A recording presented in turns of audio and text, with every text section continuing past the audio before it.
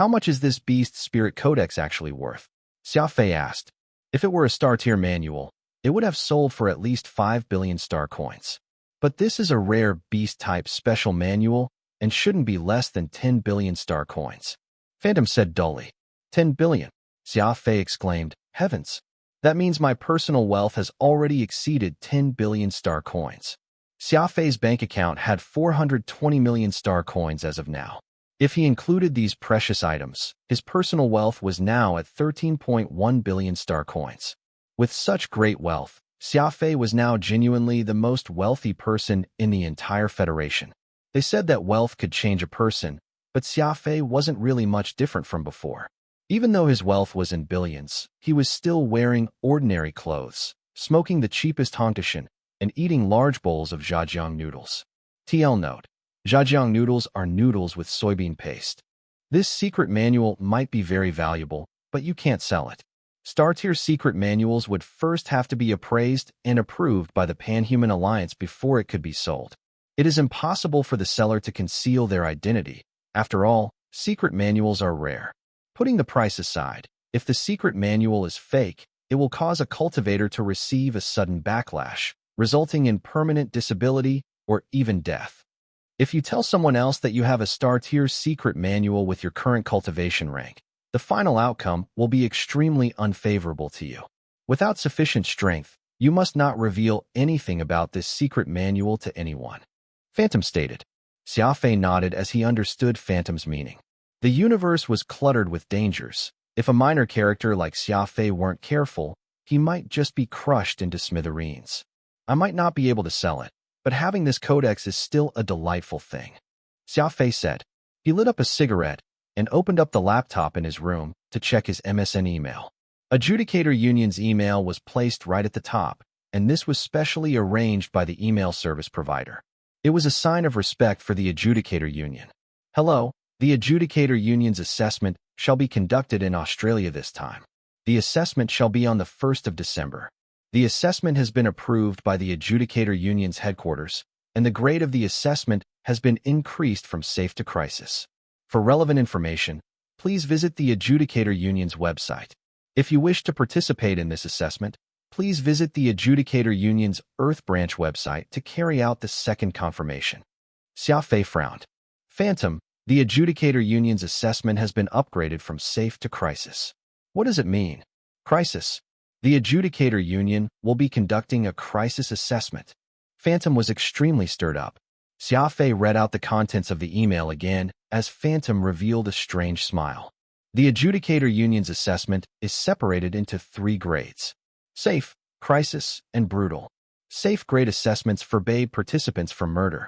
Otherwise, they would be captured by the Adjudicator Union. It means that participants might be injured, but their lives wouldn't be in danger. As for crisis grade assessments, one would need to sign a life and death agreement. If the participant dies, the Adjudicator Union wouldn't be responsible. Participants are allowed to kill as they please and don't have to assume any responsibility for other participants' death.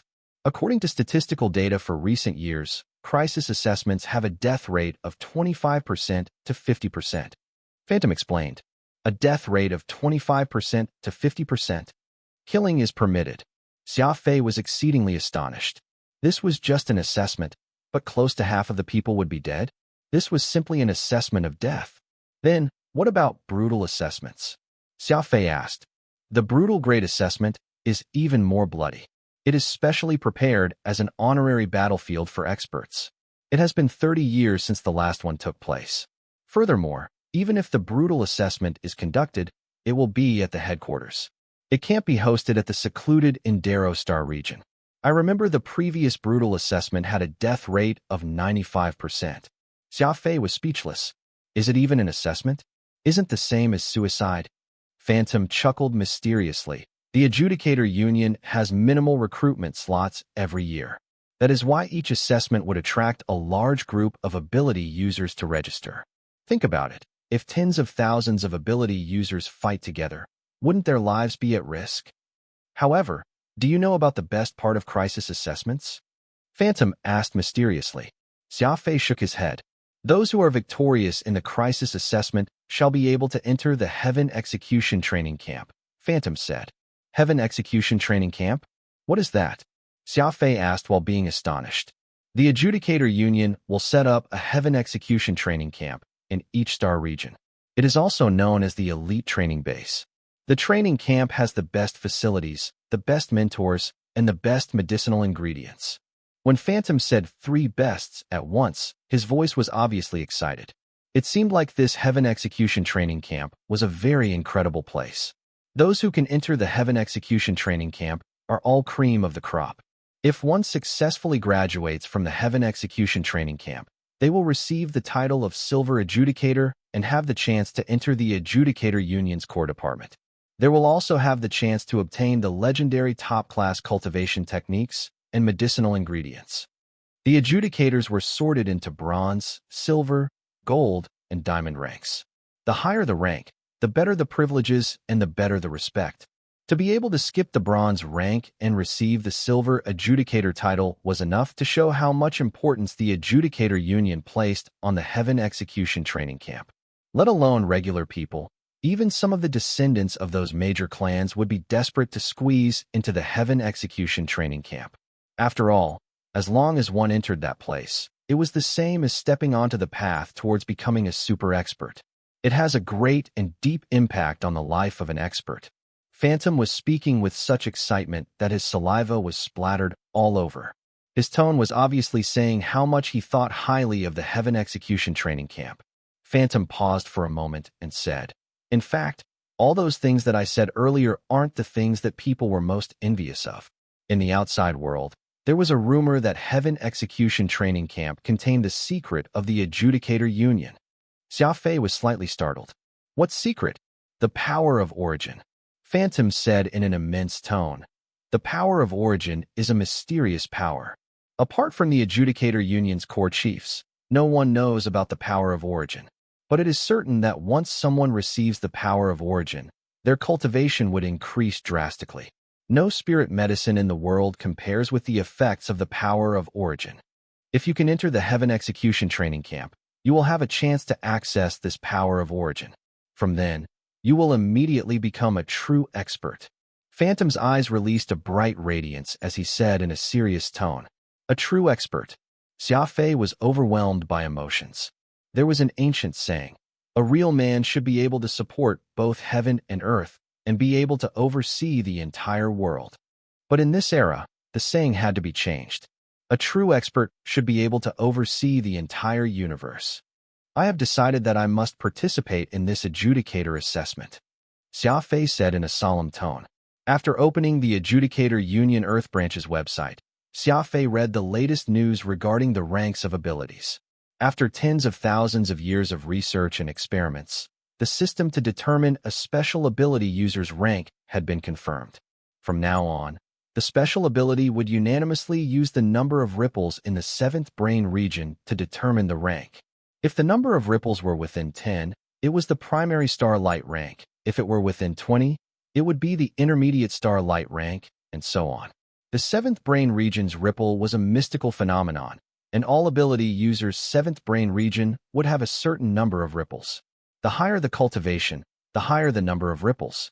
Special ability users had diverse types of abilities, and their combat strength would vary. There were some primary Starlight ranked ability users who could defeat Starbase ranked ability users with ease. There were some who had reached the Starbase rank, but were still unable to defeat Starlight rank users. It had always been a headache for everyone to determine the rank of a special ability user. They didn't have distinct characteristics like the strength or speed ability users that could be tested by their physical strength or movement speed. Special ability users didn't have an effective method of testing, as there were too many different types of special abilities, making it too complicated.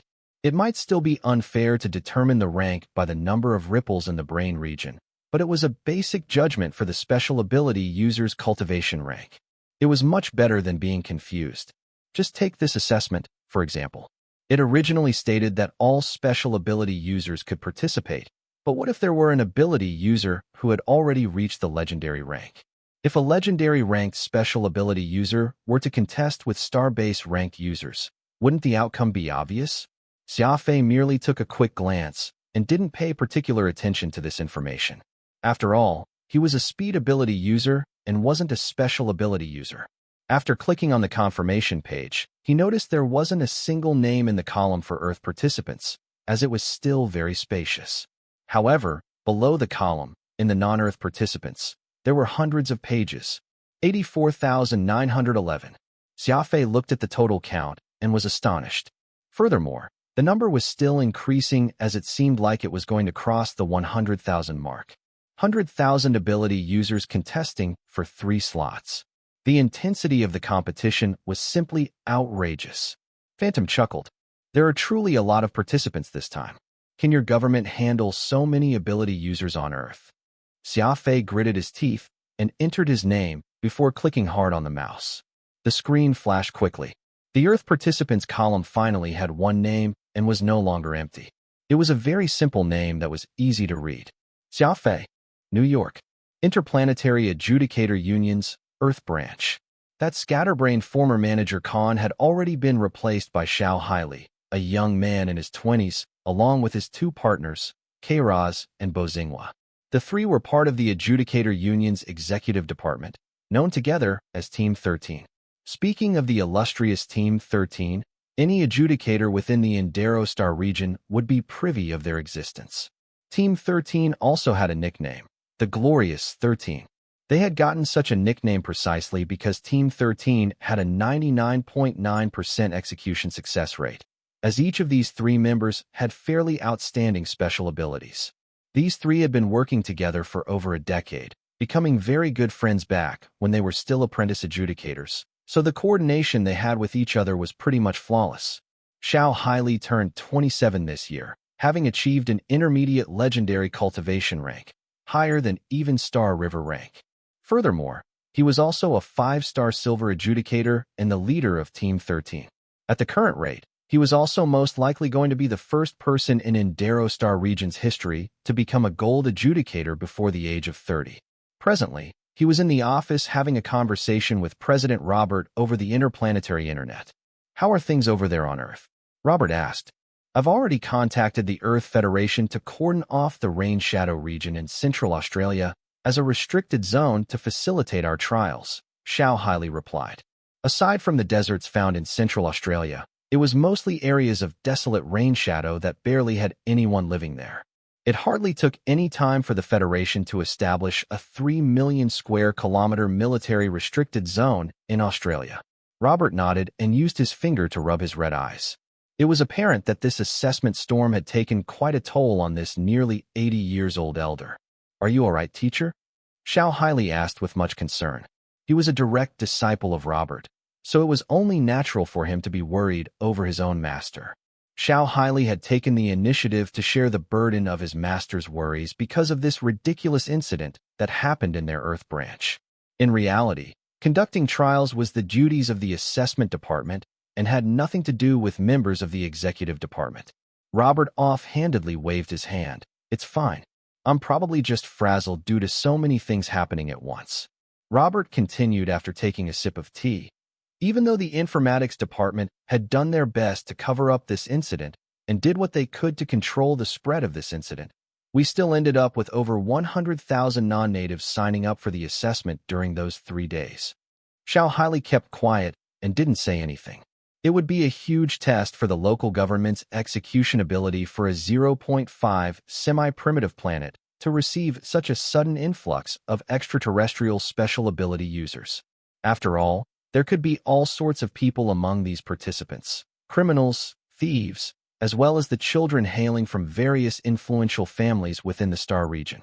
Hooligans were still manageable, but the most headache-inducing would be the disciples and related members from big powers that rely on their backgrounds. These were the sort of people who would create more significant ruckuses compared to those criminal scums. None of them would even have any regard for a small and insignificant planet like Earth. Since it was apparent that the Earth Federation would be incapable of suppressing so many special ability users, the Adjudicator Union had to step up to the plate and maintain order on Earth during this period. After all, it was the Adjudicator Union's mistake that created such a mess in the first place. The Adjudicator Union would do such large-scale assessments once every 3 years, but it had never been carried out in such a hurry as it did like today. Furthermore, it would be happening on a strange planet that was completely incapable of defending itself, which made this assessment quite a test for the adjudicator union themselves. Why aren't you asking me why I increased the assessment to the crisis grade? Robert asked.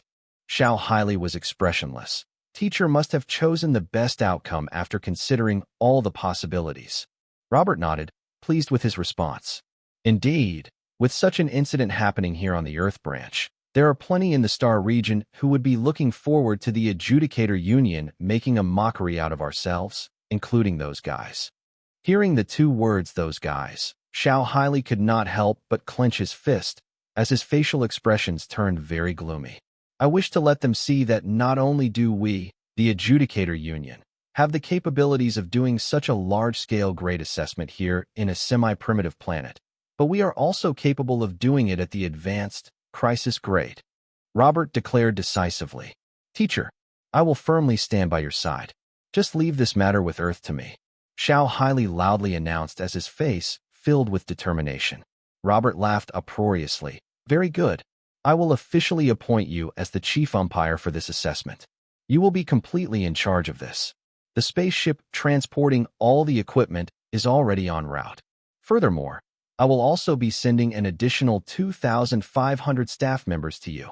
When the time comes, the Adjudicator Union's 5th Fleet of the Endero branch will be sent to Earth to assist you, adhering to your orders.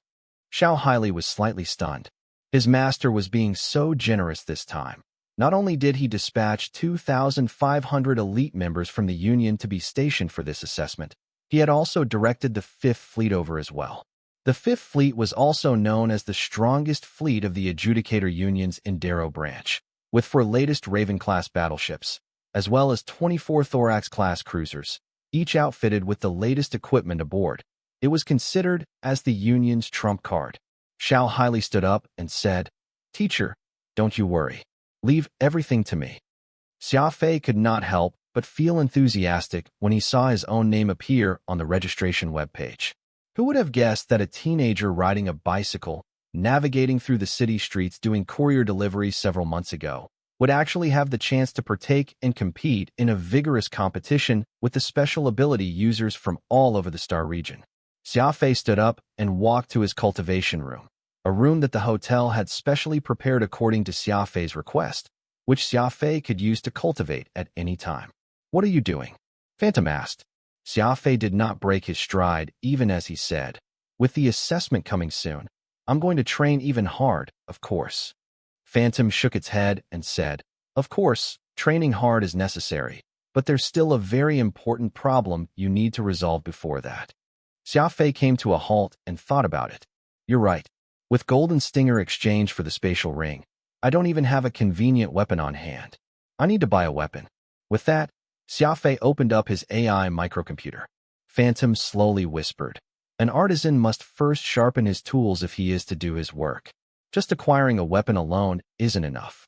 Phantom had read plenty of works from the ancients, often uttering out a phrase or two from classical Chinese works, which was fairly old school. You must understand that this is a crisis-grade assessment.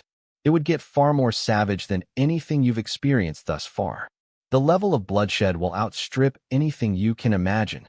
Since you're going to participate in this unpredictable assessment, you will have to obtain a complete assortment of weapons, a full set of combat suit, a whole selection of survival tools, an entire kit of medicinal drugs. To use your culture's saying, you need to arm yourself to the teeth. Phantom loudly proclaimed. Xia Fei's virtual reality helmet had already sunk into the bottom of the ocean along with the storm goddess, so he needed to buy a glasses-type virtual reality device. This set of glasses was much smaller than the helmet, far more convenient to carry along, with much stronger display capabilities.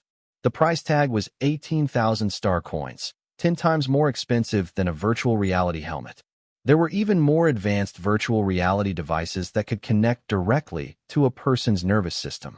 It was said that such devices had already achieved the level where the lines between virtual and reality were blurred, but the price was unfortunately somewhere around the price range of 800,000 star coins. Thus, Xia Fei decided to buy the cheaper one. Entering the Endero Poetry Hobbyist website, What greeted his eyes the first was a large pink-colored email that pretty much obscured all his vision. Needless to say, it was another prank from Avril. Can't even ignore it. Xia Fei sighed as he opened the email. All of a sudden, the entire scene before him turned monochrome, like the static display found in old-fashioned, black and white television sets. What's going on? Xia Fei took off his virtual reality device and inspected it. Could it be that the virtual reality device I just bought is defective? When Xia Fei wore the glasses again, the scene returned to normal after several seconds, except now there was a young girl with black straight hair. This girl looked to be about 13 or 14 years old, with flawless white skin and a pair of large, bright eyes. She was wearing a white and blue sailor uniform that revealed her long, slender legs and small bosom. She looked very pretty. If the ideal standard for beauties in Xia Fei's heart were rated on a scale of 100, this girl was definitely above a 90. The girl gracefully pirouetted where she stood before demonstrating a curtsy to Xia Fei. Her skirt was already very short, and when she turned, she had accidentally exposed her pink panties beneath her skirt. Xia Fei could even clearly make out the little bear print on it. "So, aren't I beautiful?" the girl asked with a smile, unaware that she had exposed what was beneath her skirt in the process. "How dare you ignore me?" "No one dares to ignore me." "Humph. The more you ignore me, the more I'm going to pester you." Now you know how powerful I am. I had only just caused your virtual reality device to temporarily malfunction. I will directly make it explode next time. The girl revealed a grin, while miming an explosion with her hands as she very boisterously said this. Although her voice was as sonorous as a crisp silver bell, her tone also withheld a hint of mischief. Suddenly, a blossom of brilliant fireworks burst forth, and by the time it all dissipated, the beautiful girl was already gone, and the virtual reality system was back to its original state. Xia Fei looked at Phantom dumbfoundedly. How did she do all that? Phantom shook his head repeatedly. How would I know? That was really absurd. Xia Fei was completely helpless. Just who exactly is this Avril person? Could she be the legendary cosmic hacker? Xia Fei shook his head, trying his best to not think about it anymore. Opening his inbox, Xia Fei saw that there were dozens of emails from Avril. Most of them were her description of the fun things she came across, how happy she was with playing these things. Her words held the very air of a young girl's innocence. Xia Fei could not be bothered reading these in detail. He simply closed his inbox and bought an anonymous interplanetary account from the black market. Since I can't afford to offend you, I'll just have to avoid you, Xia Fei thought to himself. Virtual medicinal ingredient market, masterpiece line shop. Xia Fei immediately saw small-eyed, fatty Su Maorong smile upon entering the shop. "Good evening, mister. Welcome to our store," Su Maorong very courteously greeted. Xia Fei was just a virtual avatar on the interplanetary internet. Since he was using a different account, his virtual avatar was naturally also different, which was why Fatty Su couldn't recognize Xia Fei, thinking he was just a new customer. "Oh, it's me, Xia Fei. I just changed my interplanetary account. Here is my member card." Xia Fei took out his card and showed it to the man. Su Maorong glanced at the card and smiled as he said, "So it is actually Mr. Xia Fei. I will immediately bind your membership to your new account." Xia Fei hurriedly waved it off. "There's no need for that. Just help me change my account to use a password for access. I got this account from the black market. If you bind it, it'll be troublesome if something goes wrong." Su Maorong nodded and helped Xia Fei make the necessary changes accordingly to his member card. "Mr. Xia Fei, it may not be my place to say this, but logging on with this sort of anonymous account would cause a lot of trouble.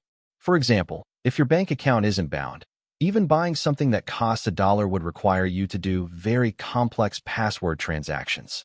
Besides, given the unknown origin of your account, you ought to be a little cautious."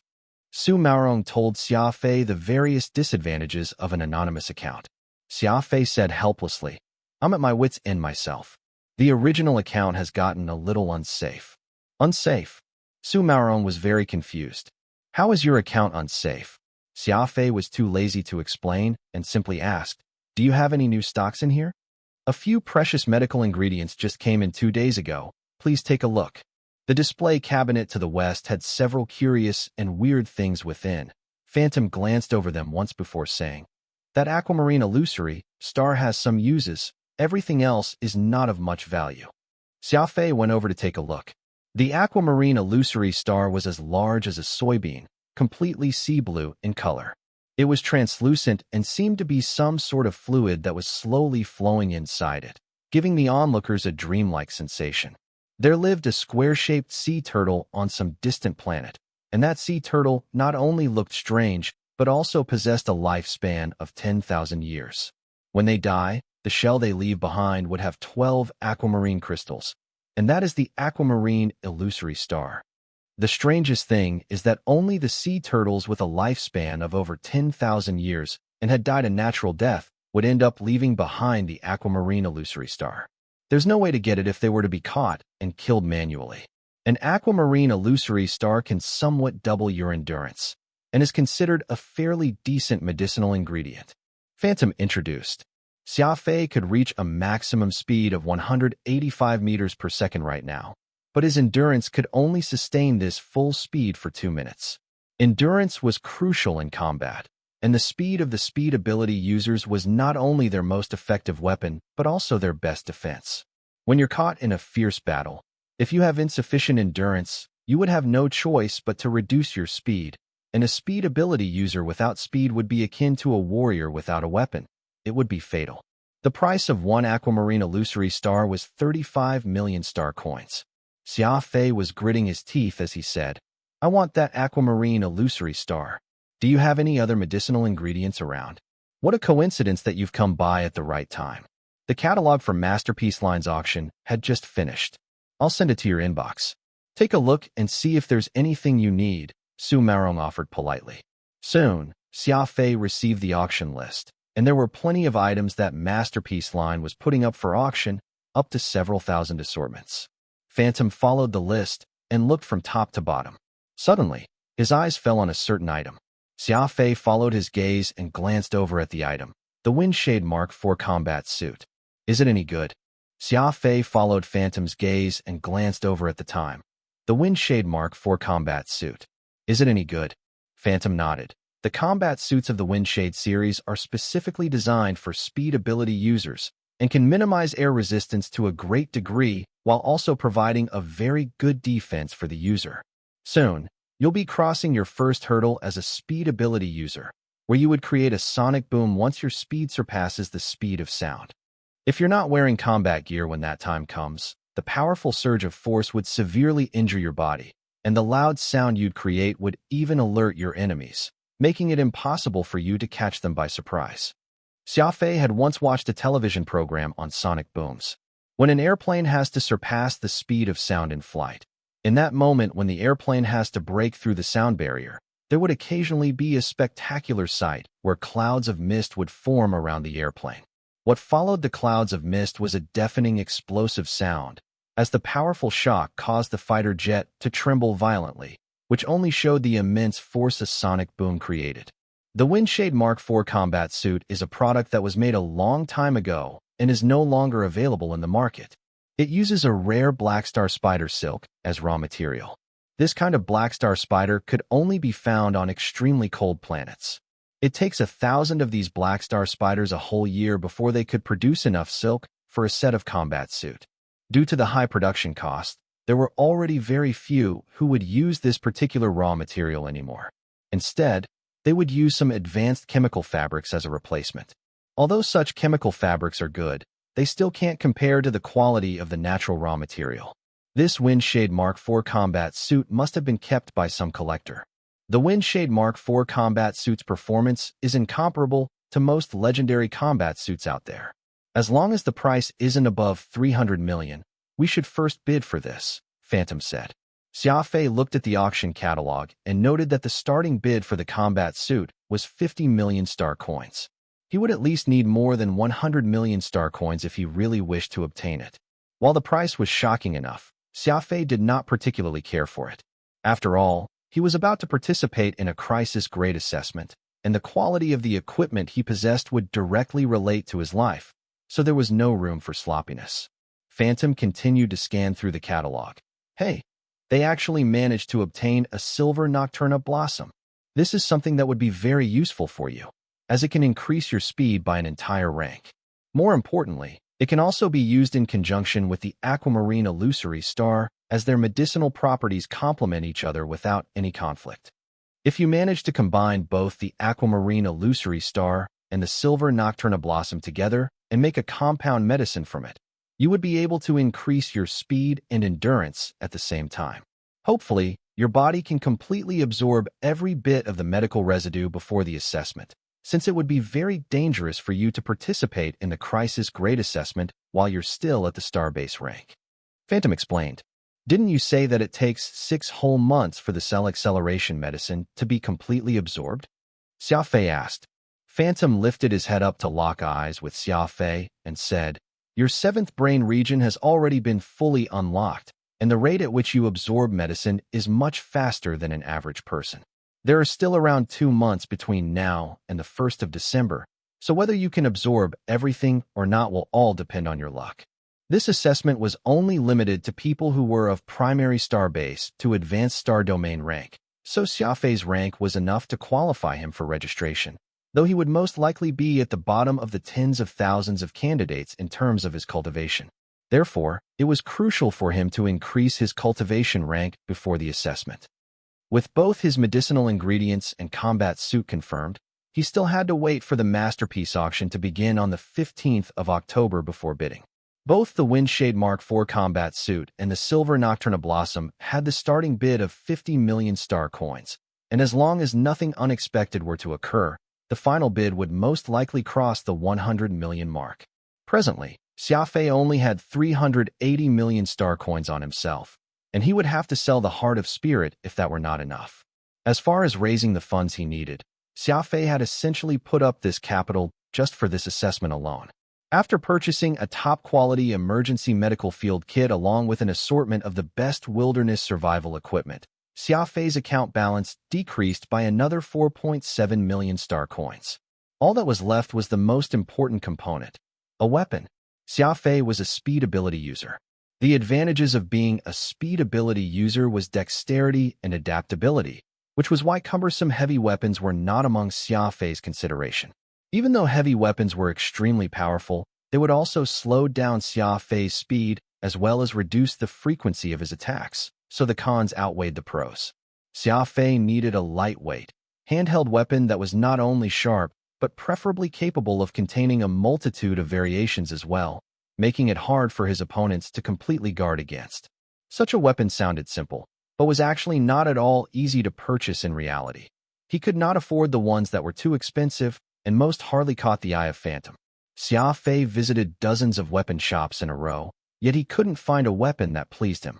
He next entered a small shop next, and there was only a middle-aged man inside, aside from Xia Fei. The middle-aged man looked to be in his 40s, bent over at his waist whenever he walked, and his feet seemed imbalanced, as if there were some complications to them. This person pretended to circle around the shop before pulling out his communicator to call for the shopkeeper. The man exchanged a few words furtively with the shopkeeper, as if he were trying to sell something to the shopkeeper.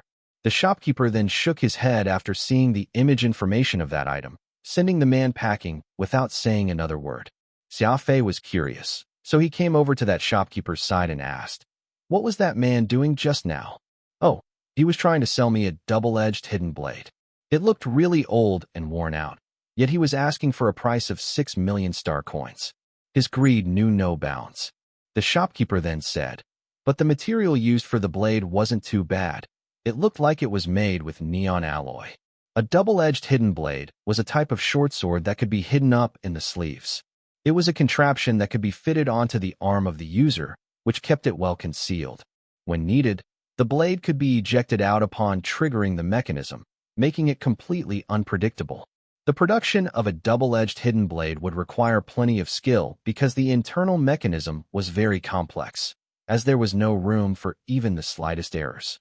It would be an embarrassing situation if the mechanism for the hidden blade were to be triggered when shaking someone's hand and a short sword were to spring out from the user's sleeve.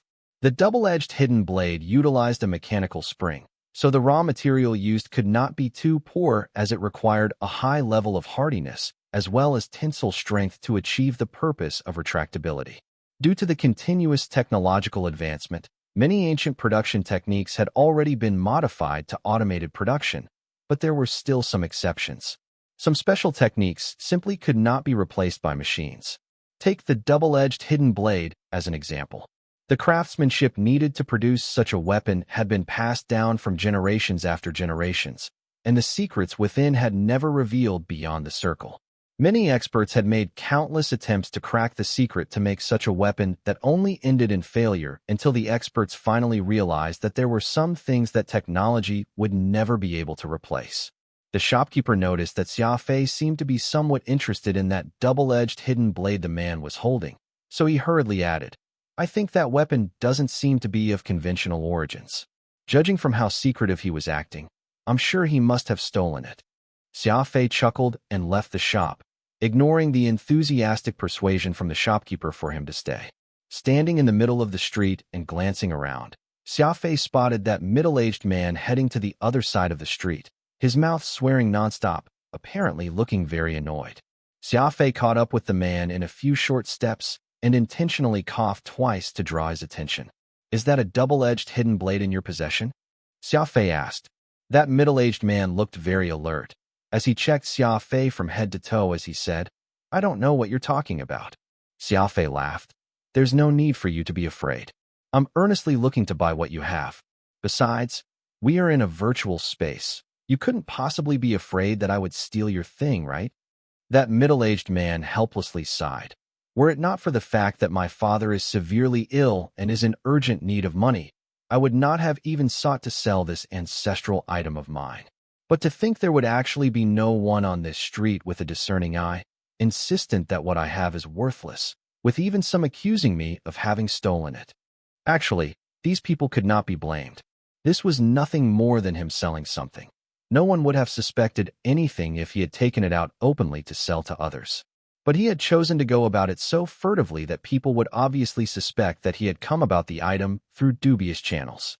I would like to see the information of your item," Xia Fei said. Soon, the information regarding the double-edged hidden blade appeared in Xia Fei's mailbox. It was a holographic 3D image that could be flipped at will, as if the real weapon itself had been placed there. Phantom took several glances at the weapon as he stared at it before suddenly calling out in a somber voice, "I recognize this weapon. It's called Chasing Light." Phantom took several glances at the weapon as he stared at it before suddenly calling out in a somber voice, "I recognize this thing. It's called Chasing Light." Chasing Light. Xia Fei was somewhat surprised. Just from hearing its name, he knew that this double-edged hidden blade must be a decent weapon, as its name also sounded so imposing. Chasing Light is a weapon that was created by a group of skilled craftsmen from a planet called Talmania. It is said that such a double-edged hidden blade requires 3 top-tier craftsmen to spend an entire year working on it. Just the cyan blood alloy that the blade used is worth 100 million star coins. Phantom explained. The fact that it took 3 top-tier craftsmen a whole year to create something so small was enough to show its complexity and meticulous make. "What rank is this weapon?" Xia Fei asked. "Legendary," Phantom proclaimed. The quality of equipment that was used for battle, like weapons and combat suits, could all be similarly distinguished by their ranks, just like abilities. The higher the rank, the higher the price, and the higher the performance of the equipment. Xia Fei's cultivation had just reached the primary starbase rank, yet a primary starbase ranked ability user actually had the opportunity to own a legendary rank weapon. This was an exceptionally extravagant situation. Even though the rank for the Windshade Mark IV combat suit was only at the Star River rank, its performance could already achieve that of the intermediate legendary standard. So if he were to complement it with this legendary rank Chasing Light, it would result in such a combination that would even make a legendary rank true expert jealous. After all, these two equipment were not only high in ranks, but were also exceedingly rare. One was a completely handcrafted weapon, while the other was a combat suit made from purely natural raw materials. These were all the things that countless true experts dreamt of. Legendary rank. Then, surely its price wouldn't be low, right? Xia Fei asked. "Kiki, a long time ago, a buyer would have to spend 200 million star coins just to acquire a Chasing Light. Now that the craftsmanship for Chasing Light had been lost, I'm afraid the price would be even higher. 200 million star coins." Xia Fei felt a burst of joy in his heart. This middle-aged man was only asking for 6 million star coins for it right now, a total difference of 194 million star coins. It was essentially a steal. I want to buy this thing. How much is it? Xia Fei asked the middle-aged man. That middle-aged man hesitated for a moment. He had suffered plenty of setbacks back in the weapons market just now. All of them felt that chasing light was not worth 6 million star coins, and the only shop owner who expressed a willingness to offer a price to buy chasing light had been too low, measly offering up to 50,000 star coins. In fact, what these shop owners said was right. Chasing light was indeed not worth 6 million star coins, but 200 million. The difference between 200 million and 6 million was huge, making well over 30 times the profit. Yet such a serendipitous gift from the heavens had actually been given to Xia Fei, who could not help but feel thankful for the ignorance that these shop owners had shown today. If it were not for them, Xia Fei would really have to spend up to 200 million star coins just to end up with a weapon that would not even be of the same rank as chasing light. How about 6 million star coins? The middle-aged man asked tentatively. Xia Fei pretended to hesitate for a moment, which was a technique when buying something. Humans were greedy and fickle, so if he were to readily agree to the price, the other party would surely believe that his asking price had been too low and had thus suffered a loss over the transaction. This double-edged hidden blade is rather old. Logically speaking, it shouldn't be worth that much. Xia Fei shook his head, showing a troubled expression. The middle-aged man felt his heart seize up from a wave of anxiety, afraid that Xia Fei would decline. Though he endured his impulse to lower the price and waited for Xia Fei to come to his decision. Fine. I can only blame myself for liking this item. So what if it's a little on the expensive side? Xia Fei pretended to consider this for some time before smiling. We'll go with the price you've set. It's a deal. The middle-aged man was relieved and with a rare smile on his face, thanked Xia Fei profusely for closing the transaction. Regardless of how powerful an equipment was, it would still need someone to use it, and people would only improve through continuous training and cultivating, no matter how talented they were. Xia Fei understood this fact very well, which was why he immersed himself in high-intensity cultivation the first chance he got. Xia Fei had increased the time he spent cultivating from 6 hours a day to 16 hours a day. Aside from the 8 hours of sleep, Xia Fei spent every second he had remaining on cultivation, even going as far as to have his meals in the cultivation room. Frenzied cultivation. Non-stop cultivation. Aside from breath control and crafty thrust, Xia Fei had added another task to his daily routine, and that was to cultivate the Beast Spirit Codex. The book was like an encyclopedia of beasts, from the most common wild beast to even the extremely exotic beasts found in the universe. Each and every one of them had detailed records within its pages, and there were plenty of exotic beasts that even Phantom had not heard of before. Furthermore, the book also described in detail how to communicate with these exotic beasts, establishing a relationship of mutual trust until they would finally make a contract so that the exotic beast would remain forever loyal to the user. The Beast Spirit Codex was divided into 9 stages, and a user would be able to open their Beast Spirit eyes upon cultivating to the 3rd stage. By then, the user would be able to use their 2 eyes to directly observe the Beast's spirit fire within the exotic beast's bodies and perceive the changes to the flame and its color, thereby determining its rank, habits, and its health status, whether they were sick, the nature of the sickness, and could even tell the mood of the exotic beast. A user would be able to establish contracts with exotic beasts once they reached the 6th stage. Once a contract had been established with an exotic beast, the owner and the beast would be able to connect in their hearts and minds, allowing them to communicate directly through their consciousness, giving out orders in such a manner. An exotic beast would remain loyal once it had recognized someone as its master, staying alive if their master lives, following them in death if their master were to die. Finally, a user would be able to command interstellar beasts, allowing the user to build a strong and loyal army of exotic beasts once they reached the 9th stage. Unfortunately, the Beast Spirit Codex in Xia Fei's possession was incomplete, as there were no records of the mantra after the 6th stage.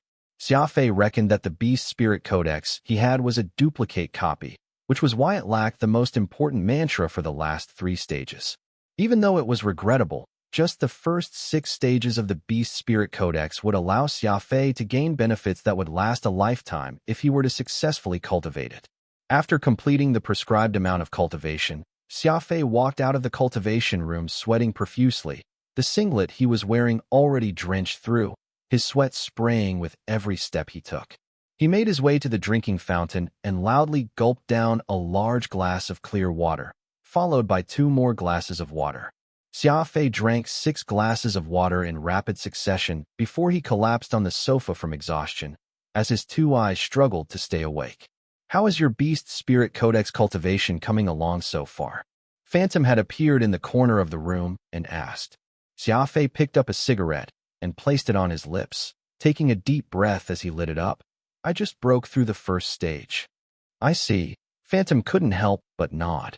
The Beast Spirit Codex contained the 2 major techniques of ocular cognition and telepathy.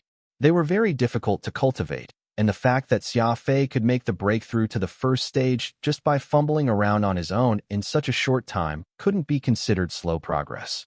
After all, having a teacher to guide you and grasping the concepts by yourself were 2 different matters altogether. The crisp sound of a ringing telephone sounded all of a sudden as Xia Fei brought the receiver to his ear. "This is Xia Fei. May I know who this is?" A deep and robust voice came from the other end. "I am the deputy examiner for this adjudicator union's crisis grade assessment, Beijing. I am calling to inform you of some things." "Oh, hello there. May I know what information you are passing along?" Xia Fei furrowed his brow and thought to himself, "Deputy examiner? What could he possibly want to tell?" "It's this. There would be another apprentice adjudicator assessment organized on Earth next year in the month of June. It would similarly be looking to recruit 3 apprentice adjudicators, except it would be a safe grade assessment this time, which means there's no need for you to participate in the crisis grade assessment this time around, while still retaining the chance to become an adjudicator, Beijing explained. Xia Fei chuckled. "Examiner Beijing, I've already decided I'll be participating in the assessment this time. If I do not make it, I will be sure to register for the next year's assessment." The voice on the other side of the call was stunned. Evidently, Xia Fei's answer was not something Beijing had expected. "Have you read the latest update regarding this assessment? It has been regraded to be a crisis assessment." "I've read it," Xia Fei replied faintly. "In that case, I have nothing further to say to this. The only native Earthlings registered for this assessment are Su Ryu and yourself. I wish the 2 of you the best of luck." Hanging up, Xia Fei muttered to himself, "Su Ryu? It sounds like a girl's name." That was when the electronic alarm on the table suddenly rang. The first round of bidding for the masterpiece auction was about to begin. After taking a shower, Xia Fei put on his virtual reality glasses and entered the interplanetary internet, ready to participate in Masterpiece Line's auction. Today was the first day of the auction. The Windshade Mark IV combat suit was the 97th item on the docket, while he still had to wait for the next day before Silver Nocturna Blossom would be up for the auction. After all, there were simply too many items up for auction. If Masterpiece Line had decided to auction everything all in one go, they would be required to continuously run the auction for several hours without any break. Not even an Iron Man would be able to withstand it. According to the general auction rules, the more valuable the item, the later it would appear. Judging from the Windshade Mark IV combat suit's order, it was considered one of the relatively high-priced items out of all other items. Meanwhile, far away in New York, Xiao Haili, the leader of the Adjudicator Union's executive department's Team 13 and the overall in charge of this crisis grade assessment, had arrived at the information processing room.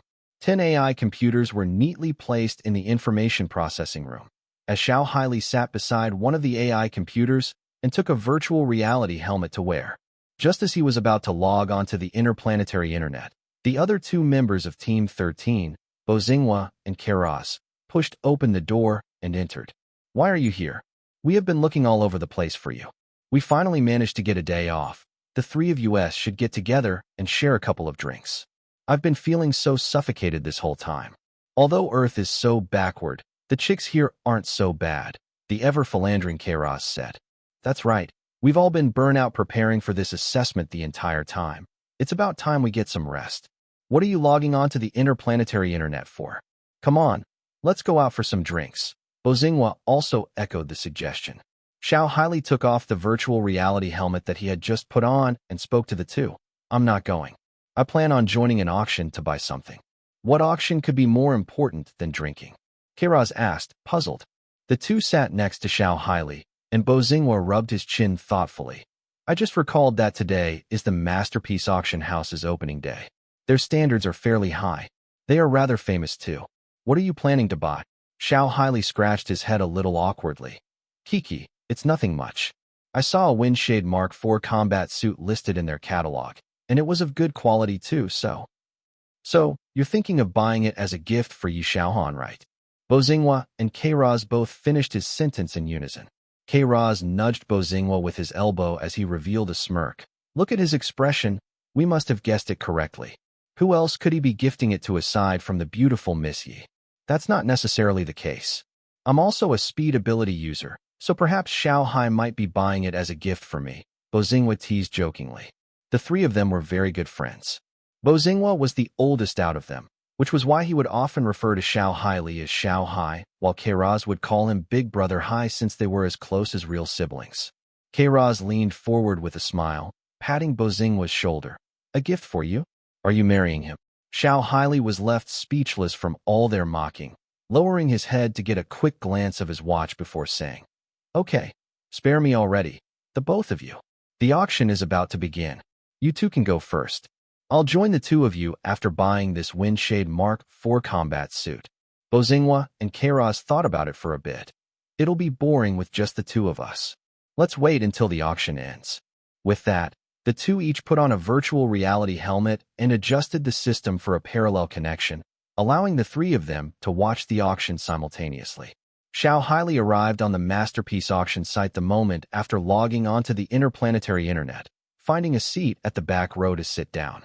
Since it was the first day of the auction, the crowd was rather huge. The venue had no less than 10,000 people, coughing, discussing, snoring. There were all kinds of people here, which seemed somewhat chaotic. Xiao Hai, this Windshade Mark IV is an old model from a long time ago, and the starting bid isn't low either. How much have you prepared this time? Bo Xinghua asked. I still have 200 million star coins in my bank account. That should be enough, Xiao Haili said. 200 million. Kairaz exclaimed. The three of us started work on the same day, yet you've managed to save up to 200 million. Why is it that I don't even have 2 million in my bank account? Arg. Indeed, comparing yourself with others would only cause you to be upset. Bo Xinghua laughed uproariously. Do you even have to ask that? Do you even realize how much you've spent just on all those women every year? At that moment, a blonde beauty walked up to the auction platform beaming brightly. With a svelte and rocking figure, Kairaz could not help but softly whistle. That chick's not bad.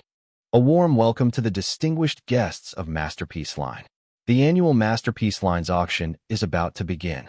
As usual, we've prepared plenty of top-class products for everyone this time, and I invite everyone gathered here to actively bid in a moment's time. The blonde beauty winked at the audience after speaking, causing the hearts of many lechers to itch. The auction proceeded swiftly with this atmosphere of great enthusiasm. Everyone who could participate in the Masterpiece Line's auction was wealthy and generous with their spending. A single auction item could often be sold for 3 to 4 times the starting bid. About 2 hours later, they had finally reached the 97th auction item on the docket, which was the Windshade Mark IV combat suit that both Xia Fei and Xiao Haili had their eye on. A young lad walked up to the front of the platform, holding an exquisite black metal case with many intricate patterns carved on it, and workmanship as very exquisite as well. Big Brother Hai, it's finally the Windshade Mark IV's turn. If you send it as a gift to Yi Xiaohan, she might very well just commit herself to you on the spot out of sheer happiness, Kairaz teased. A glint of light shone from Xiao Haili's eyes. Yi Xiaohan's grandfather had once left her a set of the Windshade Mark IV combat suit, but she had unfortunately lost it subsequently. She had always felt much regret about that incident, so I have been searching for a Windshade Mark IV combat suit ever since I learned about this. It's a pity that this model is just too old, and I couldn't find it no matter how hard I tried. Luckily, Masterpiece Line's auction actually listed one on their auction catalog this time. Otherwise, there's no telling how much longer I would have to keep searching. Bo Xinghua sighed. Xiao Hai, You've been really earnest and well-intentioned toward Yi Shaoan. If she were to refuse to marry you, I'd be the first to reject her." The female MC retrieved the Windshade Mark IV combat suit from the case very carefully, presenting it to the audience as she circled the platform once. Putting the suit back into the case, she took out a metal nameplate from inside and showed it to everyone. A large black spider was carved onto that plate, slowly spinning out silk from its mouth. "We have just been notified that this Windshade Mark IV combat suit is actually a limited edition set," the blonde beauty excitedly announced. "Limited edition," the crowd below the platform exclaimed. Some people even expressed their doubts about the claim. "I've never heard of the Windshade Mark for having a limited edition. Are you trying to con us?" The blonde MC beamed genially. "This combat suit is indeed a limited edition set. The Windshade Company had produced a total of 99 limited edition sets that year. This batch of limited edition suits was not publicly sold in the market, but were instead gifts to some of the company's major clients, which is why it is completely normal that no one here has heard about it before. It's a well-known fact that more than 90% of female black star spiders do not spin silk. Their role is mainly to give birth, not hunt for food. Only about 10% of female black star spiders can spin webs and hunt prey for some unknown reason, and these female black star spiders would not mate or give birth. They would live all alone, and were thus called black widows. Conversations abound with the audience below the platform. A good number of them had been enticed by the mysterious introduction that the blonde beauty had given, generating a high level of interest in its purchase. Now let us begin with bidding. The starting bid is 50 million. Good. This handsome young man bids 50 million. 52 million. 53 million. Phantom, what's the difference between the limited edition combat suit and the original? Xia Fei asked. Phantom answered in a deep voice. The silk of the Black Widow is extremely rare. If it were to be used to produce the combat suit, its defensive performance would at least see a 30% increase over the original, reaching the standards of an advanced legendary rank. Advanced legendary rank. That would mean it's an advanced legendary combat suit. Xia Fei exclaimed. This combat suit is very good, and its strong defensive power is precisely what you need. Xia Fei, you must get it, Phantom said. Yes, Xia Fei nodded gravely. Somewhere not too far away, Xiao Hailey's face was flushed with excitement. The Black Widow limited edition. Do you guys know? The set that Xiaohan had lost was precisely a Black Widow limited edition combat suit as well. What a coincidence. I must get it. Xia Fei wasn't in a hurry to make his move. Instead, he secretly observed the other bidders that he would be competing against. Most of these competing bidders were bidding very reasonably, while only two were frantically bidding. One was an elderly man, while the other was a young man in his 20s. Most of the reasonable bidders wanted to acquire the limited edition Windshade Mark IV combat suit for their collection, waiting for a few years before selling it and make a tidy profit. These sorts of bidders were reasonable and had a sense of price. As long as the bidding reached the price point they had in their minds, they would most definitely stop and see no reason to raise the bid.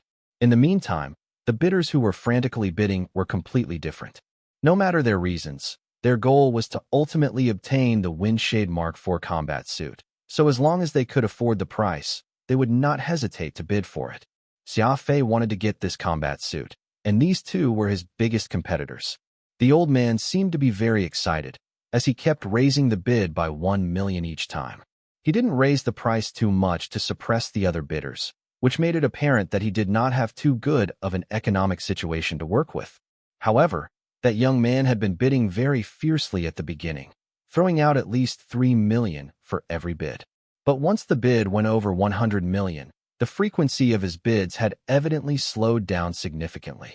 There was no way to look up any sort of information about the limited edition Windshade Mark IV combat suit, so it was naturally impossible to judge the true value of the suit. But once the bid had reached 140 million, it was clear that more than half of the people bidding would stop, as most of these rational investors chose to drop out of the bidding and watch instead. 160 million, the old man exclaimed with much vigor. The color on his face flushed red, and even though he was far away, Xia Fei could still tell his thin arms were trembling slightly, a sign that this was already close to the very limit that he could bear. 180 million. Xia Fei chose to act at this moment, raising the price by 20 million star coins without hesitation. Bidding was also a psychological contest, a war that needed no gunpowder. Xia Fei had chosen to act when the old man was at his most conflicted and troubled moment, as that would also be when he was at his weakest. There was basically no room for him to cushion this blow, and the momentum was enough to beat him, letting him know that he was up against an opponent whom he had no means of beating, instilling a sense of powerlessness in his heart. If Xia Fei were to continue outbidding him bit by bit, the mentality that humans shared, which allowed them to believe in flukes, would drive the belief that he could try and continue to follow until it completely surpassed his ability to pay. The old man bit his lips. His arm was placed upon his chest for a long time before finally deciding against raising the bid. The old man helplessly sighed while rubbing his eyes that had become red from all the excitement. His chest was heaving up and down, unable to find peace for the longest time. 180 million. Now that the price has reached 180 million star coins, is there anyone who would like to bid higher? The blonde beauty excitedly asked. 180 million had been the second highest price they had so far. 185 million. The young man raised his arm high and shouted. Xia Fei turned to look at the man, and all he saw was his expressionless face, as if he were very calm, looking like the price wasn't a big deal for him. I'm afraid this guy won't be easy to handle, Xia Fei thought to himself. This young man's mental state was much higher than the old man, and the determination to buy this Wind Shade Mark IV combat suit was not any inferior to Xia Fei. There was no better solution than to engage in a grueling bidding war with such a competitor. With that thought in mind, Xia Fei raised his arm and shouted, 186 million. 190 million. 191 million. Xiao highly gritted his teeth. 195 million. Xia Fei did not miss a beat and immediately followed. 196 million. Against someone with a good mental state, only by slowly wearing him out bit by bit could he begin to erode his state of mind and make him waver. Raising the price bit by bit was also a mind trick. It was necessary to have no hesitation, following up with a bid of your own immediately after the other party had set a price to demonstrate confidence and formidability that was not weaker than the competitor, to let him realize that this was a fair competition. If the timing of the follow-up bids were off, or if his tone when calling the bid were too flippant, the other party would surely think that this was an attempt to goad him. The ensuing frustration or shame would turn into rage, causing the other person to recklessly call out crazy prices, and no one would end up benefiting by then. Any good bidder would not try to infuriate their competition, as humans turn irrational when enraged. Many bidders would risk paying liquidated damages as a result of the rage and shout out a high price, so someone else wouldn't end up with it. For these people to make a good showing, they would rather pay the liquidated damages and let this item pass than see it end up in the hands of others. 200 million. Xiao highly shouted, regardless of the cost. This was already the maximum limit that he could financially bear. Any higher, and he would have no choice but to give up on this fight. 202 million. Xia Fei began to increase the bet by 2 million to slowly increase the pressure he had on the young man. Xiao highly clenched his fist till his knuckles turned white. A look of indignation and anger was visible on his face. Xiao Hai, I've already transferred all my savings into your account. It's a total of 85 million. Fight it out with him. Beijing called out loudly. That's right. Brother Hai, we, silver adjudicators, can overdraft 10 million star coins from the bank, which adds up to a total of 30 million star coins. Add that all in, and I'll even throw in the 2 million I have in my account. Kairos added. Bronze adjudicators could take an interest-free loan of 1 million star coins, while silver adjudicators' limit was 10 million. Of course, gold adjudicators' limit was even higher. Bastard, 2 million is nothing. It's all because of your debaucherous lifestyle. You wouldn't be embarrassing yourself right now if you had been saving up some of your coins regularly, Beijing angrily huffed. Kairos felt very wronged. I can't help it. Xiao highly gratefully looked at his two brothers and was moved to the point of speechlessness. Okay, I'll fight it out with him. Xiao highly slapped his thigh with force as he made this declaration. 202 million. The bid is now 202 million. The blonde beauty rousingly shouted. If there's no higher bid for this limited edition Wind Shade Mark IV combat suit, it will end up in the hands of this handsome young man. 250 million. Xiao Haili raised his hand and yelled. The crowd was in a state of shock. All of them turned to look at Xiao Haili, raising the bid by 48 million in a single go. Has this man gone insane? He must have. The 7-star clear water vase had only gone for 210 million. Could this wind shade Mark IV combat suit be more valuable than that vase? 255 million. The moment Xiao Haili's voice called out, Xia Fei had immediately thrown his follow-up bid without sparing even a moment's hesitation. Phantom, just how much exactly is this wind shade Mark IV combat suit worth? Xia Fei was secretly conversing with the Phantom in his consciousness. Relax. As long as you can use all the money you have to win the bid for this set of Windshade Mark IV, you would definitely not be at a loss. These people have absolutely no idea just how powerful this combat suit is. It's a great opportunity, Phantom said resolutely. Xia Fei nodded. He trusted Phantom's judgment a lot, so he couldn't be wrong when he said how much it was worth. 280 million. Xiao Haili raised the price once again. I refuse to believe that you can continue going along. But he was wrong. Xia Fei's zeal toward the combat suit was no less than him. 300 million. Xia Fei changed his defensive stance and began his assault. Xiao Haili barely managed to catch himself from fainting. 280 million was already all the cash he had on hand. If he were to continue raising the bid, that would mean both his best friends Beijing and Kairaz would have to join him and take on a loan. Xiao Hai, don't falter. Just boldly bid on. Your brothers here will go all out with you. Beijing said animatedly. 310 million. Xiao Haili yelled in an angry tone, attempting to scare off Xia Fei with his loud and clear voice. The corners of Xia Fei's mouth imperceptibly curled up. This yell from Xiao Haili had allowed Xia Fei to realize his lack of self-confidence. Someone who truly had this in the bag would most definitely not try to scare people off with their voice, but would instead rely on practical actions to make the other party succumb. 320 million. Xia Fei immediately pursued and attacked the instant Xiao Haili's bid left his lips, not letting him have even a moment to take a breath. Xiao Haili could only feel his blood surge as his vision blurred as he almost fainted. All the cash he had on hand, including what he could overdraft, came up to a total of 318.5 million. Xia Fei's price just so happened to sufficiently beat Xiao Haili, and he did not need to spend any more undeserved money. It was truly a price that was just right. Slam. The crisp sound of the wooden gavel on the blonde beauty's hand rang out, as a round of applause rang throughout the auction house. 320 million. If nothing else unexpected were to happen, this would top bid for this auction today, and the crowd had also enjoyed an exciting showdown for free. 320 million. Xia Fei grimaced as he left the auction. Phantom flashed a rather mysterious smile. What? Feeling the heartache? Wait till you see the combat suit in person, then you will understand why it's worth so much.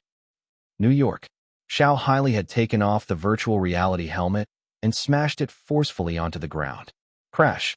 The helmet that was made of engineering fibers shattered as the pieces flew all over the room. I am not resigned to this. I simply refuse to accept this. Xiao Haili's anger overwhelmed him, his face completely contorted in his rage. Kairaz, don't you have a friend in the technical department? Send that man's details over. I want to know just who in the world that person was. Xiao Haili barked his order. Kairaz wanted to say something, but he quietly swallowed the words and blankly nodded when he saw Xiao Haili's rage-filled expression. Xiao Haili strode out of the room, slamming the door heavily in his wake. The aluminum alloy door suddenly deformed and fell down to the ground after swaying on its hinges for a few moments. Kairaz looked at Beijing helplessly and said, I broke up with Jenny from the technical department quite some time ago. Beijing sympathetically patted Kairaz's shoulder. I know. And you were the one who did the dumping. Xiao Hai is actually not a bad person. It's just that he would sometimes be a little too small-minded. Beijing sighed. There was no way that Xia Fei, currently far away in Beijing, would know that he had already offended the small-minded chief examiner before the adjudicator union's crisis grade assessment had even started.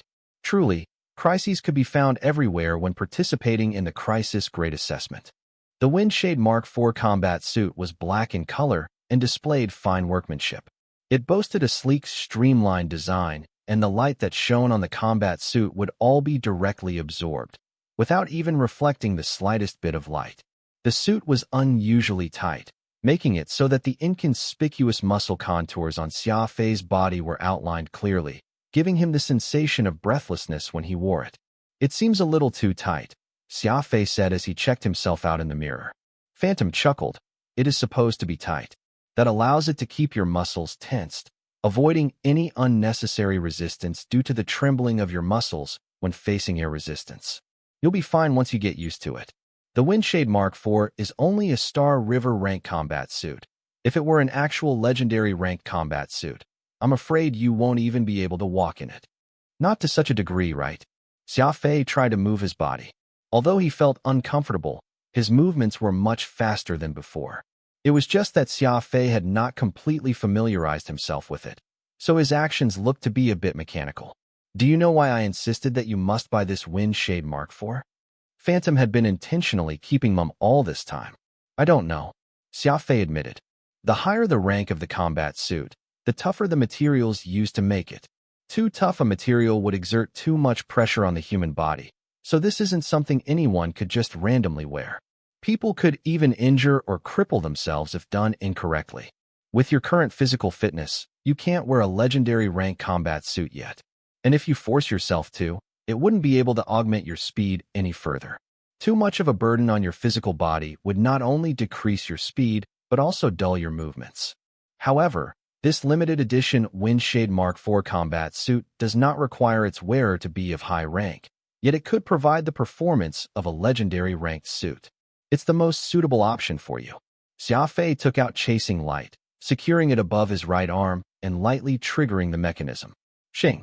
A cyan short blade suddenly extended from his arm very quickly. He brandished it about for a while, and wherever the blade slashed through the air, a dull hum could be heard that would make people shudder. Chasing Light was fitted on the user's arm and did not require its user to hold it in their hand. The amount of strength one could exert with their arm would always be greater than that of the wrist, so Chasing Light not only possessed the sharpness of a short sword, but it also demonstrated a sturdiness that short swords lacked. Wielding it gave Xia Fei the sensation of being capable of tearing mountains and splitting oceans. Whoosh!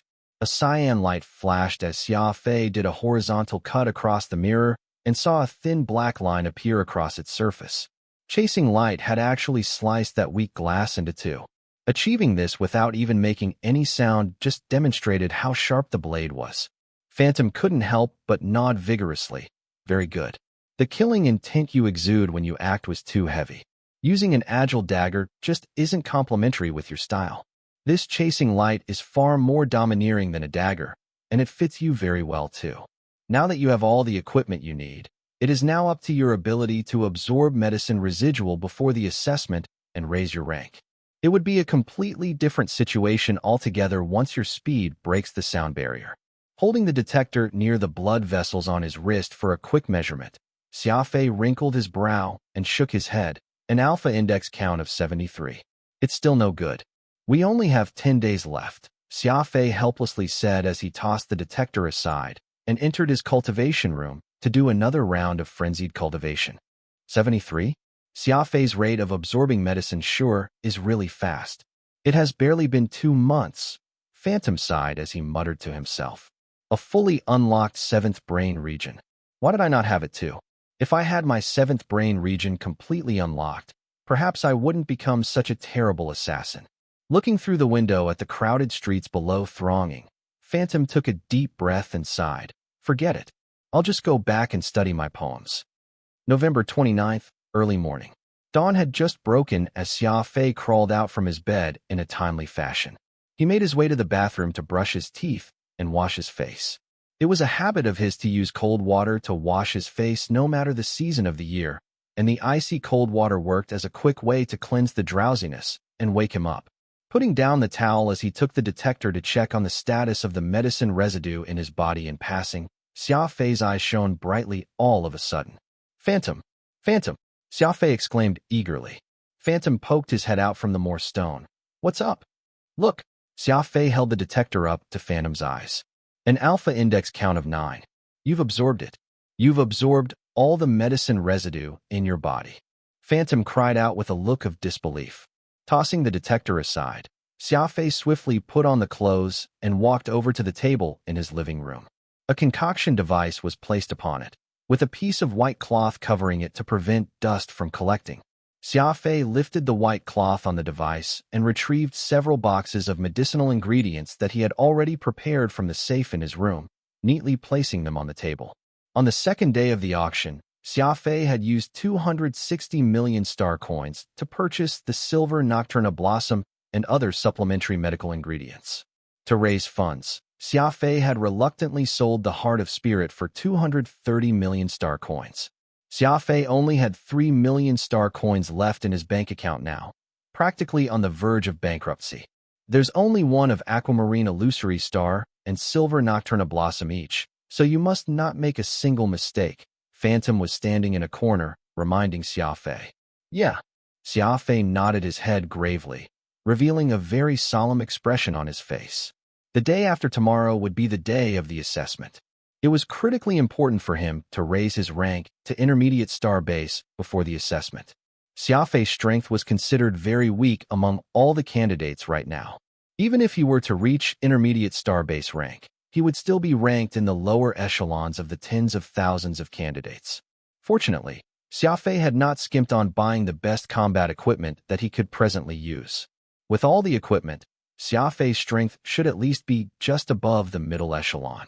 Carefully purifying the Aquamarine Illusory Star and Silver Nocturna Blossom separately before finding the other medical ingredients that complemented with its other 6 flavors, Xia Fei then proceeded to measure out the necessary amounts separately into the concoction device. After about 20 minutes, the table had 8 more medicinal bottles of different colors. Xia Fei had added these 8 portions into the mixing device as per the requirement, obtaining a single white bottle of compound medication.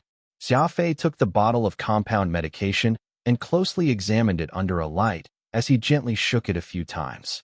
The white liquid looked similar to fresh cow's milk, a thick and pure whiteness that did not have any impurities.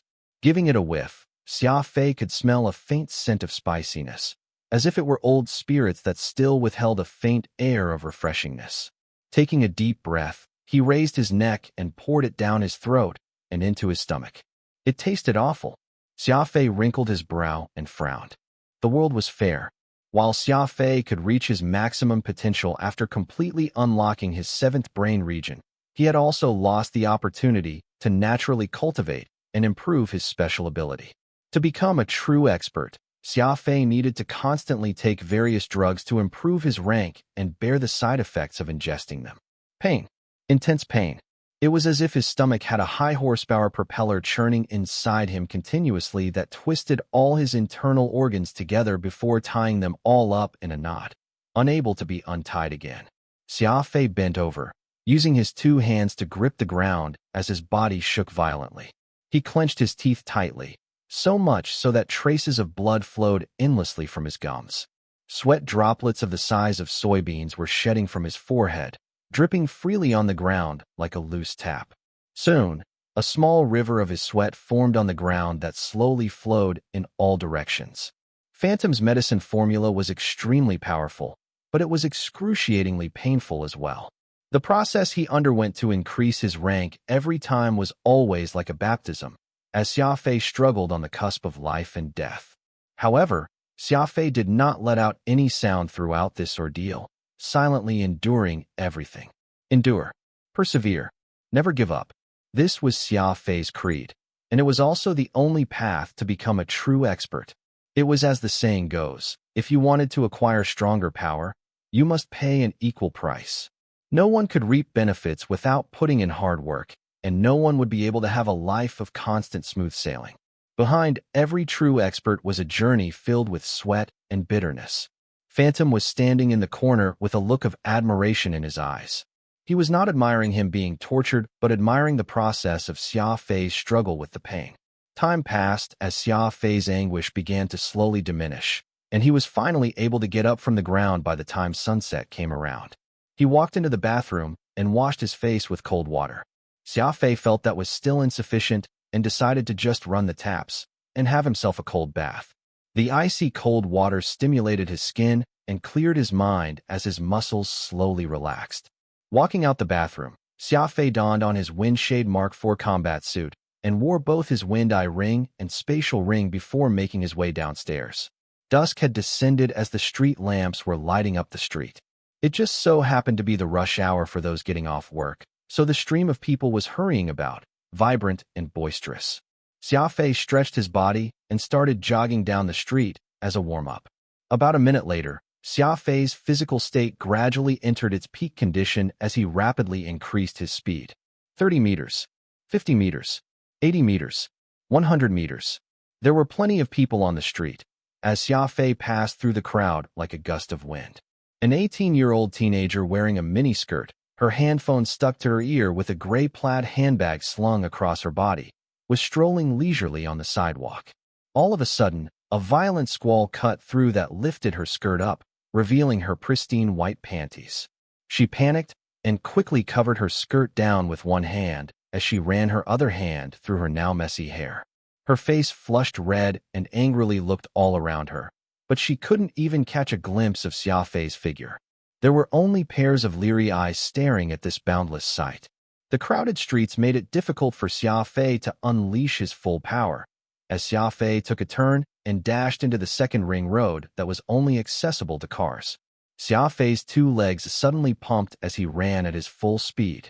In a blink of an eye, Xia Fei reached the critical point of his sonic boom, and in that very moment, Xia Fei first felt an inexplicable pressure, but the second he broke through the speed of sound, that inexplicable pressure disappeared as he could feel his legs become relaxed. It was like climbing a mountain. Only by reaching to the top of a mountain would someone actually get a completely different scenery. "Phantom, how's my speed?" Xia Fei asked as he continued running. "It's not too bad. Your top speed is around 370 meters per second, and you've already successfully broken through the sound barrier, the standard for an intermediate star base ranked user," Phantom said matter-of-factly. 370 meters per second. Xia Fei's former speed had only been 185 meters per second, but he had actually doubled it this time. The speed for sound to propagate in the air was around 340 meters per second. Now that Xia Fei had broken this speed, he had essentially promoted to the intermediate star base rank. Xia Fei had taken the gene optimization fluid around April, and in just 7 months, he had soared through 5 ranks and had actually achieved the standard of an intermediate star base rank. On average, that meant it took a little over a month for him to raise his rank. This kind of progress speed was far too shocking. His figure sped through like a bolt of lightning. His brain swiftly analyzed the street situation like a computer as he picked the most optimal path, easily evading cars. A middle-aged man in his 30s was driving his car while making a phone call. Whoosh! Xia Fei quickly passed by him, as the car abruptly shuddered. The middle-aged man subconsciously stepped on the brakes, causing his tires to screech as 4 distinct and long black imprints were left on the road. "Old Joe, what's going on? What was that sound?" the voice on the other end asked, confused. The man wiped the sweat from his forehead as he answered with fear still lingering in his voice. "I have no idea, but it seemed like something just passed me." "What is it?" "I couldn't see it clearly. Its speed was simply too fast, like it was a jet plane." Fortunately, Xia Fei was wearing his combat suit and did not create a sonic boom. Otherwise, the huge sound waves would have overturned people and their cars, not merely just caused them to shudder a little. According to the Traffic Police Department's report, on the evening of November 29, 2019, 5 traffic accidents occurred simultaneously on Second Ring Road, causing a series of rear-end collisions involving 31 vehicles. The ensuing traffic jam that happened there lasted until midnight before it returned to normal. Afterward, hundreds of drivers claimed that a black figure had run past their vehicles that possessed a speed even faster than an airplane, and the strange shudder that all the vehicles experienced after. The traffic police launched a full investigation of this incident, even alarming the famous Federal X-Files Bureau, an investigative bureau specializing in the supernatural. Of course, the result of the investigation was inconclusive. The investigation report for this case file was numbered 11,094, never to be mentioned again, along with the over 10,000 other cases were all archived in the Federal X-Files Bureau's secret vault on subterranean level 30. Australia, the temporary office for the Adjudicator Union's Crisis Grade Assessment. The location of the assessment was in a stretch of desolate rain shadow. Since the Adjudicator Union was unable to construct an office building in time, they had directly parked several spaceships right in the heart of the rain shadow, turning it into the accommodation and office grounds for both candidates and staff. This was a good way to kill two birds with one stone, solving the issue of feeding and housing several tens of thousands of people without wasting funds on a one-time building, since the spaceships could just take off and leave for space once the assessment was over. Xiao Haili was seated in his office, keeping himself in an unending string of communication with his colleagues from the various departments. The day of assessment was the day after tomorrow. Spaceships from afar had been landing on the temporary tarmac nonstop at the assessment venue. Countless candidates were arriving at the same time, putting quite the pressure on the assessment center. Every candidate needed to be briefed about the schedule for the assessment arrangements and had their accommodations and food sorted. Furthermore, plenty of these candidates did not come alone. Many descendants of influential families and clans had been escorted in family spaceships, bringing along teams of bodyguards and servants to Earth. The number of candidates for this assessment was around 100,000, yet the number of people around the assessment venue was most definitely not under 500,000. The Adjudicator Union had no other options but to continuously send more examiners and staff beyond that first batch of 2,500 to keep things under control, already sending a total of 4 more batches to date. Prior to this, every assessment had been alternatively held in succession between the 7 major territories of the Endero Star region. These powerful territories could mobilize hundreds of thousands of security officers and civilians for assistance, so the Adjudicator Union would only have to send out examiners, reducing much of these unnecessary hassles. But this time, they were on a planet that was completely incapable of providing any sort of help, as the Earth Federation lacked any ability to assist with the assessment this time around. Instead, it was Earth itself that needed the Adjudicator Union's help with the influx of extraterrestrials. As a result, the Adjudicator Union was now under even greater pressure. Aside from the over 10,000 examiners and staff they had sent, they even had to have their 5th fleet orbiting the planetary space, in position to deal with any unexpected scenario at any time. As an outstanding leader of the younger generation in the Union, Xiao Haili had been entrusted with an important responsibility for this assessment this time. This was both an opportunity and a test to Xiao Haili, and the success or failure of the assessment would directly affect his future in the Union, which was why he had given his all toward his job here. Bang, bang, bang. A series of knocks suddenly came from the door. "Come in." Xiao Haili did not even lift his head from his work as he called out. Just as he finished saying this, an approximately 24-year-old young woman opened the door and walked in. She was tall and had a perfectly symmetrical face with a head of luscious blonde hair. Especially her 2 long and well-toned legs, who knew just how many souls had been entranced by them. It was just that she appeared to be rather cold, like an icy river. A very beautiful and enchanting icy river. Chief Umpire, the 3,400 senior cadets of Heaven Execution Training Camp have already arrived, awaiting your instructions," the blonde woman loudly declared. Xiao Haili was stunned for a good moment before looking up with an intimate smile. "Xiaoan, why are you here?" Quickly shutting off the communication system, Xiao Haili stood up and eagerly came over to Yi Xiaohan's side. "Quick, take a seat. I've checked the volunteers list before and did not see your name anywhere on it." Yi Xiaohan gracefully sat down on the sofa with her 2 slender legs crossed. Reporting to the chief umpire, the head instructor had suddenly fallen ill, so I was tasked to take his place and lead the people over at the last minute. "May I ask how you would want this group of volunteers to be arranged?" Yi Xiaohan said emotionlessly. Yi Xiaohan's attitude of intentionally keeping her distance from him made Xiao Haili feel very unhappy deep down, but he put on a cordial face and said, "The command room will be in charge of delegating work to those cadets. As for you, I'm completely exhausted from the busy work. I wonder if you can come to my office and help me process some files." He was intentionally trying to keep Yi Xiaohan near, hoping to give her some light work to get close to her. Unfortunately, Yi Xiaohan completely ignored his goodwill and continued to speak formally. "As an instructor of Star Execution Training Camp, I should be together with the cadets. May the chief umpire please also arrange for me to be at the front lines. Xiao highly sighed and bitterly asked, Xiaohan, why don't you appreciate the extent of my goodwill and kind intentions? Yi Xiaohan knitted her eyebrows. We are merely colleagues. I hope the chief examiner could show some self-respect. Xiao Hailei's complexion turned very ugly. He had not been wooing the Ice Queen Yi Xiaohan for a day or two, yet her attitude toward him was still as standoffish and abstruse as ever. Actually, Lady Yi Xiaohan was not that difficult to get along with in private. It was just that she would become a completely different person when it came to her work, just like a workaholic maintaining an uptight persona the entire time and always treating everyone in a businesslike manner. Fine then, Xiaohan. You can go and work on the front lines with your cadets, but you have to watch out for your own safety. Xiao Hailey was powerless and had to agree to her request. Understood. I'll bring my cadets to report over to the command room right away. Yi Xiaohan stood up and turned round to leave, not even looking back once. The door slammed shut. Xiao Hailey was hugging his head with both his arms, tearing at his hair viciously for a while. His eyes were already bloodshot as his hands shook incessantly.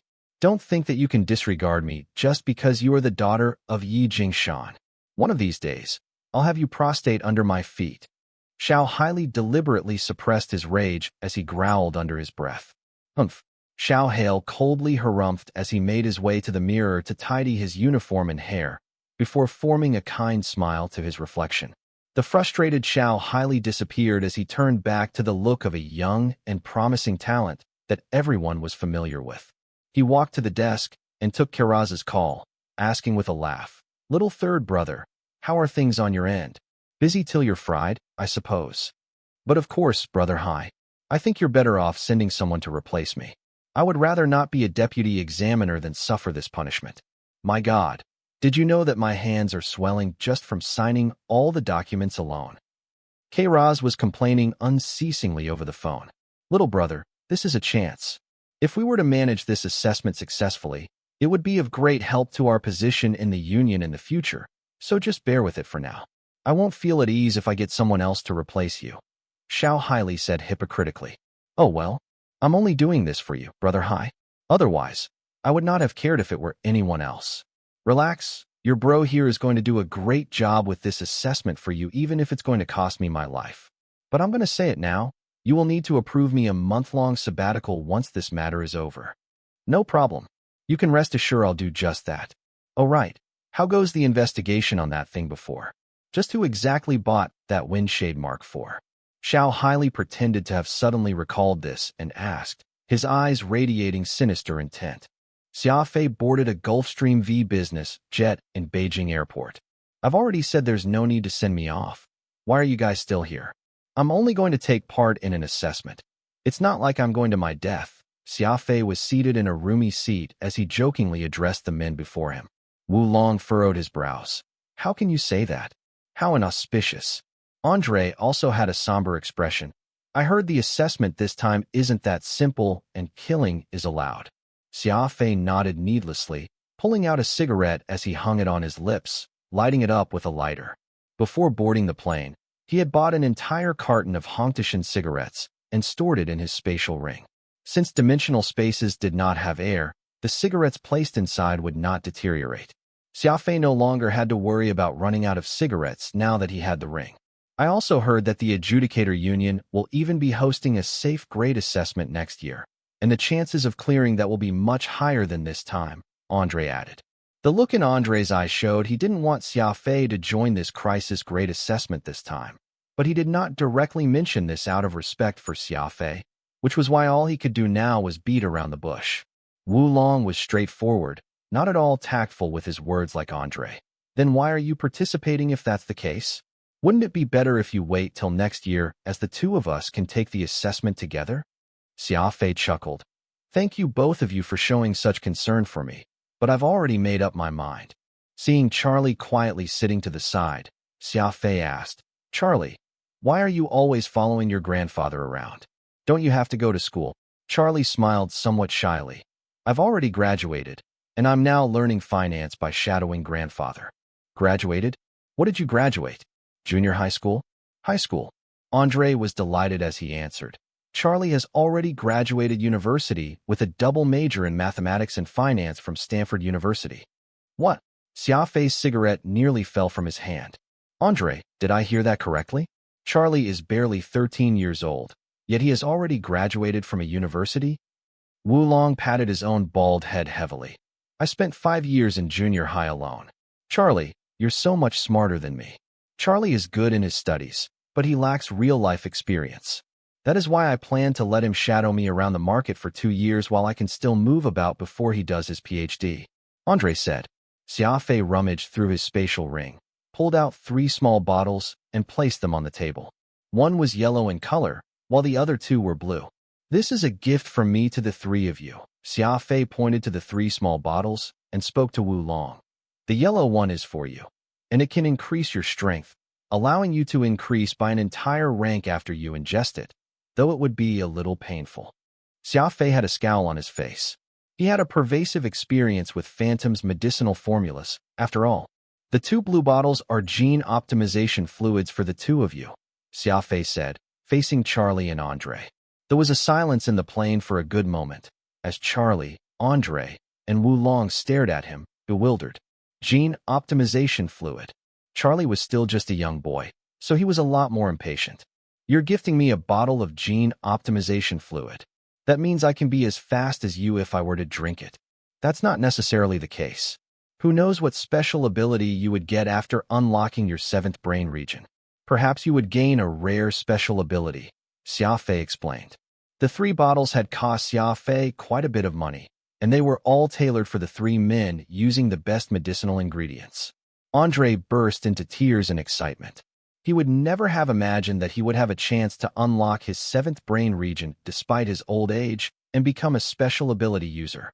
Wulong patted Xia Fei heavily on his shoulder. Bro, I don't have flowery words to say, but if you want me to do anything, I'll gladly do it. Even if you want me to behead myself, my last name would not be Wu if I say no. The jet slowly made its descent to the temporary airport in Central Australia.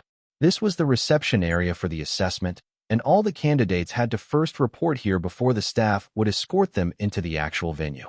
Xia Fei bade farewell to Wulong, Andre, and Charlie, and made his way to the reception hall. Due to the spatial ring that he wore on his finger, Xia Fei had no need to carry any luggage on him, merely carrying a medium-sized shoulder bag.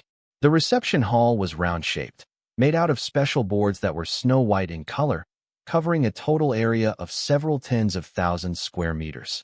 A red spherical ball was fitted above, and from afar, it looked like it was a globe. The vast majority of candidates for this assessment came from distant stars, as these candidates who had come from afar would often arrive a few days earlier out of prudence, so there were not too many people in the hall right now, roughly numbering around 500 to 600. Upon arriving at the hall, a blonde-haired beauty in her 20s received Xia Fei with an adjudicator union's crest pinned on her chest, indicating she was a 4-star silver adjudicator. Are you here to participate in the assessment? The blonde woman asked icily with a grim tone in her words. Xia Fei approached the woman with a slight smile. My name is Xia Fei, registration number 70563. The blonde woman had a handheld AI computer in her hands that she entered Xia Fei's registration number into it, which promptly displayed Xia Fei's full details. You're a native candidate? She asked, somewhat surprised. Xia Fei nodded, but did not say anything further. Follow me. There's another native candidate who arrived not too long ago as well. Xia Fei followed the woman to the front desk to retrieve a slim watch. It was white in color, and while it looked like a watch, the projected screen did not show the time. There were only 3 buttons on it, and it had with Xia Fei's name and registration number engraved on it. This watch is used for communication and positioning. Wearing it will let us know your position and whether you've violated any rules, as well as your physical condition. If anything were to happen, you could also get in touch with the command through the call function. Please put it on yourself right now. Xia Fei put on the watch on his right hand, and suddenly, the device automatically clipped onto his wrist, not disengaging no matter what he did to it. You need to wear that watch until the end of the assessment. We'll help you take it off when that time comes. So until then, there's no way for you to take it off on your own no matter what happens. Of course, there's no way for you to take it off as long as you don't break your wrist, the blonde-haired woman explained. After briefing him on the assessment rules, the blonde woman led Xia Fei to the west corner of the hall and saw a 12 or 13 years old little girl standing next to a group of uncles and aunts. This girl wasn't even 1.5 m tall, and she was somewhat scrawny looking, wearing her black hair short that gave a very refreshing feel to her look. With a pair of big and clear eyes that seemed like they could speak volumes, her exquisite facial features made her appear very well-mannered. It was hard for anyone not to feel a sense of endearment toward her. A man with a large beard, who seemed to be in his 30s, was speaking to the girl. "Xiao, you need to bring glory to our Xiao family through this assessment. This is a gift from Dad to you." With that, the man handed her a stainless steel butterfly knife. The girl took the knife in her hand and very deftly played with it in her hands. The butterfly knife twirled and spun with great alacrity, as if there were really a silver butterfly dancing in her hands. The girl smiled and brightly sang, "Thank you, Dad. Xiao will surely do her best." Xia Fei was speechless and thought to himself, shouldn't little girls around her age be playing with Barbie dolls and watching Winnie the Pooh? Besides, what sort of father would give his own child a dagger as a gift? What a good girl. An old grandmother in her 60s was repeatedly ruffling that little girl's hair. "Granny has something for you as well. Take a look."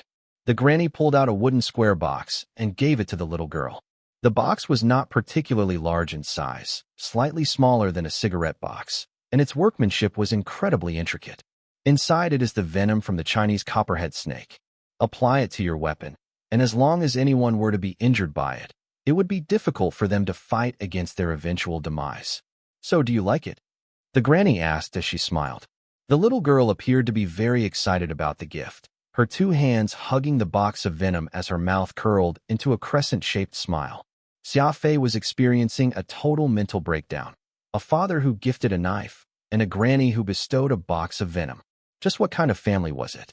That was when the blonde-haired beauty came to a halt in front of this crowd of people and turned to Xia Fei. "This is the other candidate native to Earth. I think you should get to know each other." Xia Fei looked around.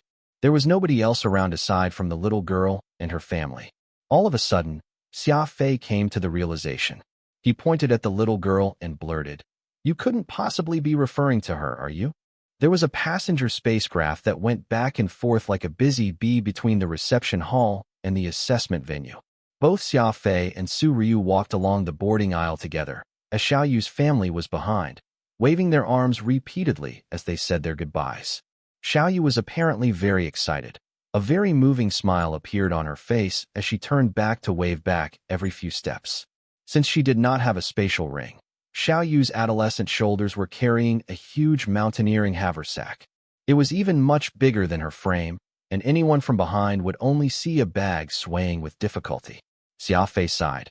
"Why don't you let me carry it?" He took the haversack off Xiaoyu's shoulder and held it in his hands. The haversack weighed up to 100 kilograms, but this weight was nothing to Xia Fei. His extended periods of cultivation and training had not only given him supersonic speed, but also the strength that far surpassed an average person. However, Xiaoyu only just had her 12th birthday. A 12-year-old little girl being able to carry that haversack was already a small miracle in itself. Not to mention, she would still be expected to carry it for the long journey ahead. At her age, girls should be staying at home playing video games and not participating in this sort of assessment where death could happen randomly. "Thank you." Xiaoyu used her handkerchief to wipe the sweat on her forehead, smiling sweetly to Xia Fei as she expressed her gratitude. Xia Fei nodded and stored the haversack in his spatial ring. Xiaoyu's bright eyes darted about, revealing an incredulous look on her face. She patted Xia Fei's body like a curious child, eager to learn where Xia Fei had hidden her haversack, even going as far as to search through his pockets. "Do you know magic?" Xiaoyu crooked her head to the side, curiously wondering aloud. Xia Fei held Xiaoyu's pale and delicate hand. "Let's go. You won't find it on me. I've already taken your haversack and transported it into another world." "Really?" Xiaoyu exclaimed. "What world is it?" Without a break, she began to ask about it curiously. "Are there monkeys there? Giant pandas?" Flashing their watches to the staff to verify that they were candidates for the assessment, Xia Fei and Xiaoyu boarded the spacecraft and located window seats for the flight ahead. Xiaoyu was very intrigued by the spacecraft, constantly looking in every direction, momentarily examining something to one side, and then checking out in another direction after a while. The spacecraft had around 700 to 800 seats, yet there were barely a few dozen passengers on board. The spacecraft escaped gravity and flew off, as Xiaoyu peeked through the window and waved goodbye to her family. Soon after, the reception center turned in a small white dot on the ground, and that was when Xiaoyu finally sat back down in her seat, tossing the gifts that her family had given her on the floor as if she did not care for them. The excitement she had toward all these lethal presents was gone without a trace. Xiaoyu used her small hand to tug at the watch, her eyes gazing out the window as it revealed a hint of loneliness that someone her age should not be feeling. Xia Fei chuckled. Xiaoyu, the gifts your family gave you are very special. Xiaoyu turned over to regard Xia Fei, looking somewhat pitiful. Other kids would get dolls, games, but these are all the presents I have gotten ever since I was young. If it were not a knife, then it would be a gun. Then there are all the poisons that my granny gives me. What am I supposed to do? I'm going to end up breaking their hearts if I tell them I don't like any of these gifts. As the only child in the family, I could not possibly disappoint, can I? Xia Fei finally somewhat understood what was happening. It seemed like participating in this assessment was not Xiaoyu's own intentions, but her family's wishes. He used her finger to lightly tug at Xiaoyu's short hair. Have you ever considered that perhaps your happiness might be more important than your family's wishes? You ought to live for yourself, not for anyone else. Xiaoyu knitted her eyebrows, her two hands vigorously waving left and right. That's not right. My dad told me that being a human means being able to face your family and friends. Family and friends are more important than anything else in the world, taking on heavy responsibilities on their behalf. That is why Xiaoyu cannot disappoint my family, and I cannot bring despair to my friends either. There were very few people who would take on huge responsibilities for the sake of their friends, but there were plenty who were willing to stab their friends in the back. Xia Fei did not know how to explain Xiaoyu about the complexities of human relations, so all he could do was shrug his shoulders helplessly. The spacecraft landed somewhere in the rain shadow, as there were already 4 humongous spaceships settled there. These 4 spaceships appeared to be of the same style from the outside, squarish in shape with huge warp engine thrusters fitted at the back of the spaceship.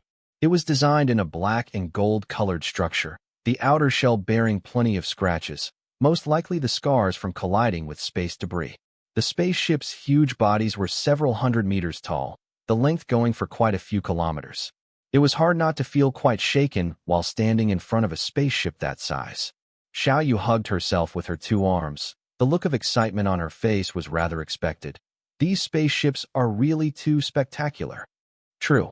One day, I hope to own a spacecraft that could travel across the stars, Xia Fei boldly pronounced. Xiaoyu thought about it for a moment. If you own a spaceship, can you bring me along to see the stars? Sure. Will you let me pilot it? Nope. Xiaoyu stuck her tongue out and did a silly face in response to this immediate rejection. Pressing the navigation button on their watches, Xia Fei and Xiaoyu walked toward one of the spaceships. As large as the spaceships were, the corridors inside seemed somewhat narrow and could only accommodate 3 people passing side by side. After taking dozens of turns and changing elevators for the 3rd time, Xia Fei and Xiaoyu finally arrived at the cabin floor that they were designated to bunk in. Were it not for the navigation system, they would have very easily ended up lost in these complex and messy corridors. Since Xia Fei and Xiaoyu had registered at the same time in the reception hall, they were both assigned the same level, and their rooms were very close to each other. Xia Fei escorted Xiaoyu into her cabin, and the moment he opened the door, Xia Fei furrowed his brow. There were 2 beds in the cabin, and on one of them lay a burly fellow. He was dark-skinned and all muscles, with what seemed like a lion tattooed on his arm. Even the smell of stinky feet was present in the cabin, as if they had just stepped into a latrine rather than a cabin. It seemed like having smelly feet was not just something Earthlings had a license for. Even aliens were no exceptions. Hearing someone enter, the burly man did not even turn his head over and continued snoring. The sound of his snores was akin to that of a water buffalo. Xiaoyu was pinching her nose as she exited the cabin, her movements supple and nimble. I'm not going to stay with him. That guy stinks. Xiaoyu was fuming. Xia Fei was not comfortable with letting Xiaoyu share a room with that man either. Though Xiaoyu had just turned 12, she was still a woman, after all. The person in charge of assigning the cabins was too careless. How could they arrange for a little girl to share the same cabin with a grown man?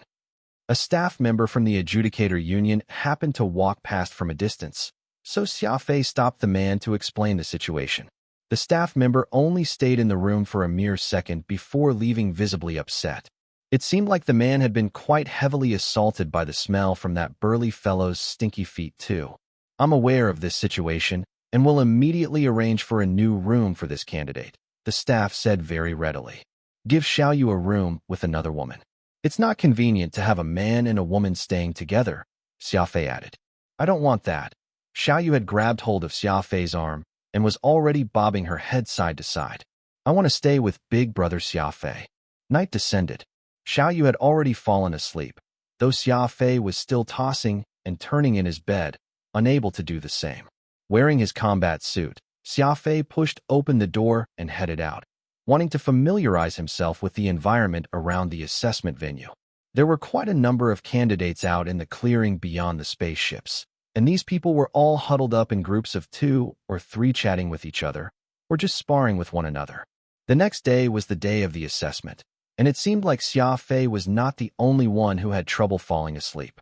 Xia Fei ran 100 kilometers in a single breath with his feet flying, arriving upon an earthy mound that looked relatively quieter than anywhere else, as there was hardly anyone around. Getting into stance, Xia Fei practiced his crafty thrust twice under the moonlight, when he suddenly heard a loud bout of music from the foothills not too far away. The music was melodious, occasionally peaking like tall mountains and waxing like a flowing river, at times soft and light, like a cloud floating along with a whispering breeze. It sounded like it came from a flute, yet the sound was a lot heavier than that of a flute, as if he were listening to a memory from a long time ago. When the touching melody filled his ears, he could not help but feel intoxicated from it. Xia Fei knelt on the ground and lit up a cigarette as he quietly listened to it. The music stopped after a while, and Xia Fei, enraptured from what he had heard, could not help but applaud when it ended. Who's there? A cold female voice asked uneasily. Xia Fei felt it sounded somewhat familiar, but he could not put a finger on who she could be at that moment. No one, Xia Fei casually said, but immediately regretted doing so. What kind of answer was that? If there wasn't anyone around, who the heck was I? Whoosh. Instantaneously, a woman appeared right in front of Xia Fei, her speed much faster than him. It was at least over 1,000 meters per second, so she must also be a speed ability user. The woman was wearing an adjudicator union uniform, her blonde hair looking extra pretty under the moonlight. Her figure had curves in all the right places, especially that pair of long and slender legs that looked like 2 white lotus roots. Anyone who saw them would wish to feel them. Xia Fei could make out her face in the sparse moonlight. She turned out to be that 4-star adjudicator who received Xia Fei and Xiaoyu earlier, Yi Xiaohan. Oh, it's you, Yi Xiaohan said. No wonder your Earth is designated as a 0.5 civilization. Do you not know that eavesdropping on someone playing on the sky flute is extremely impolite? Her voice was still as cold as ever, but it was unlike the impression she gave off in the day, which kept people at bay for thousands of miles. Xia Fei flashed a faint smile as he stood there, brushing the dirt off his hands. I swear on heaven's conscience, but I really had no intention of eavesdropping. I had merely chanced upon it. Yi Xiaohan saw the Windshade Mark IV combat suit that Xia Fei was wearing and was suddenly stunned, her eyes turning a little moist. She immediately took 2 steps forward and was now right in front of Xia Fei, repeatedly stroking Xia Fei's body with her slender and elegant hand. Xia Fei felt very awkward, so all he could do was stand there as he let the beauty wantonly explore his body.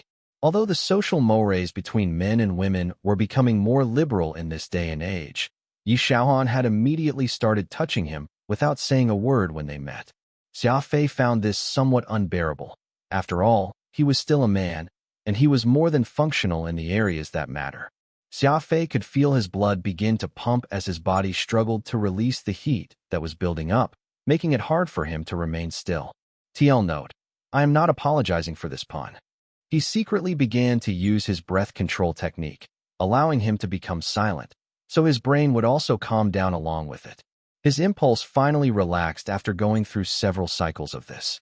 But he couldn't continue to be caressed in such a manner like this. Xia Fei pondered if he should reciprocate, hence his two hands reached out toward Yi Xiaohan, aiming to place them on her supple and round hips. Whoosh!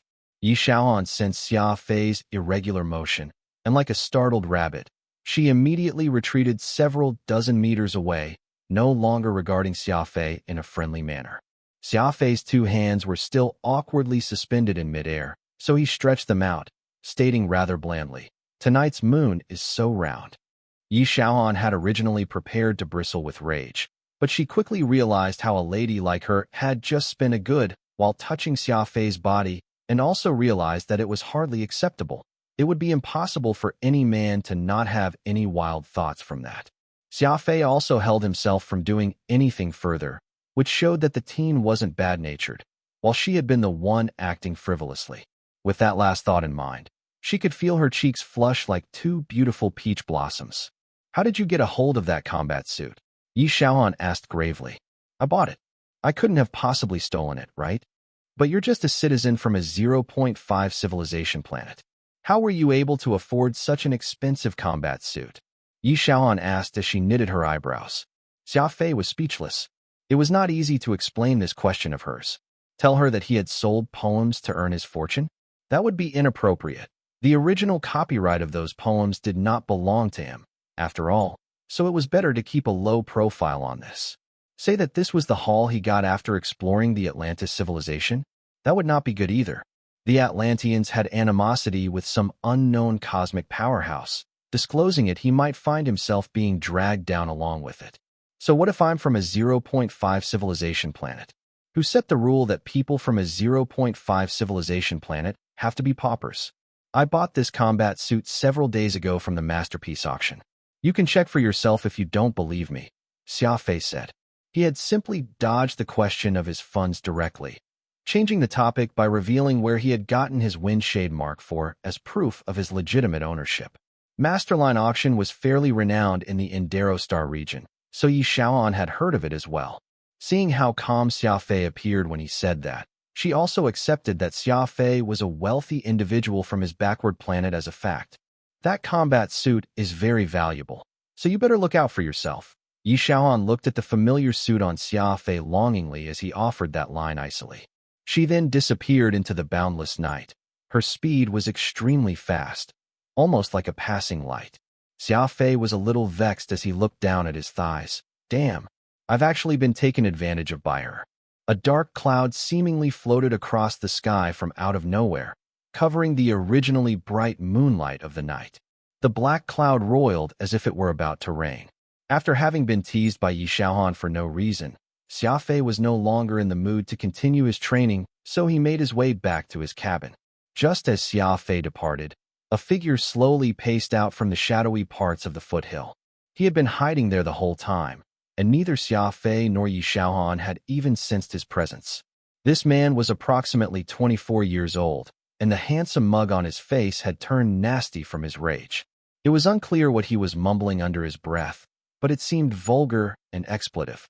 Boom! A fist of his violently slammed into the side of the hill as an over 1 meter deep hole was left in that originally flat surface, causing countless rocks and dirt to scatter all over.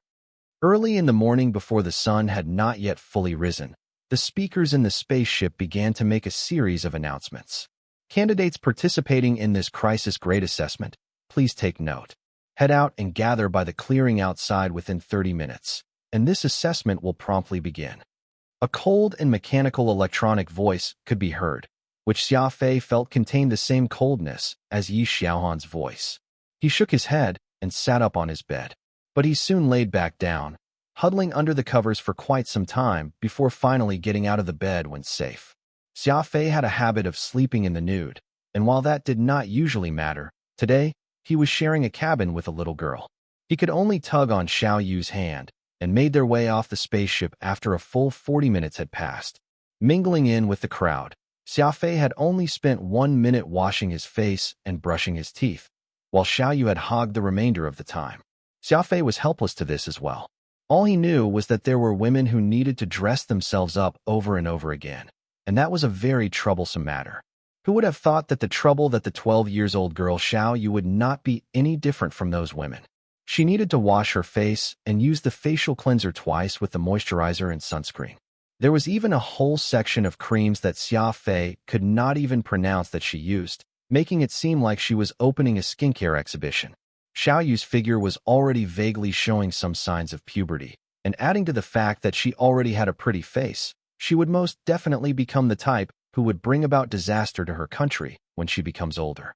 After looking around his surroundings, Xia Fei realized that the spaceship had already left their original base camp and had relocated to a completely foreign land. There were boundless hills to the east and the endless desert to the west. To the north was the flat and arid rain shadow, while to the south were piles of boulders and scattered huge rock formations. A rough estimation of the number of candidates present would come up to be around 80,000 to 100,000, and a large proportion of these numbers had formed groups together, most likely hailing from the same planet or the same clan. The largest groups almost amounted to 1,000, while the small ones only had 3 to 5 members. Everyone was holding onto all sorts of weapons, an imposing sight to behold. There was most definitely no team out there that only consisted of a teen holding a child's hand, like Xia Fei among these groups. Xia Fei furrowed his brow slightly. If the candidates with similar backgrounds were to work together, they were bound to be a force to be reckoned with. Conversely, he was by himself, bringing along a little girl of unknown strength with him. They would be at a clear disadvantage if they were to run into these large groups, so they must avoid such situations. Even if they wanted to make the first move, they must pick on the candidates who hadn't yet joined any group. That was when an approximately 24-year-old young man, standing atop a spaceship, swept his gaze throughout the throng of candidates on the ground. He was wearing a neat uniform with an affable smile, exuding the sense of trustworthiness to others. Everyone settled down. I am the chief examiner of this crisis grade assessment, Xiao Haili. I'm here to inform everyone of the rules regarding the first round of this assessment. Xiao Haili loudly declared to the crowd. All the candidates raised their heads up to look at him, and Xiao Haili seemed to be really enjoying having others look up to him like this, intentionally pausing for several minutes before continuing. We will be eliminating 99% of all the candidates in this first round. The crowd began to clamor. A 99% elimination rate was evidently making a lot of the candidates uneasy, and Xiao Haili's eyes flicked around slightly, relishing the look of panic from the candidates. He suddenly realized that watching others grapple in agony was a very interesting occurrence. There are 1,000 tokens that would grant you access to the next round in the hills to the east. Candidates who managed to get a hold of these tokens would be able to participate in the second round happening in 10 days. The duration for this first round is 7 days, and the surrounding 3 million square kilometers of land is your battlefield. Your special watches provided for this assessment would indicate to you the area of operation for this round. If you leave this zone, we'll immediately disqualify you. You may use any means possible for this round, even killing your opponents outright. Remember, only people who are still holding the tokens after 7 days will have the chance to become an adjudicator. Alright, the first round of the Adjudicator Union's Crisis Grade Assessment officially starts now. The moment Xiao Haili's voice stopped, an earth-shattering sound suddenly erupted from the 4 huge spaceships as they lifted up to the sky. The ensuing gale caused the sand to whip up and dance in the wind. The candidates on the ground were all in a state of disarray, covering their eyes with their hands to avoid the sandstorm from assaulting them. By the time the sandstorm subsided, the candidates suddenly realized that a good portion of them was already gone. Tens of thousands of candidates finally realized what had happened as they began to sprint out to the east, where the tokens were hidden. Everyone was on high alert against each other when the assessment first started, so no one made any move on each other. Soon after, the super powerful candidates started to clear out the weaker candidates. After all, these were all enemies, and killing an extra person would only increase their own chances of winning. These killings swiftly spread, finally transforming into a deranged massacre after several minutes had passed. There were stumps of broken bones and mutilated carcasses left behind everywhere as the teams passed, blood collecting into a flowing river. In a blink of an eye, the beautiful Australia had descended into chaos. But at this time, Xia Fei and Xiao Yu were nowhere to be found among the crowd of candidates. Actually, when Xia Fei heard Xiao highly explain the details regarding the first round of the assessment, he took several seconds to make a judgment call. He then utilized the chaos from the spaceships taking off to immediately implement the plan that he had come up with, without even a moment's hesitation. His quick decision-making and subsequent execution of the plan he had in mind, without wavering once, would have invited an involuntary sigh of admiration even from some powerful experts out there. After all, this extraordinary analytical ability Xia Fei had demonstrated was not something everyone possessed, and even if someone had such an ability, they might not have the guts to make such an immediate decision. That was why by the time the massacre was in full swing, Xia Fei and Xiao Yu were already dozens of kilometers away from it. Xia Fei hugged Xiao Yu. A thick overcoat wrapped over Xiao Yu's body, protecting her from getting hurt from the powerful incoming gust. His legs maintained a 100 meters per second speed throughout. Running at such a speed maximized Xia Fei's endurance, so he should have no issues running at this speed for several hours if needed. Big brother Xia Fei, the tokens we need to get to the next round is in the east. Why are we going north? Xiao Yu was hiding behind that overcoat, asking Xia Fei, nonplussed. Looking back and catching a glimpse of the hills to the east slowly get further away, the corners of Xia Fei's mouth turned in a strange arc. Kiki east? That's where all the fools will be headed. Xia Fei kept his speed at 100 meters per second, maintaining a steady pace as he leaned his body forward about 10 degrees, keeping his center of gravity a bit forward. This posture was the most suitable for long-distance running, as it significantly reduced the amount of energy needed to keep running. The rain shadow area was vast, and due to the aridity over time, the yellow earth beneath his feet had cracked into pieces, and there was even a layer of yellow sand accumulated on it. A series of yellow sand clouds and footprints were left behind as Xia Fei ran through at high speed. Fortunately, the rain shadows were windy all year round, and the dust and dirt that got swept would quickly cover up his trail, leaving no traces behind. After about 1.5 hours had passed, Xia Fei began feeling a sense of heaviness creeping up his legs as if they were being filled with lead. His breathing had also become short and rapid. His face was now sweating profusely, as he already reached the limit of his endurance. In front of him was a fissure about 1 meter deep and approximately 50 to 60 meters wide. There were plenty of withering shrubberies and wild grasses growing in the fissure's opening, and it would have been impossible to notice had he not been close enough. Xia Fei contemplated this for a while and carried Xiao Yu and jumped right into that fissure.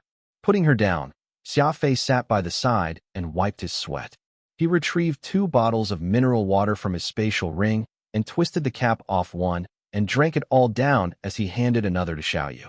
After 1.5 hours of high-speed running, Xia Fei's heart rate and blood pressure were already reaching their highest point, so it was reasonable to say that he should not immediately eat or drink, but the thirst and hunger he was feeling made it impossible for him to care about such matters. Xia Fei then retrieved 5 cans of canned beef from his spatial ring along with 2 cartons of vacuum-sealed milk and 2 apples. He sat on the ground, took big bites of everything, directly shoving down the meat inside the can as if he were a famished lion. Xiao Yu had been cradled in Xia Fei's arms the entire journey and had barely expended much of her strength during the journey. Besides, girls had much smaller appetites, so all she ate was an apple and a few gulps of milk, and she was done. "Are you still drinking the milk?" Xia Fei asked as he took a large bite of the beef. Xiao Yu shook her head, her eyes not even blinking once as she stared at Xia Fei ravenously eating everything. The way he was eating looked very unsightly, but Xiao Yu felt rather happy watching him, secretly snickering to herself as she sat opposite him. Xia Fei took that half carton of milk Xiao Yu had left and poured it into his mouth until the last drop of milk dripped down his stomach. Only then did Xia Fei have enough as he wiped his mouth with the corner of his sleeve. The weather is too hot, so it's best to finish an open carton of milk as soon as possible. Otherwise, it will spoil, Xia Fei explained to Xiao Yu. Xia Fei calculated the food he had remaining in his spatial ring and figured that he should have just enough to last 7 days. Considering that it was very difficult to replenish food and water supply in this vast wasteland, running out of food was still barely fine, but their survival rate would be greatly reduced if they were to run out of water. Xia Fei decided to reserve 2 days' worth of food as emergency rations, so he was only feeling half full after that meal. If he truly gorged himself properly, he was afraid that the food he had brought might not even last 3 days. Xia Fei's spatial ring even had some precious medicinal ingredients that could replenish his physical strength, but this was only the first round of the assessment. Xia Fei had planned to save these precious medicinal ingredients for the most critical moments.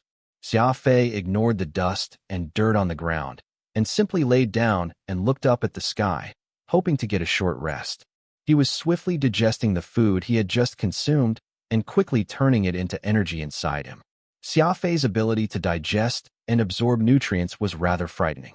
Even if he were eating a piece of rock, he would also be able to ingest all the calcium in it. Xiao Yu used one hand to shade her eyes as she asked Xia Fei, "Why are we here and not in the east, searching for the token we need to get to the next round? How are we going to take part in the second round without the token?"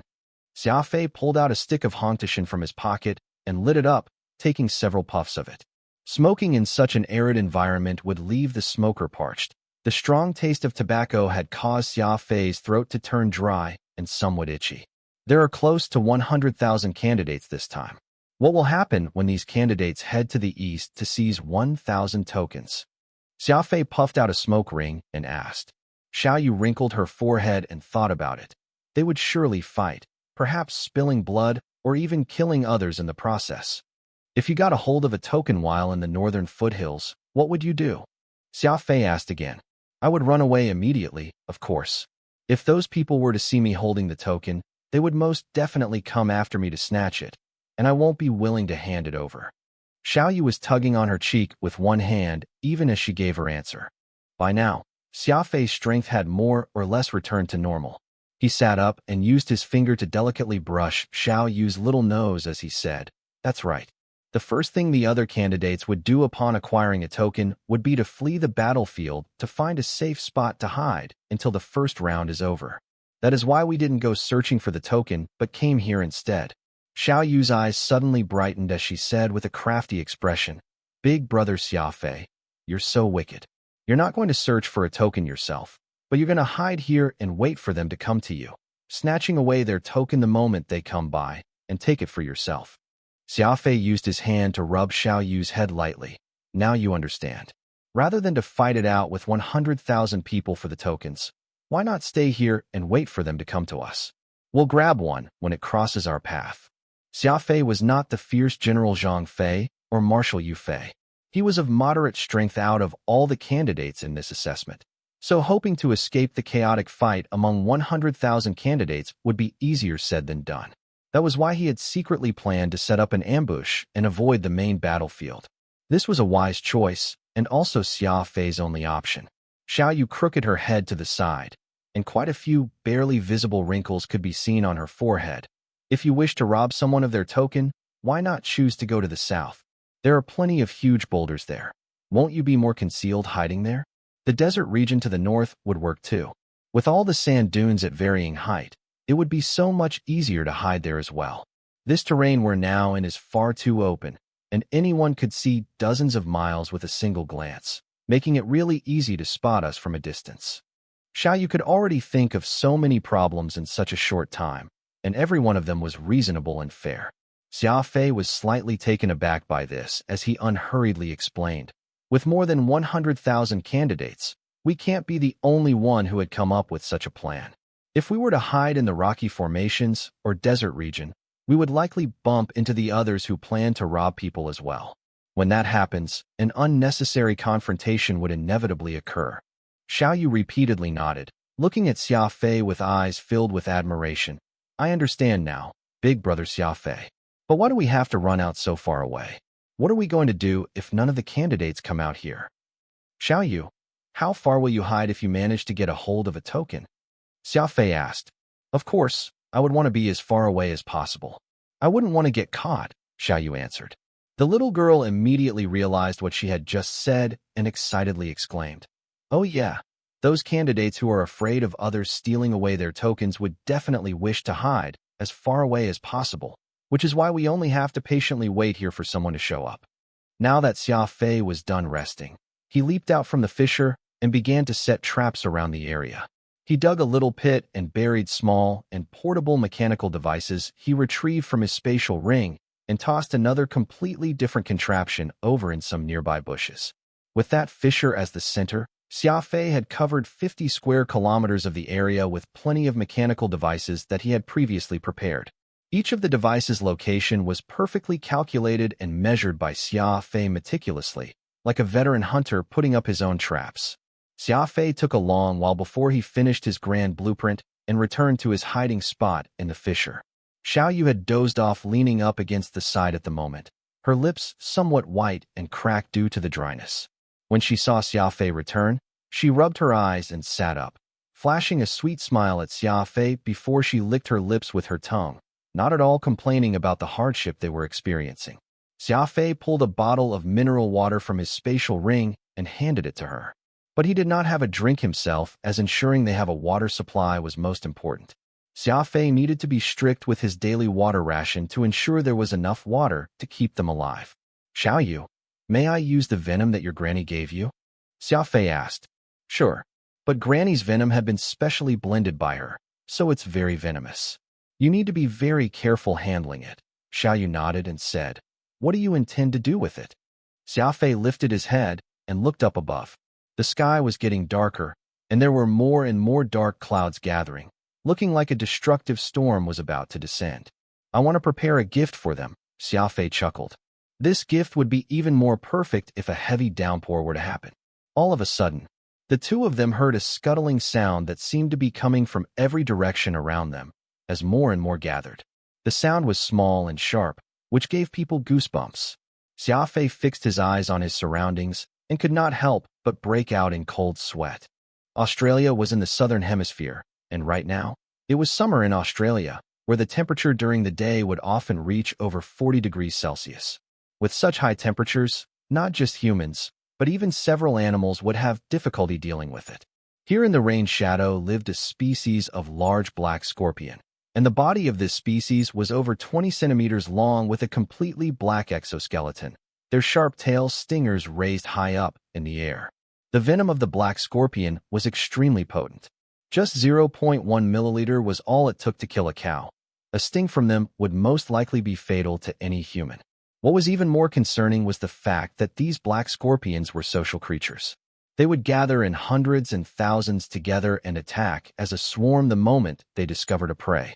Not only small creatures like sand mice or insects, but even large animals like kangaroos and ostriches would become delicious delicacies to them. Capable of mounting such a ferocious assault, even the indigenous natives in Australia respectfully kept their distance from them. These black scorpions would lie just below the ground during the day, protecting themselves from the sun. They would then wait until the nightfall as they would swarm out, searching for prey in groups. The fissure where Xia Fei and Xiao Yu were hiding happened to be their nest. When the sun set, these black scorpions all began to pop out from the loose sand and dirt, innumerable and shining all black. These black scorpions charged towards Xia Fei and Xiao Yu with their tails aloft, looking like they were about to attack. The stingers on their tails constantly rattled as they emitted a sharp whisper, just like a rattlesnake. Xia Fei had broken out in cold sweat from the shock. He did not have the time to think any further as he grabbed Xiao Yu with his right hand and exerted his two legs. He leaped out of the almost 1 meter deep fissure with a whoosh and dashed out a distance well over 100 meters. The instant Xia Fei had leaped out from the fissure, countless scorpions suddenly began waving their stingers, pouncing where Xia Fei previously stood. This was a critical situation. If Xia Fei's reaction had been even a second slower, he would have turned into dinner for these scorpions. The scorpions did not manage to catch Xia Fei, so they followed and climbed out from the fissure, getting into position once more to jump at Xia Fei again. They were being aggressive, having adopted a stance where they seemed to refuse to give up until they had killed Xiao Yu and Xia Fei. Xia Fei had no intention of entangling these scorpions in the first place, but he suddenly realized that this was a good opportunity to test his Beast Spirit Codex. He had just cultivated to the first stage of the Beast Spirit Codex, but he had yet to get a chance to test out its effect. The first stage of Beast Spirit Codex allowed the user to establish initial communication with animals. So while he was unable to control or tame these animals, he could at least protect himself and his companions from being attacked by exotic beasts. On that note, Xia Fei used his hand to push Xiao Yu. Quick, Run away and don't look back. Xiao Yu had lived together with a granny who loved rearing all sorts of poisonous creatures and had come in contact with plenty of scorpions, centipedes, and other such creatures. But this was the first time she had seen such a large swarm of scorpions, and it was hard for her to not be somewhat scared. Xia Fei shouted to snap her out of her daze as she obediently turned around and ran rearward. Since she had been practicing all sorts of martial arts since she was young, Xiao Yu's speed was much more outstanding than her peers, and she was able to clear several hundred meters very quickly. She continued to run as she looked back, quite concerned with what Xia Fei was doing. Xia Fei activated his first stage Beast Spirit Codex, as his eyes suddenly shone brightly.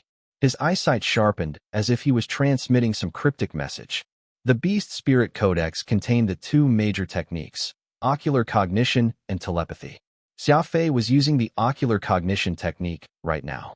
Unleashing his ocular cognition to interfere with the exotic beasts would cause even greater confusion in these beasts. As Xia Fei had yet to successfully cultivate the even more powerful telepathy technique, he was unable to use it for this encounter. Xia Fei's sharp gaze enveloped this swarm of scorpions, and that was when something miraculous happened. These scorpions somewhat hesitated as they came to a stop, stunned, uncertain what they should do. There were even some adolescent scorpions that looked like they were intoxicated, swaying and rocking as they spun in circles. Xia Fei felt a burst of glee. He never would have thought the effect of the Beast Spirit Codex would be so strong. Inwardly making the decision to increase his cultivation in the Beast Spirit Codex the next chance he got. If he could successfully cultivate to the third stage and grasp telepathy, not only would he be able to take on these low-tier creepy crawlies, even the wild exotic beasts across the universe could be calmly dealt with. Ocular cognition consumed plenty of energy, so it was not suitable for extended use. Now that Xia Fei had achieved his goal of using the Beast Spirit Codex, he withdrew his gaze before turning tail as he swiftly dashed away. Meanwhile, the scorpions took quite a while before they regained their senses. By then, Xia Fei had already picked up Xiao Yu and disappeared into the dark night, so there was no way they could track them down. With this experience, Xia Fei had an added layer of understanding toward the rain shadow region. He took a right and circled around the scorpion swarm, ending up somewhere with plenty of tall grass patches and shrubs around. Each patch of grass was roughly 100 meters apart, and there were clumps of yellowing weeds that filled this area of about a dozen square kilometers. These resilient weeds had a tenacious vitality, and the arid rain shadow couldn't stop them from growing. And not only did they survive, but they had also even grown to be as tall as the height of humans. Xia Fei had learned from his lesson just now and carefully observed his surroundings several times. After he chased away the snakes and sand mice nearby, Xia Fei found a spot in the denser vegetation and set Xiao Yu down for the rest of the night. Next, Xia Fei set up traps and contraptions all around this patch of vegetation again. Since there was a swarm of venomous scorpions near that fissure, he had no choice but to temporarily give those up, thus relegating it to be a backup plan instead. Xia Fei spent a whole night setting up a large number of his mechanical devices again. After having their breakfast, Xia Fei and Xiao Yu hid within the vegetation and silently waited for their prey to arrive. At this time, a whole day had already passed in this first round of the Crisis Grade Assessment. The sky was overcast, though the downpour that Xia Fei had been looking forward to had yet to happen. Hex Star, in Darrow Star region, Heaven Execution Training Camp's headquarters. The Crisis Grade Assessment held in the distant Earth was being heavily watched by the entire Star region, and the people in Heaven Execution Training Camp was no exception. Yi Jingshan was currently seated in his spacious office, watching the video signal from Earth. Aside from being able to keep track of moves of every candidate through the watch they wore, everything they did during the course of this assessment was also all recorded and stored in a secret file. Yi Jingshan turned 59 this year, but he was as healthy, robust, and extraordinarily heroic as ever. Just like his daughter Yi Xiaohan, Yi Jingshan's expression was cold and emotionless. If Yi Xiaohan's coldness was compared to a snow-covered lake that would ultimately have a day when it would thaw, Yi Jingshan would be a 10,000-years-old iceberg, where even the hottest day would not be able to melt his iciness. Yi Jingshan was a legendary character in Darrow Star region.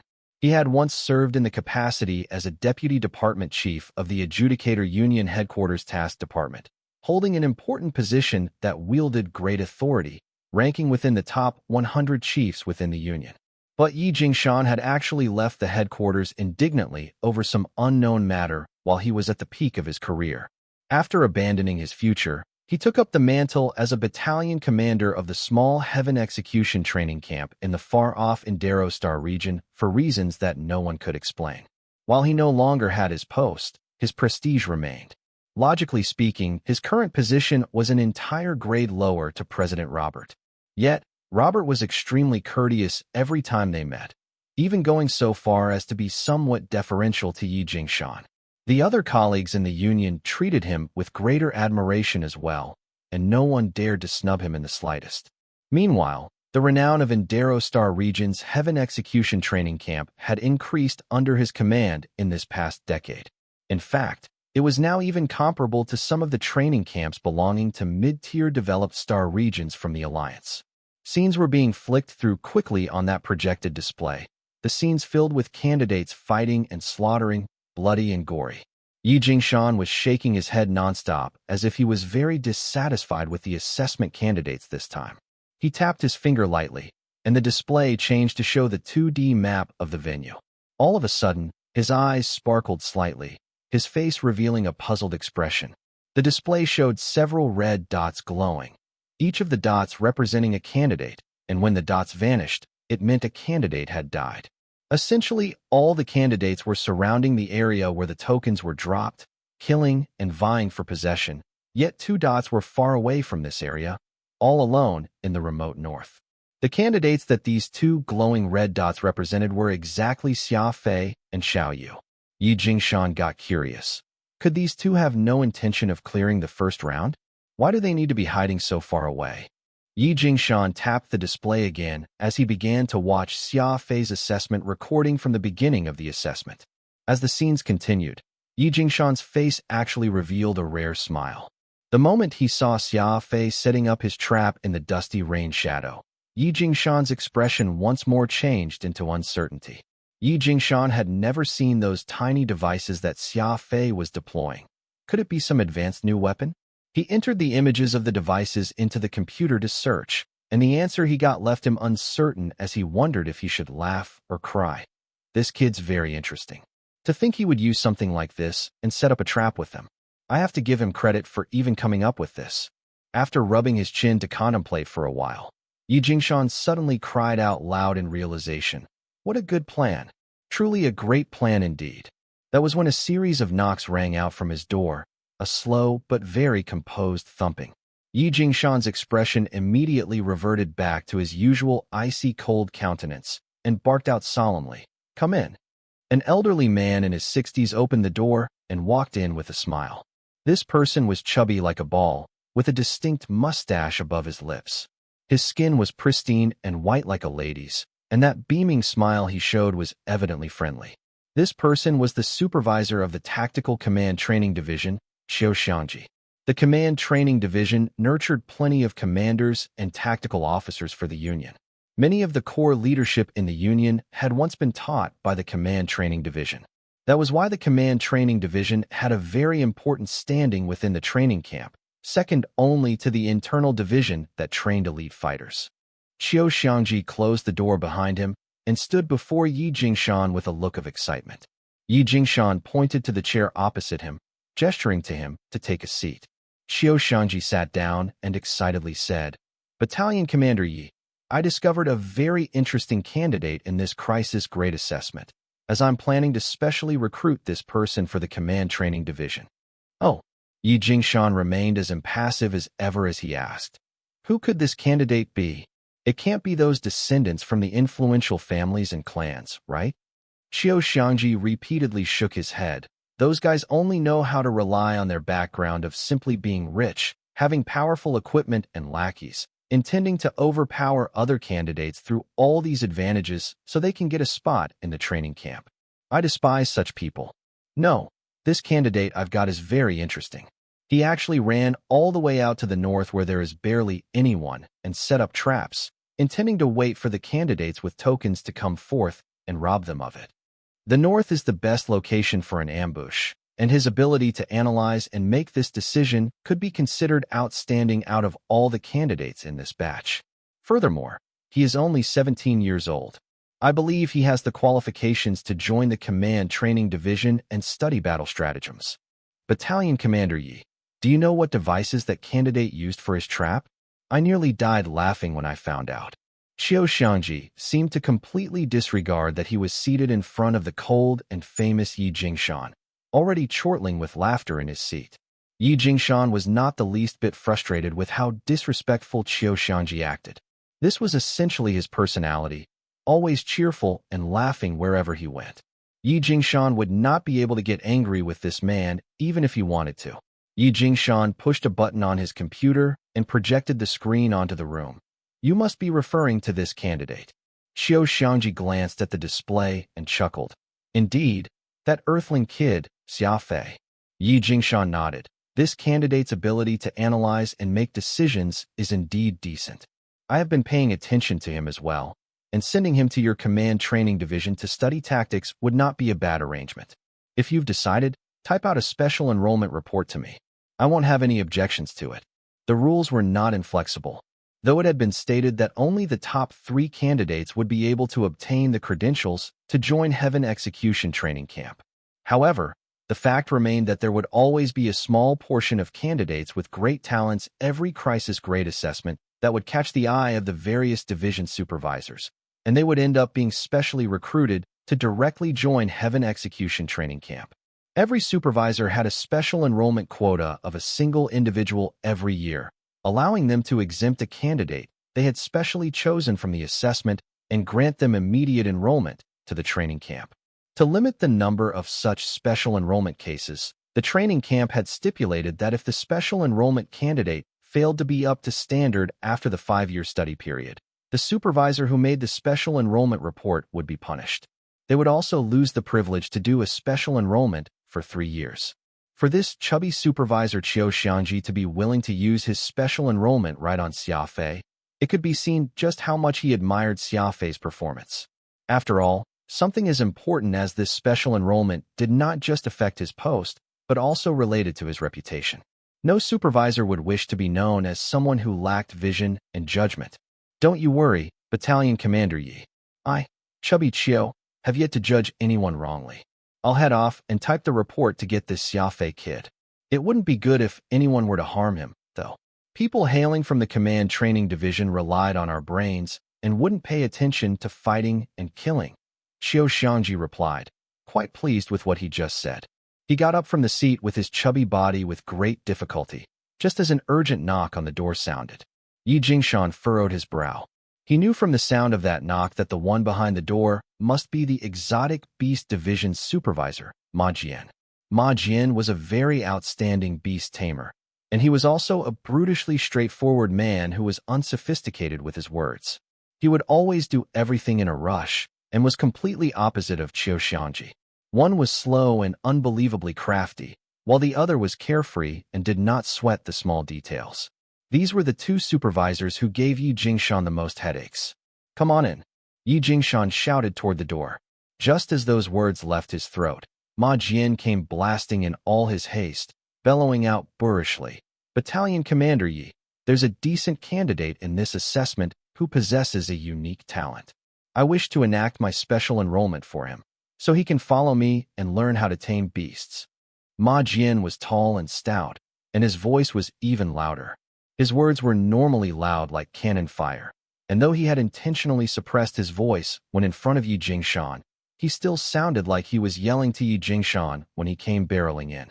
Xiao Xiangji's ever-smiling face patted Ma Jian's shoulder as he came forward, copying what Yi Jingshan had said before as he asked, Old Ma, who caught your eye this time?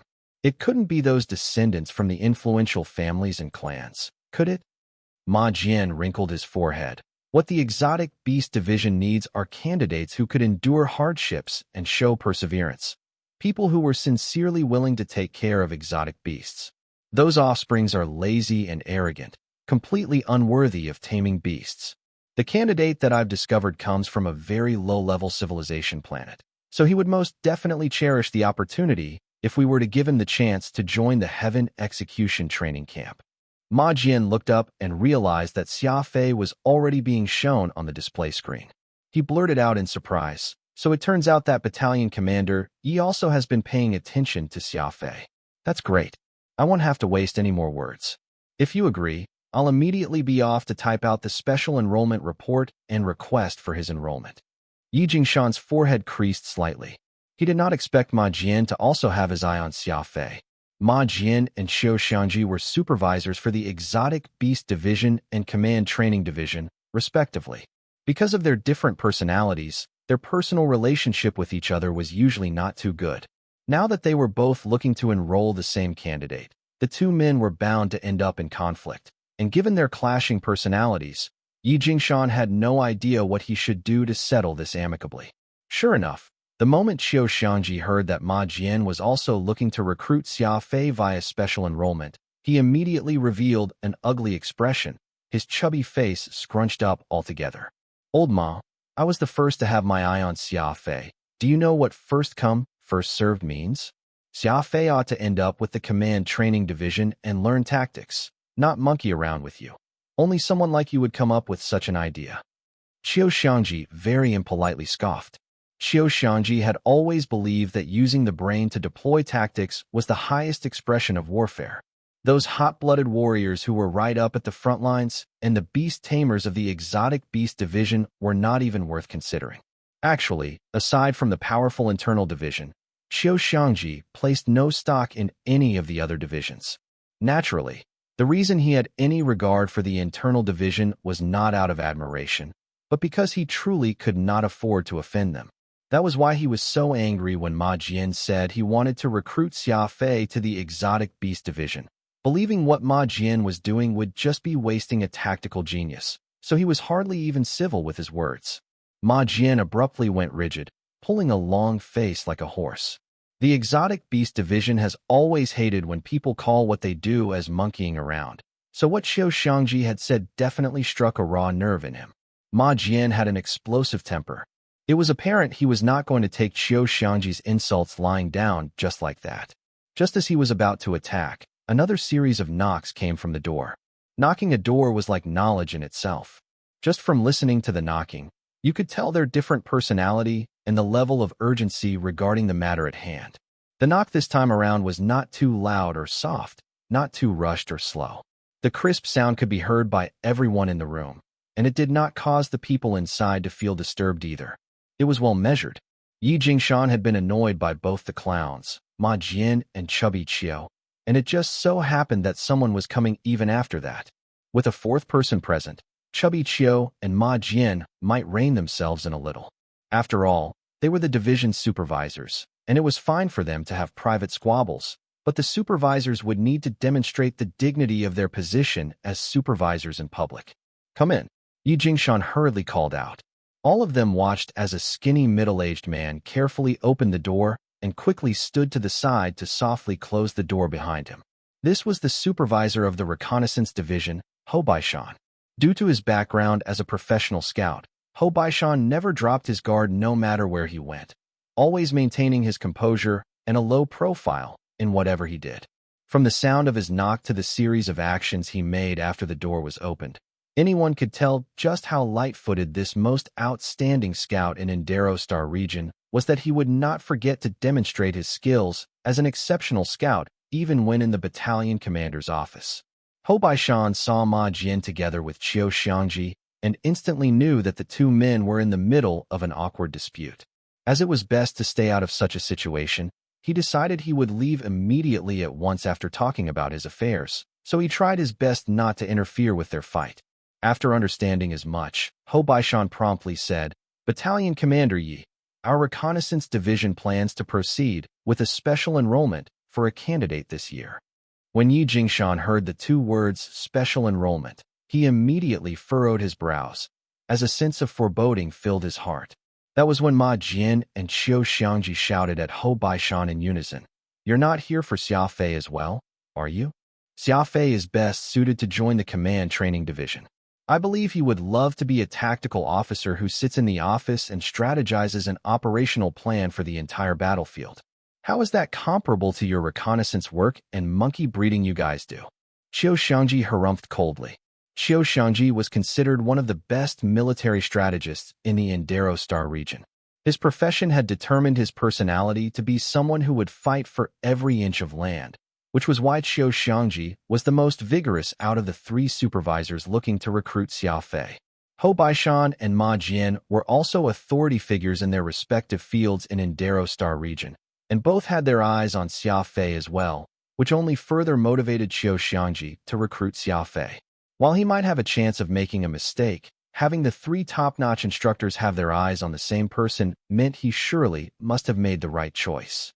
Qiu Xiangji was not the only one who thought this. Both Hou Baishan and Ma Jian had also come to the same conclusion. The atmosphere in the office turned tense, as none of them were willing to back off. Actually, our reconnaissance division also has a position called Overall Reconnaissance Commander. I believe taking command of an elite force that hails from the reconnaissance division wouldn't be any worse than strategizing the operational plan in battle. Besides, we'll need to ask Xia Friday himself what sort of position he would prefer. Your words don't count, Hou Baishan very calmly countered. Hou Baishan rarely ever fought with anyone else. His position required him to remain calm and maintain a low profile, but even he could not stand hearing Qiu Xiangji's apparent underestimation of what his job entailed. Risking his life to collect information out on the field was a job that Hou Baishan found far more interesting than being a desk jockey. That's right. Straightforward Ma Jian did not falter either. The Exotic Beast Division also has a post for a Beast Army Commander. Giving orders to exotic beasts to battle is far more interesting than commanding. Warriors. Beasts. Beasts are clever and beautiful. If Xia Fei joins the Exotic Beast Division, I'll train him to command exotic beasts. Ma Jian was not too good at speaking, so he struggled to express his thoughts, which was he would often be at a loss for words, though his determination to recruit Xia Fei was not any less than the two. I just don't understand what good would it do to let a good sapling run off to play with monkeys, Qiu Xiangji mockingly said. He did not have an iota of love toward those ugly and smelly beasts. Say that again. Ma Jian exploded. He was at the limit of his patience after hearing him comparing his job with playing with monkeys. Shut up, all of you. Yi Jingshan could no longer hold back his anger and snapped, unleashing his temper on his 3 subordinates. Take a look at yourselves. Where's your dignity as a division supervisor? The 3 men immediately straightened their backs where they stood, respectfully positioning themselves in front of Yi Jingshan, not at all daring to rebut.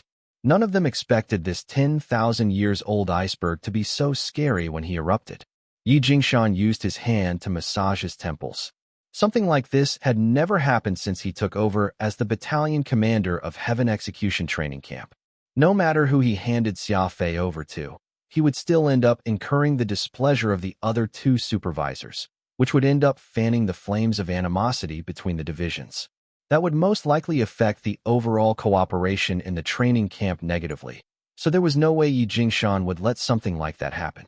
Meanwhile, not recruiting Xia Fei seemed like a waste of potential as well.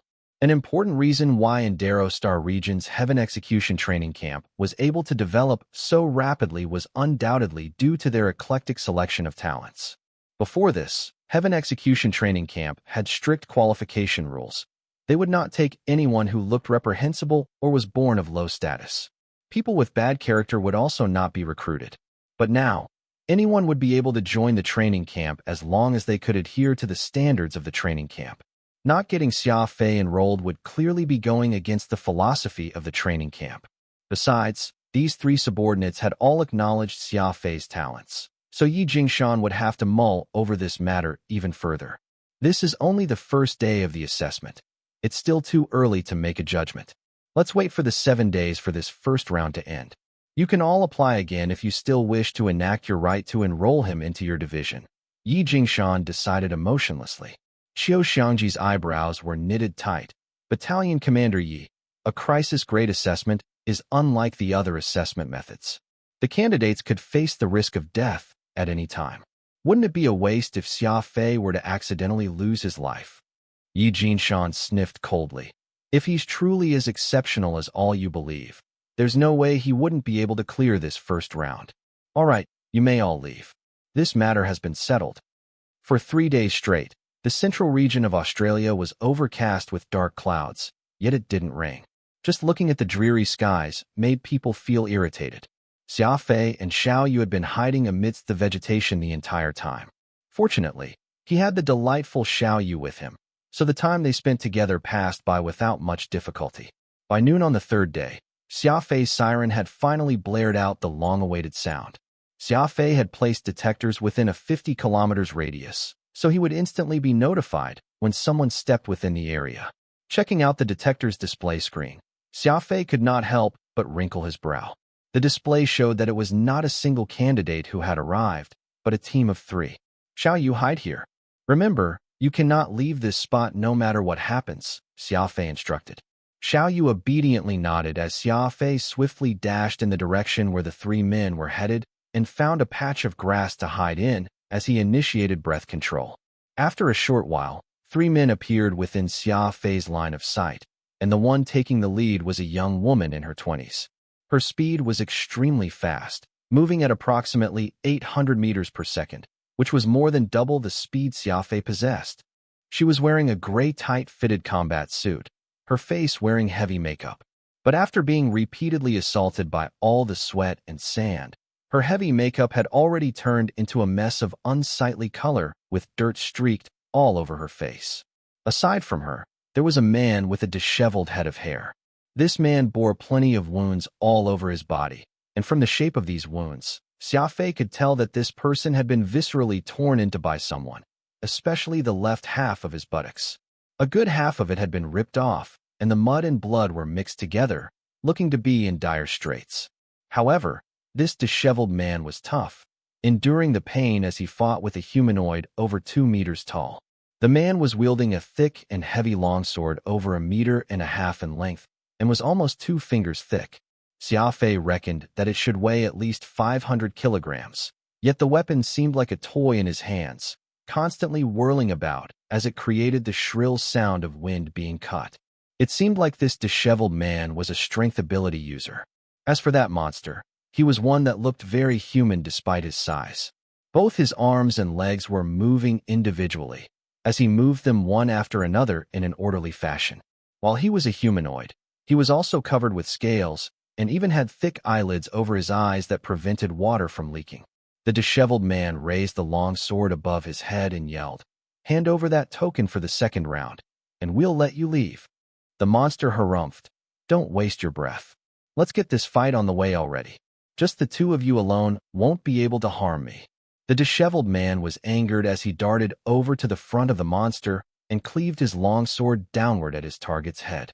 At the same time, that woman circled to strike at its face with the short sword in her hand. The 2 of them coordinated their attack flawlessly, with the woman in charge of harassing as that disheveled man acted as the main aggressor. Working in tandem made it difficult for the monster to defend himself against them. The monster flared his nostrils contemptuously as it raised an arm to cover his face and quickly retreated backward. Chunk! The disheveled man's longsword cut right into the monster's shoulder, causing the monster's body to stagger as he almost lost his footing and fell down from the blow. It was evident just how sturdy the monster's defense was, seeing as how that 500-kilogram longsword that slashed out toward him only managed to create a thin cut on his body. As for that woman's short sword, she appeared to be no more than scratching an itch to that monster, completely unable to injure him in the least. Their attacks only showed just how impenetrable that the layer of scales on that monster's body was. As the 3 of them fought, they slowly backed up toward where Xia Fei was hiding. Though the man and woman couple held the advantage, they were having a tough time even wounding the monster's skin. The monster focused on defending and rarely struck back. His arm constantly protected his 2 eyes, which evidently showed that it was a point of weakness for him. It turned out that the 3 were not together as a team. Xia Fei promptly relaxed quite a bit, as that meant he might just have a chance to strike. "Phantom!" Xia Fei shouted for him in his consciousness. Phantom lazily poked its head out from the more stone and asked, "What's the matter?" Xia Fei pointed to the humanoid monster and asked, "What is that monster? Can our chasing light harm him?" Phantom's gaze followed the direction in which Xia Fei had pointed and dismissively stated, "What do you mean, monster? That's someone who possesses the shape-shifting special ability." There are various special abilities out there, and some of them allow people to transform themselves into a beast. The defensive strength of the scales on him isn't too bad, but chasing light is an agile weapon, so it should not have much difficulty injuring him. It's just that you will have to expend quite a bit of effort if you want to kill him. Xia Fei nodded. As long as he had a way to penetrate the defense of that shapeshifter's special ability. At worst, he would need to give the shapeshifter a few more slashes to seal the deal. Right now, the primary issue should be handling the duo of speed and strength ability users. Different special abilities users could counter each other.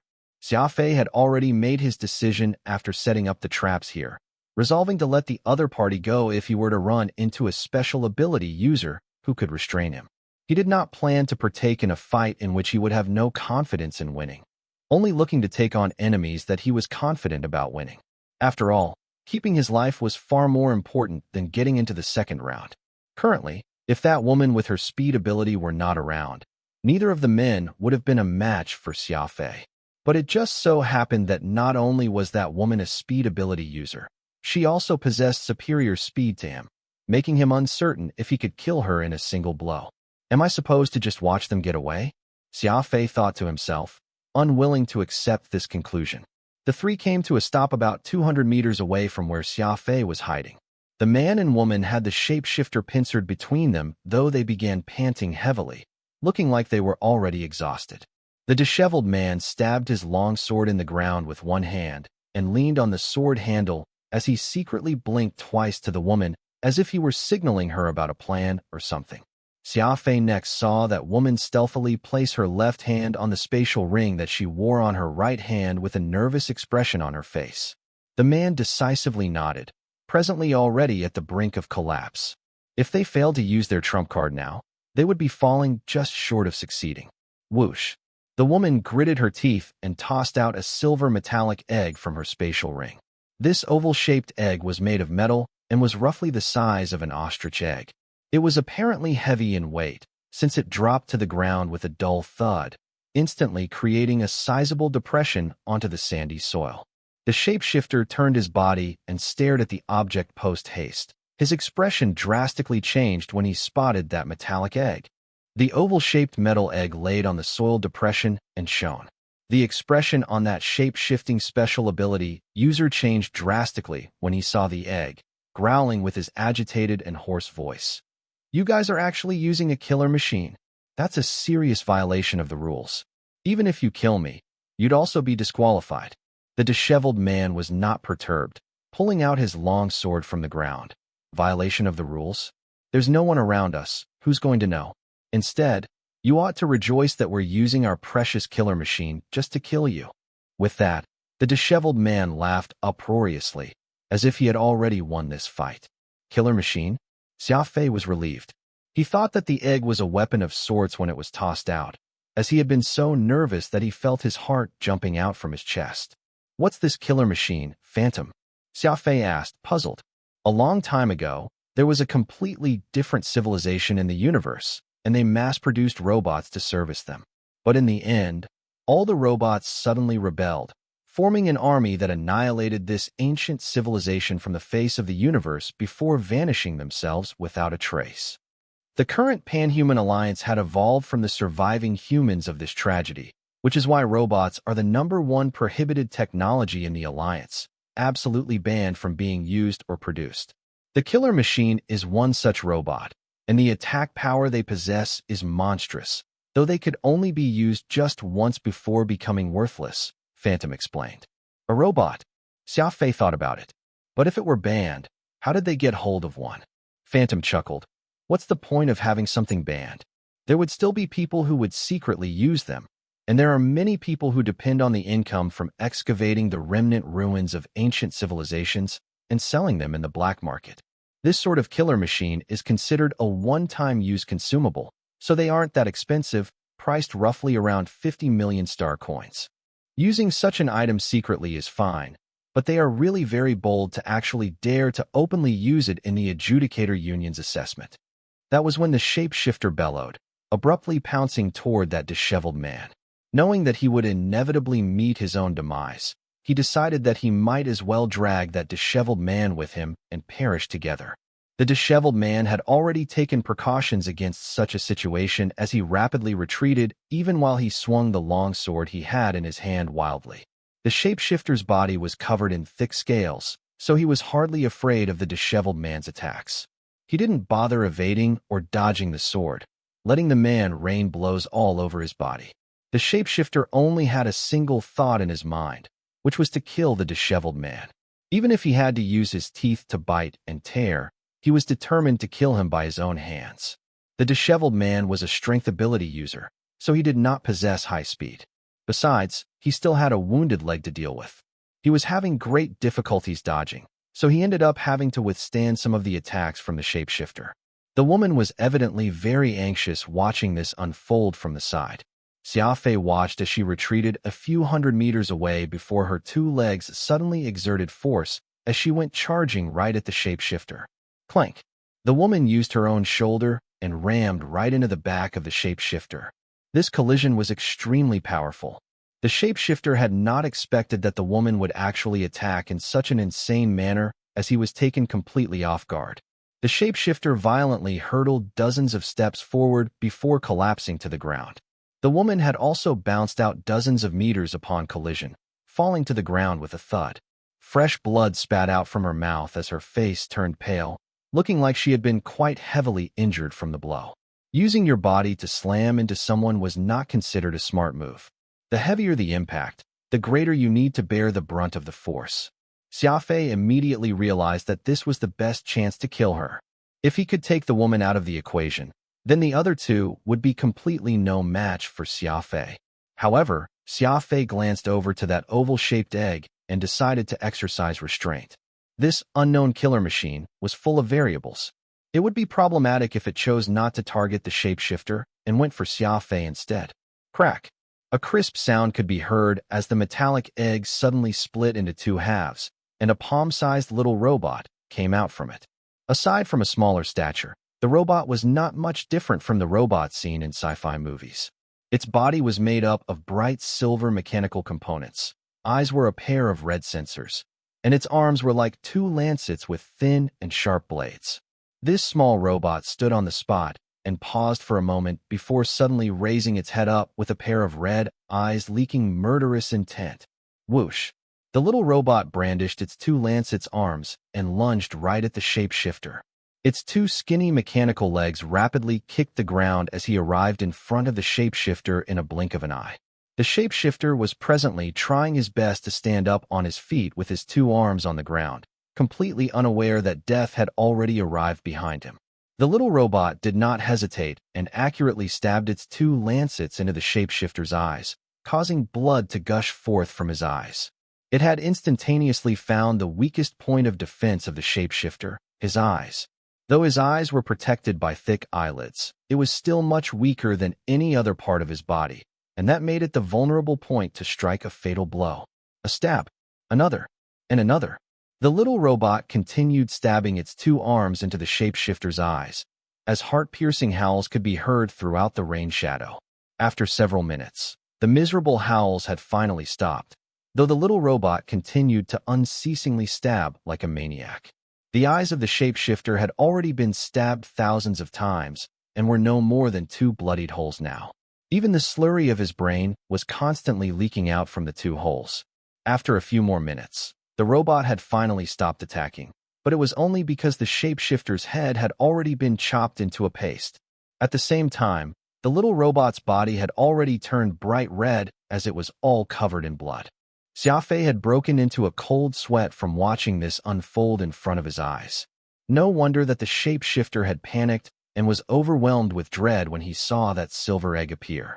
This killer machine was simply a butcher. After the little robot killed its target, it lifted its head up to the sky as the two glowing red eyes slowly dimmed out, as if it were a religious extremist that had completed its mission and was now praying. Puff! The little robot fell to the ground and no longer moved. The disheveled man limped over to where the woman was and got her up to her feet, affectionately saying, "Thank you for saving my life." The woman tidied her hair and blushed slightly, her eyes filled with warmth. "Brother Tao, my body already belongs to you. There's no need for you to be so courteous." The disheveled man nodded as his eyes shifted to his left and right. All of a sudden, a dagger extended out from his sleeves and plunged straight into the woman's heart.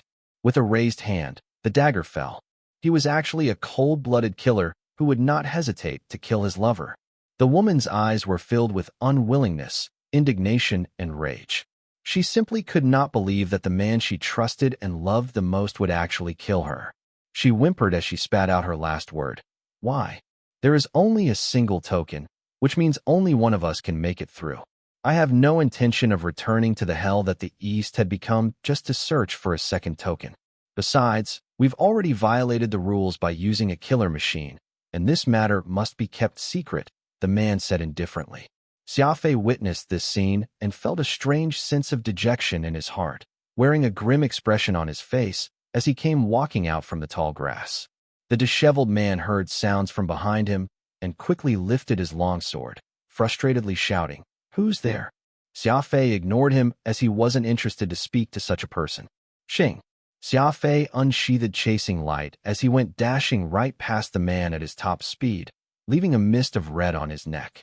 Speed ability users are the bane of strength ability users, so the disheveled man barely had the time to make a sound before dying on the spot. Someone like you doesn't deserve to like, Xia Fei coldly remarked. Xia Fei wiped his chasing light with the disheveled man's clothes and began to clean up the bodies. At the same time, he searched for spoils.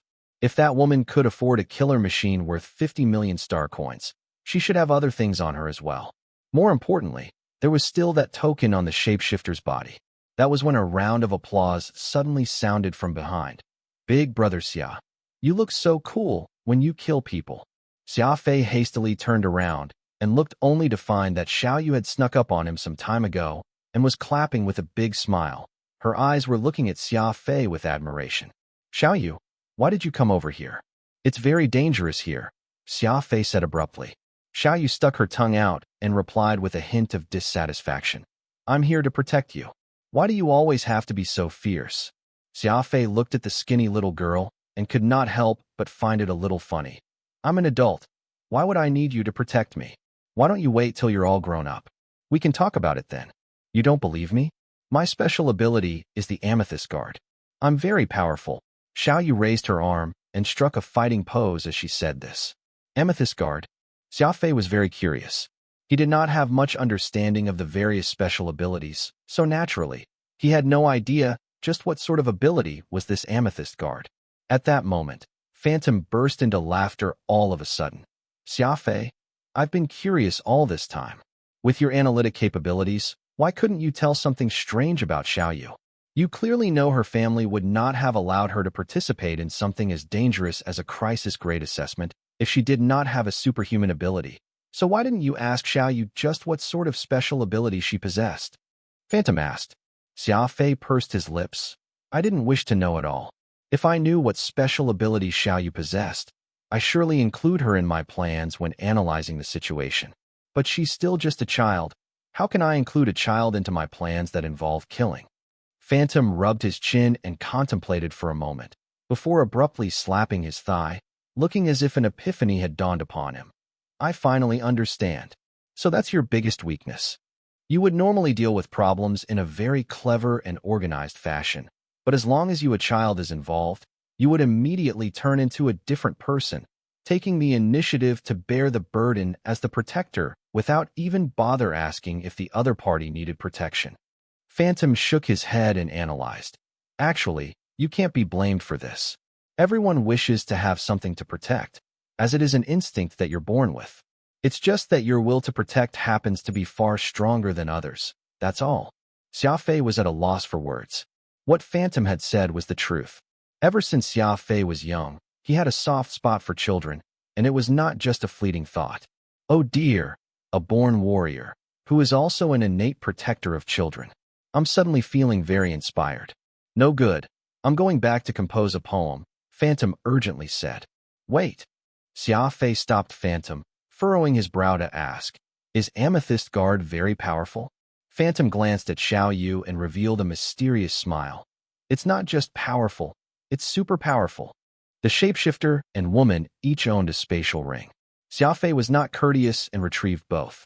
They were already dead, so what use would it be to just leave such things behind? Besides, warriors obtaining spoils of war was only natural. The rules and regulations for the assessment did not mention that candidates were not allowed to take other candidates' things. If people were allowed to kill, looting items should be a given. After collecting what he could from the 3 corpses, Xia Fei and Xiao Yu returned to their hiding place in the vegetation. Xia Fei retrieved a bottle of mineral water and handed it to Xiao Yu as he took out a Hongtishan cigarette for himself and lit it up. Taking a deep puff of the stick, he let the smoke fill his lungs for approximately 30 seconds before exhaling it all out. Xia Fei poured out all the things inside the 2 spatial rings, as a mess of items instantly appeared upon the sandy soil. Xiao Yu blinked with a surprised look on her face as she exclaimed, "Big brother Xia Fei, did you do your magic again?" Xia Fei patted Xiao Yu's head. "Come, help big brother search through these items and find that token for the second round." Okay. Xiao Yu diligently began to rummage through all the items as Xia Fei's eyes shone. He had unexpectedly discovered a golden egg among these things, and it looked similar to that egg that contained the killer machine from before. Xia Fei quickly picked it up from the ground and began examining it. The exterior of this golden-colored egg was flawless, a smooth and gleaming surface that felt cold to touch, like he was holding onto an ice cube. This egg size was much smaller than the killer machine, only about the size of a goose egg, but it felt very heavy. Xia Fei weighed it in his hand and figured it should be around 30 kilograms. "Phantom? What's this thing?" Xia Fei asked. Phantom squinted, admiringly staring at the golden egg for a few moments. "This thing is called the Golden Cicada, a model of murder bot left behind by the ancient civilization, but its grade is higher than the killing machine from before." The killer machine's combat performance had terrified Xia Fei, especially the cruelty it demonstrated. If not for the shapeshifter's above-average defense, Xia Fei was certain that the killer machine would have minced his entire body into meat paste and not have simply left him at a chopped-up head. Moreover, this thing would actually be more powerful than the killer machine. Inside is an AI robot bug that can fly. It looks like a cicada, which is why people called it the Golden Cicada. The Golden Cicada isn't just strong, but it is also amazingly fast, allowing it to achieve a speed of approximately 1,000 meters per second. Any opponent with less than this speed would essentially have a tough time escaping its attack, Phantom continued. The killer machine had a serious flaw, and that was its speed. Just from those few steps it had taken before, Xia Fei could tell that its top speed was around 50 meters per second, which meant that any special ability user who could achieve speeds beyond 50 meters per second would be able to escape from the killer machine's pursuit. But the Golden Cicada's speed was 1,000 meters per second. Such a speed meant it would be able to pursue plenty of special ability users, which gave it an upper hand compared to the killer machine. Xia Fei pondered over this. A mechanical bee's speed is also very fast. Isn't the Golden Cicada about the same as it? Phantom broke out into uproarious laughter. A mechanical bee is a children's toy. How can it compare to the Golden Cicada? You must know that the biggest difference between robots and machines lies in the artificial intelligence they possess. All robots would have an AI system. The higher class of the robot, the more advanced their AI system was. I've heard of high-class robots that were even able to think like humans. Sadly, the number of high-class robots that still exist are simply too low that I've only heard rumors about them and have never seen one personally. Xia Fei looked at the killer machine, realizing that its body had already become pliable, easily bendable, and that he was actually able to tear off one of its arms with his bare hands.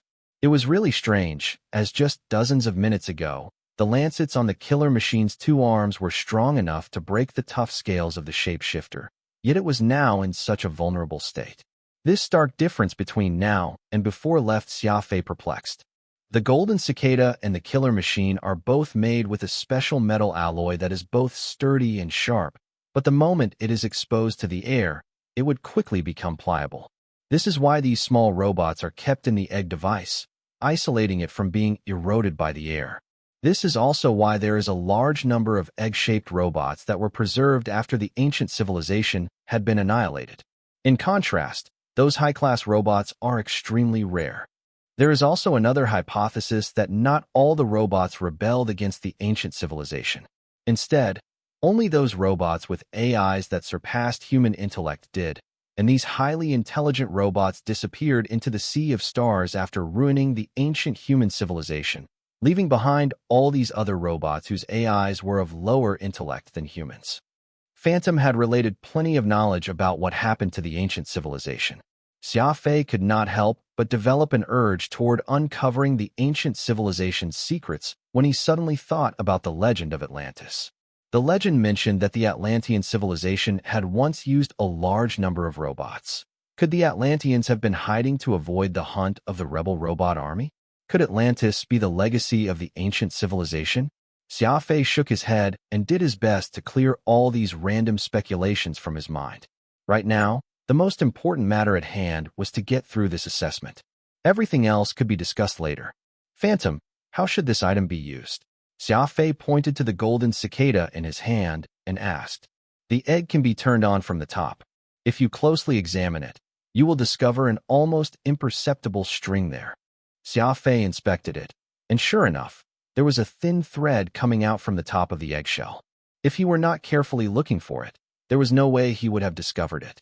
This is a safety device to protect the egg from being set off from a random touch. If you wish to activate the golden cicada, you will first have to release the safety. This was the safety switch for the weapon.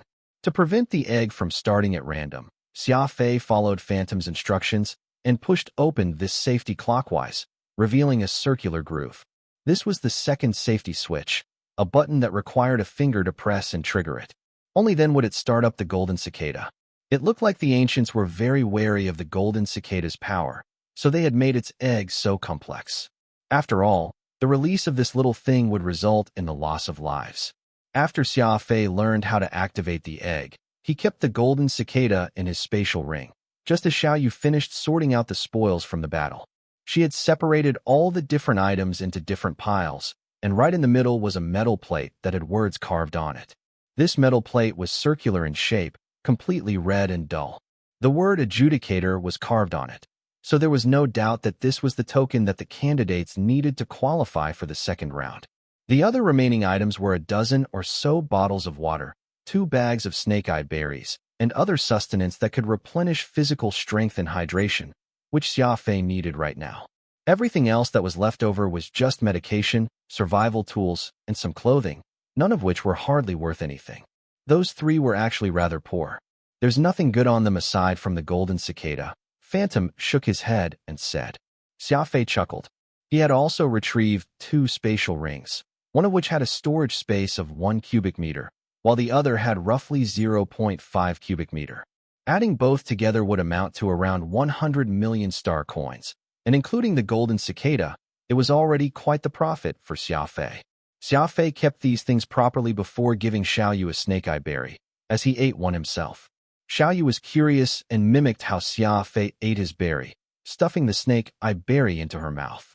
The moment she took a bite, Xiao Yu's face revealed a bitter look. Big brother Xia Fei. This fruit isn't tasty at all. Xia Fei could not help but laugh, reaching out to Xiao Yu's pouting face and lightly pinched her cheek. Although this isn't very tasty, it is very beneficial to your body. Eating it will make Xiao Yu grow big and strong. Xiao Yu obediently nodded, forcing herself to finish the snake-eye berry as she tilted her head and asked, "Does this fruit come in chocolate flavor?"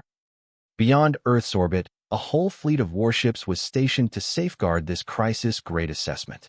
These were the ships that belonged to the Indero Star Region Adjudicator Union Branch's 5th Fleet. When the Adjudicator Union decided to dispatch the mighty 5th Fleet to Earth, even the Union's internal department had quite a bit of an argument over it. Many did not understand the need for a strict security presence for this assessment. The 5th Fleet consisted of 4 Raven-class battleships and 24 Thorax-class cruisers. There were also other smaller ships in this fleet, and they numbered in the hundreds. The cost to send a fleet of such a size through space was unimaginable for ordinary citizens, and that alone accounted for more than 80% of the assessment budget. However, President Robert completely disregarded all suggestions that sought to reduce this cost in favor of opting to dispatch the mightiest fleet against the consensus of the board, and his resolute attitude on this baffled everyone. The 5th Fleet layered themselves with Earth at its heart of the formation, like layers of a metallic wall. But what the Fifth Fleet commander did not realize was the presence of a Helio-class covert ops stealth ship cruising in the darkness of space, somewhere 1 light-year away from Earth. This stealth ship had been retrofitted from a frigate, losing a majority of its weapon systems for the sake of several advanced electronic systems. Not only could it conduct a covert investigation on specific targets, but it was also even capable of intercepting signals and communication of the other party. Furthermore, it could also stealth against the backdrop of the vast space, making it impossible for anyone to discover its presence. This Helios-class stealth ship had no serial number or a name, lacking any identification that a spaceship ought to possess. In fact, there was no information on this ship even if someone were to search the Alliance database for it. Countless electronic devices were busy working in the monitoring room. Every bit of information that was being broadcast to the Adjudicator Union from Earth was being intercepted by this ship. In this universe, intercepting information was not a particularly difficult task, and what mattered was how to decrypt it. Every organization and planet had its own unique encryption system with hundreds of millions of digits, so it was definitely not easy to crack. Even the most powerful computer required more than 10,000 years to finish decrypting it. People would rarely attempt to crack an encrypted system because the other party would have already swapped for a new system before someone could even be done with the initial encryption program. Yet the monitors inside this monitoring room were all displaying the information that the Adjudicator Union was transferring from the candidate's information to the orders from the higher-ups. Nothing was missed. Furthermore, the Adjudicator Union had only just started using this 12.8 billion-bit encryption system from the start of this year. The largest screen was simultaneously showing the video of over a dozen candidates, with one of them being an approximately 12-years-old short-haired girl who was very cute, with a delicate little nose and a pair of doe eyes. The video showed the girl munching on a snake-eye berry as she asked Xia Fei, "Does this fruit come in chocolate flavor?" It was already late at night. The difference in temperature between day and night in the rain shadow was huge. It was scorching hot during the day, while chilly winds blew at night. Xiao Yu had a coat on, snuggling at Xia Fei's legs while sleeping soundly. Even though Xia Fei was also exhausted, he needed to persevere. As long as he was still in danger, he could not drop his guard. He took out a bottle of pills from his spatial ring and poured out 2 on his palm before washing it down with a gulp of mineral water. A few minutes later, Xia Fei's eyes turned bright again, as if he were a wild beast searching for prey in the night, shining with his vigilant eyes. This drug was called Edge, and people could maintain a high state of vigilance under its effects, not feeling tired at all. Edge was originally a psychotropic drug used to cure narcolepsy. Even the pharmaceutical company that developed the drug had not thought that the effect of Edge would be so shocking. Not only could it curb narcolepsy, people who took it were also even able to go without sleep for 3 days. As such, the unassuming pill became the essential drug for countless warriors, especially during the wars. Even the army of many countries would dispense those pills during combat. It had been 4 days since the assessment started, but Xia Fei had not even closed his eyes once. He had been trying to rely on sheer perseverance alone to stay awake, and this was the first time he actually took the pill. Perseverance was something that a warrior would always need. It was already a fairly impressive feat that Xia Fei could rely on his tenacity alone and stayed awake for 4 days. Actually, Xia Fei could still persist and do another 2 days without sleep. However, once a human started feeling sleepy, the head would still get drowsy even while persisting to stay awake, thereby resulting in varying degrees of decline to their judgment and the tempo of their own body. Xia Fei had no intention of taking the risk with a dulled judgment. After all, this assessment was out of the ordinary. Every detail was important, which meant he needed to maintain his concentration at peak performance the entire time. All of a sudden, the detector in his pocket sent a series of vibrations. A prey had arrived. Xia Fei lightly placed Xiao Yu on the ground and used the shortest path to arrive at the location. He activated his breath control and hid in the bushes as he patiently waited. Like a veteran hunter, he was not feeling flustered or in any rush, hardly letting his mood or emotions affecting him. He lifted his head up to the sky, but the rain that he was hoping for never arrived. Instead, it was getting clearer as several stars in the sky faintly twinkled. A figure appeared in the east, slowly making his way into Xia Fei's ambush. This person was walking slowly and unwaveringly, like a traveler, keeping the same pace from the very start. Soon, this person walked into the heavily trapped area that Xia Fei had set up, and he had not discovered anything amiss. Xia Fei quietly pressed the button on his controller as a large number of mechanical snakes came burrowing out from the vegetation. These mechanical snakes were frantically slithering out as it rushed toward this person. These mechanical snakes looked just like real snakes, making it impossible for anyone to differentiate them from the real deal under the cover of the night. At the same time, a swarm of mechanical bees began buzzing as they came rushing out. A steel needle was tied to every mechanical bee, and their sharp tips were tinged green, which was precisely the venom of the Chinese copperhead snake. The moment this passerby realized that something was off behind him, he immediately broke his stride and began running, disappearing without a trace in a blink of an eye, demonstrating a speed that was well over 1,000 meters per second. Xia Fei pursed his lips. This person was a speed ability user and had a high cultivation to boot, so all he could do was watch him disappear into the darkness. Pressing the button again, all the mechanical snakes and bees returned to their post and waited for the next prey. "This is the fourth today, right?"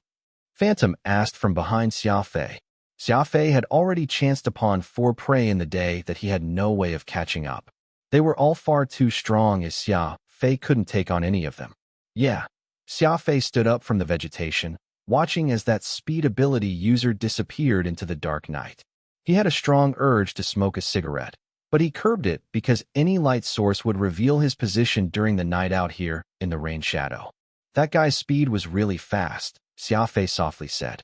"I'm afraid he has already reached star domain rank already." "That's right, primary star domain rank. Had you made your move then, you'd most likely be the one to be at a disadvantage," Phantom said. "All your little devices and tricks sure are useful. They can probe and find out just about special ability and rank of the opponent, so you wouldn't find yourself in the unfavorable situation of not knowing your enemy, at the very least." These mechanical snakes and bees were actually quite comical. They were toys that extraterrestrial kids played with and were used for pranks and such. Xia Fei had found them to be amusing and bought some, never imagining that it would actually come in handy here in the assessment. Candidates who could obtain a token and escape within 4 days ought to be very powerful individuals. After all, obtaining a token out of thousands of people isn't a simple task. There would be more and more people traveling out here in the next 3 days by my calculations. Furthermore, it is impossible to continuously fight for 4 days in the foothills without paying any price yourself. I'll stay and wait till then for the golden opportunity to snatch the token," Xia Fei said as he made his way back to Xiao Yu's side. Phantom nodded repeatedly. Xia Fei's analysis was very logical. To be able to swiftly take off with the token from the foothills and then escaping an ambush that was 500 kilometers away, it would have been impossible if these candidates weren't powerful themselves. Similarly, the longer a candidate remained in the foothills, the more their physical strength would be exhausted, even to the point where they might end up bearing severe injuries. If anyone were to get injured and then travel 500 kilometers, only to end up stumbling into Xia Fei's ambush, even a strong candidate would be half their peak form at most, and that was precisely the chance that Xia Fei was waiting for. Without feeling sufficiently confident to make the kill, Xia Fei would most definitely not underestimate an opponent, as he would rather miss out on the chance than put himself in a dangerous situation. "I intend to get Xiao Yu to coordinate with me tomorrow. Best to let her sleep tonight. A child's development would be affected if they don't get enough sleep," Xia Fei said to himself.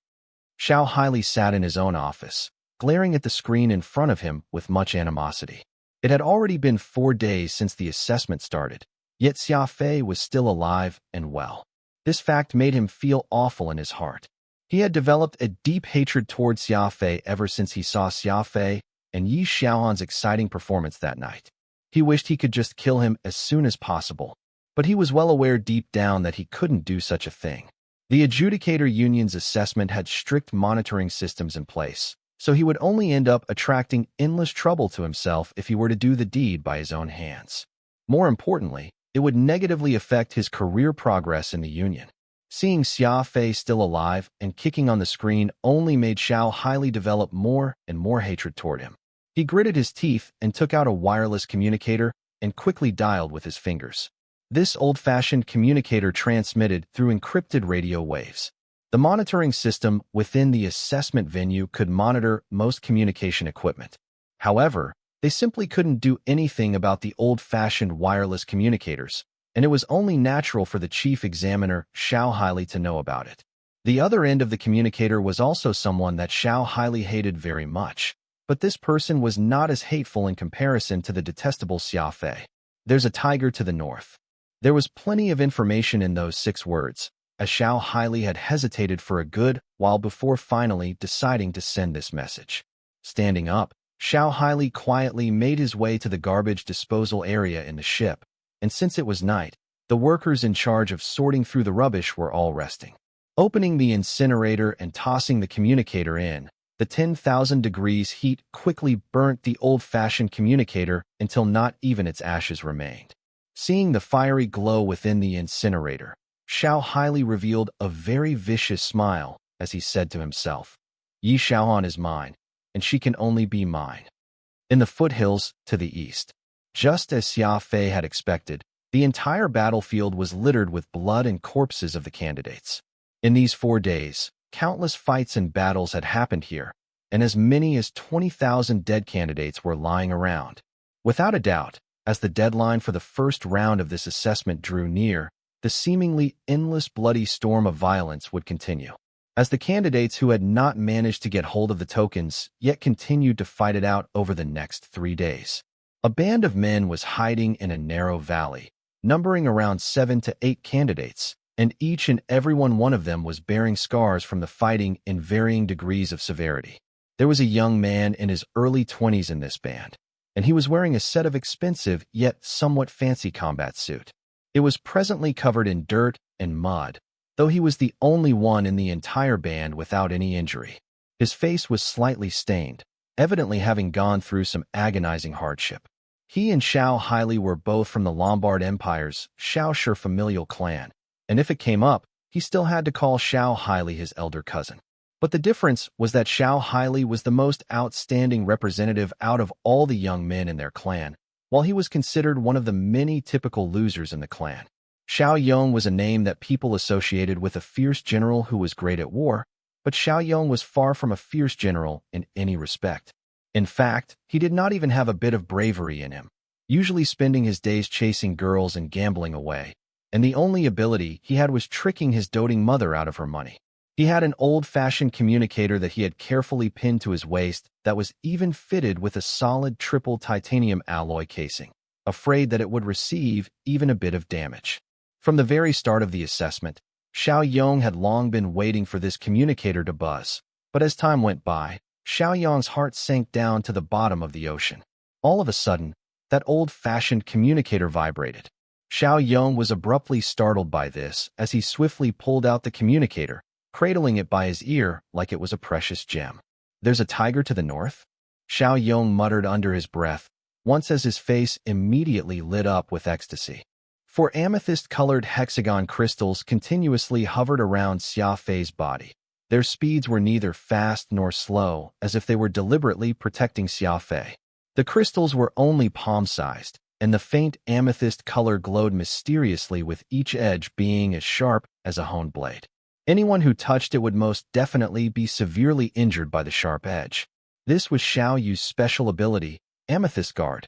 Protection special abilities were considered marvelous out of all the possible special abilities. Not only could these crystals automatically defend against an enemy's assault, but they could also unleash it to attack the other party. More importantly, Xiao Yu would be able to assign some amethyst crystals to her teammates to assist them. If a team had a high-ranking protection ability user, then the team's combat prowess would undoubtedly increase significantly. A huge reason why Xiao Haili and Team 13 from the executive department was called the Glorious 13 was that they had a powerful protection ability user, Kairaz. Even though Kairaz was lecherous and had a carefree personality, he actually possessed a rare special ability, Quicksand Defense. Coupled with an outstanding speed ability user, Bozingwa, and the nature special ability user, Xiao Haili. A top-grade defender, top-grade tracker, and a top-grade assaulter. These 3 top-grade ability users worked together to form the Glorious 13, a prestigious name in Indaro Star region. Xiao Hailei's flame ability and Bozinghua's speed ability might be replaceable, but no one could substitute Kairos. It was because people who possessed protection special ability were far and few in between, and could be described as rare. Under Xia Fei's feet was a middle-aged man in his 30s. He had a large beard and a stout figure. His face was fierce, though his two eyes were currently staring dead straight up to the sky, a look of unwillingness frozen on his face. He had managed to obtain a token to get into the second round only after risking his life, only to fall into a trap in this barren land. How could he reconcile with that? Xia Fei used his feet to kick that big burly corpse. He was already long dead, lying on the ground, not reacting. That was really dangerous just now. This person's special ability seemed to counter your speed. Had it not been for Xiao Yu's amethyst guard protecting you, I'm afraid you might have had a grim fight on your hands. Phantom stood by Xia Fei's side as he commented.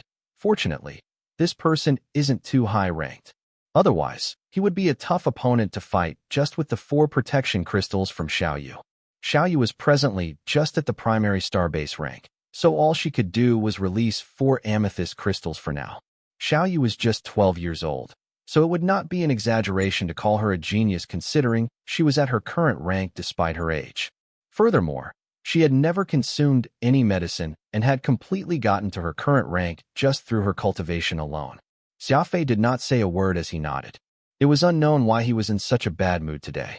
He had been having this indescribable feeling like there was a huge rock pressed against his chest, causing him to feel depressed. Xia Fei was even momentarily at a loss for what to do while he was fighting with that burly man just now. This had never happened to him before, and this was the first time he couldn't maintain a high degree of concentration during combat. It was a good thing that he had Xiao Yu's amethyst crystal protecting him, so no accident had happened. Xia Fei was fortunate to have had encountered Xiao Yu. It was precisely because of Xia Fei's silent protection of Xiao Yu that the two of them had managed to build such a high level of trust. Protection special ability users would normally never give all their defense to someone else, and would surely leave some for themselves to ensure a means of retreat. Yet Xiao Yu had assigned all 4 of her amethyst guard crystals to Xia Fei, which meant it was no different from putting her own life on the line, which was not something that could be done without absolute trust. Your collaboration with Xiao Yu still lacks a bit of brute force. Flexible assassination incorporating a myriad of variations is your attack style, while Xiao Yu's special ability is defense-orientated, and her attacks are only supplementary. If you could find a teammate with an overwhelmingly Herculean attack prowess, I dare guarantee that the 3 of you would be able to dominate all 100,000 candidates. Phantom somewhat excitedly said.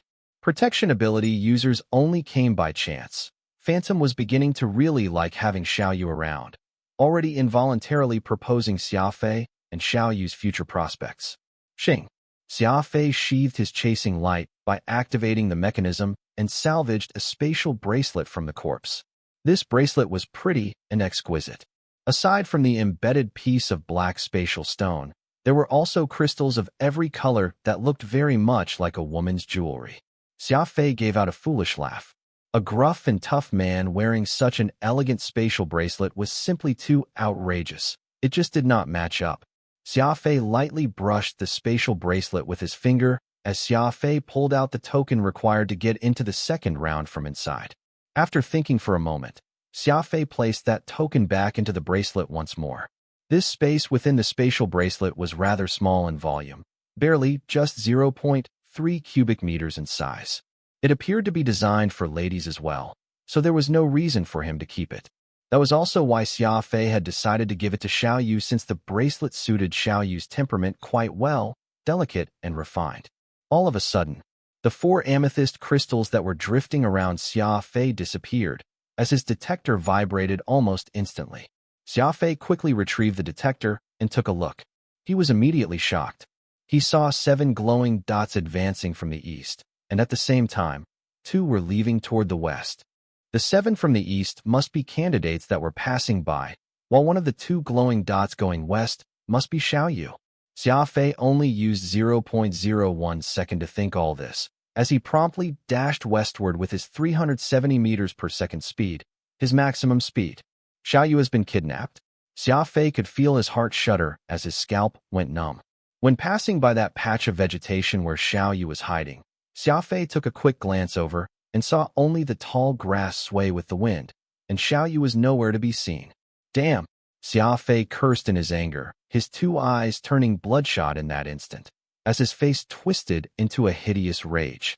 Those guys must have found us early on, and while those coming from the east drew my attention, someone else must have capitalized on the opportunity to take Xiao Yu as a hostage. Xia Fei was getting angrier as he thought about it. To actually make a move on a little girl, these people were loathsome, absolutely abominable. The person who kidnapped Xiao Yu was very fast. He had already disappeared off the area of Xia Fei's detector in just a few seconds. Given that the detectors covered an area of over 50 kilometers, did that not mean this person had already achieved a speed of several thousand meters per second? Someone with such a speed could very easily kill Xia Fei. So why would he bother taking Xiao Yu as a hostage and not attack Xia Fei immediately? Xia Fei was terribly upset. If this person could reach such speeds, it would indeed be his nightmare. He was deducing every possible scenario as quickly as his mind could allow as he continued running nonstop, his speed already breaking past his own limit, almost nearing 400 meters per second. The faster he ran, the greater his energy depleted. After approximately 5 minutes, Xia Fei's two legs became like jelly as he collapsed onto the sandy soil. His right fist pounded the ground with great intensity, causing the sand to fly from the impact. Xia Fei was unwilling to resign to this.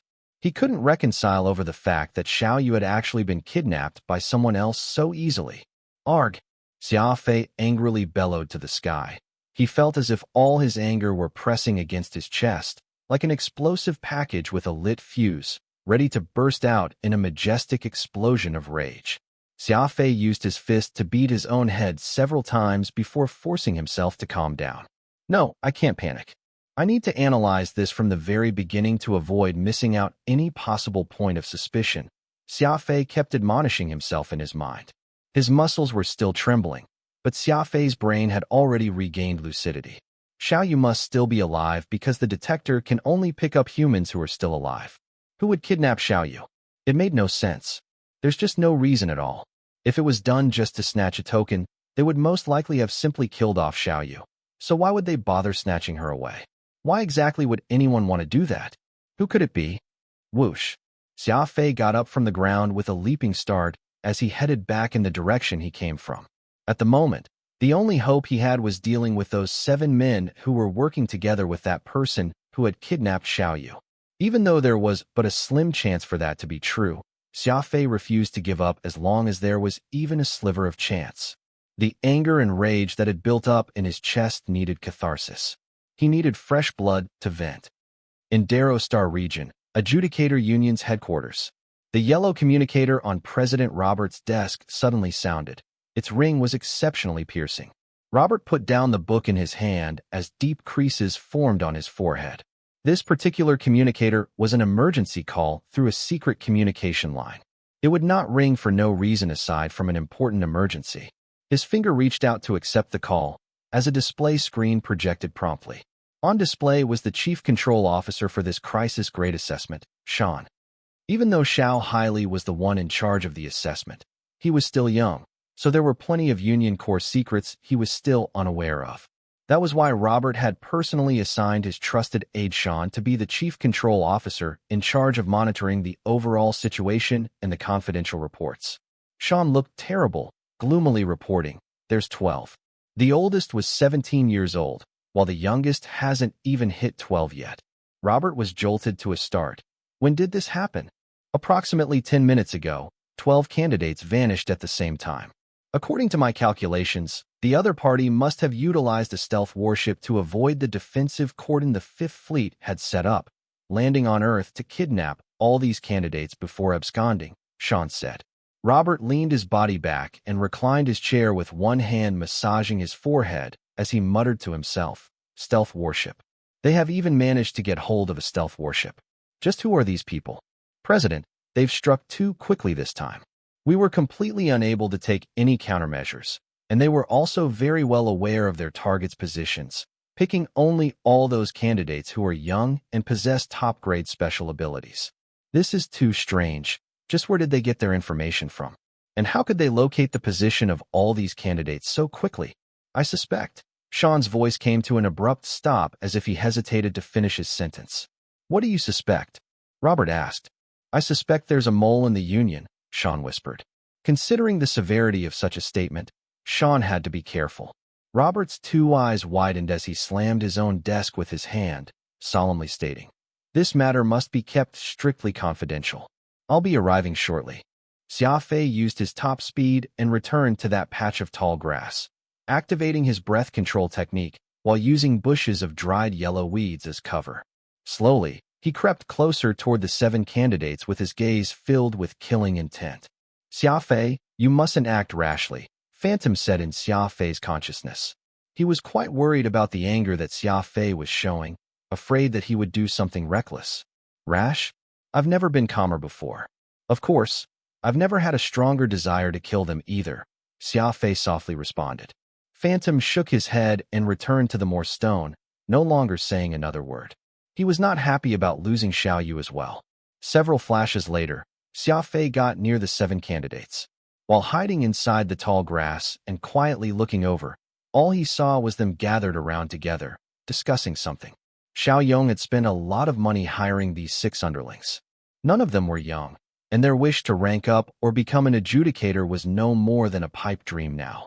That was why they had followed Xiao Yong here, merely hoping they could earn a tidy sum before they could retire. They originally had over 30 of them in their group, but after the 4 days of slaughter in the eastern foothills, only 6 left, which showed how ruthless the assessment was. A wide-faced, dark-skinned man seemed to be the leader for these mercenaries, looking to be in his 50s.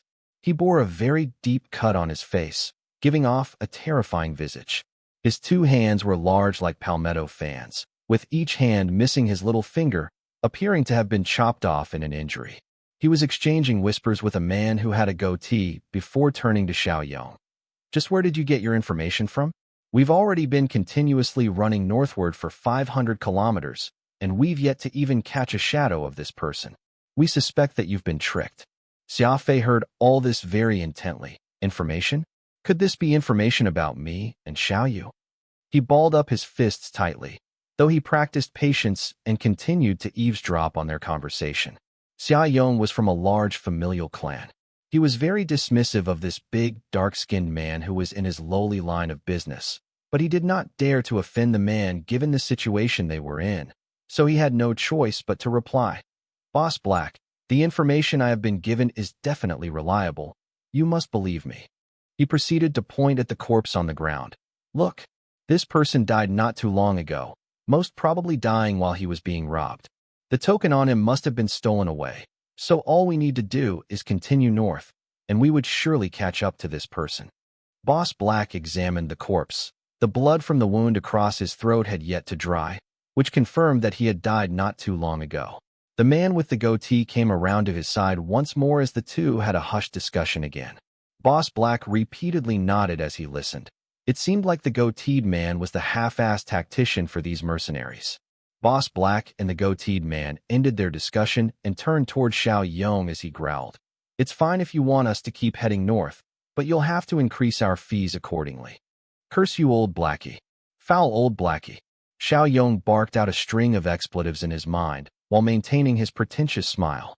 "Big Brother Black, you're a famed individual in Lombard, so your words are like bonds. How can you go back on your words at the last minute?" The moment Boss Black heard Xiao Yong insinuating that he was being untrustworthy, he anxiously shouted in response, "I, Black Eight Fingers, am not the sort to go back on his word. It's just that this time. Boss Black was a little tongue-tied, as that goateed man quickly stood up to speak for Boss Black. "The casualties that our comrades have taken are too great. What little money we originally agreed on isn't enough for us to cover the financial relief for their family. It is only the 5th day, yet 26 of us had already died on this damned planet. Just how are we going to explain everything to their wives and children when they come asking for their whereabouts?" The other subordinates of Boss Black shouted out their dissatisfaction as well. "That's right. We wouldn't have picked up such a crappy job, even if you've beaten us up if we had known that this would happen. It's all your fault, claiming that you have insider information, so nothing major would happen to us if we came along. But look at things now. 26 of our comrades are gone in just a blink of an eye. Just where in the world is your insider information? Xiao Yong saw all of them becoming agitated and immediately threw out words to assuage them. Heh, Xiao Yong, isn't the sort to go back on my bond. Everyone here lives in Prancing Horse City, so how can you guys not know me?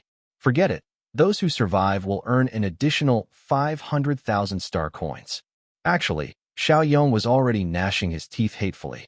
The rule that Black Eight Fingers had mentioned was nothing more than embellishments. The more of his men who end up dead, the more Black Eight Fingers would end up earning. As for those who had died, they would at most be settled with 80,000 to 100,000 star coins. Bond. That stuff could easily be sold for as much as you wanted.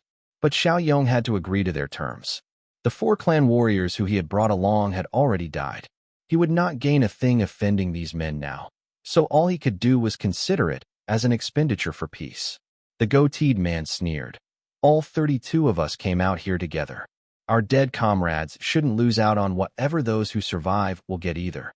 Xiao Yong bemoaned his fate inwardly. Giving 500,000 star coins to 32 men meant 16 million star coins. How many trips to the brothel could he afford with that? Even buying the little peacocks would not cost this much. Gritting his teeth, Xiao Yong still had to agree with their terms. Ensuring he still had his life was of the utmost importance anyway.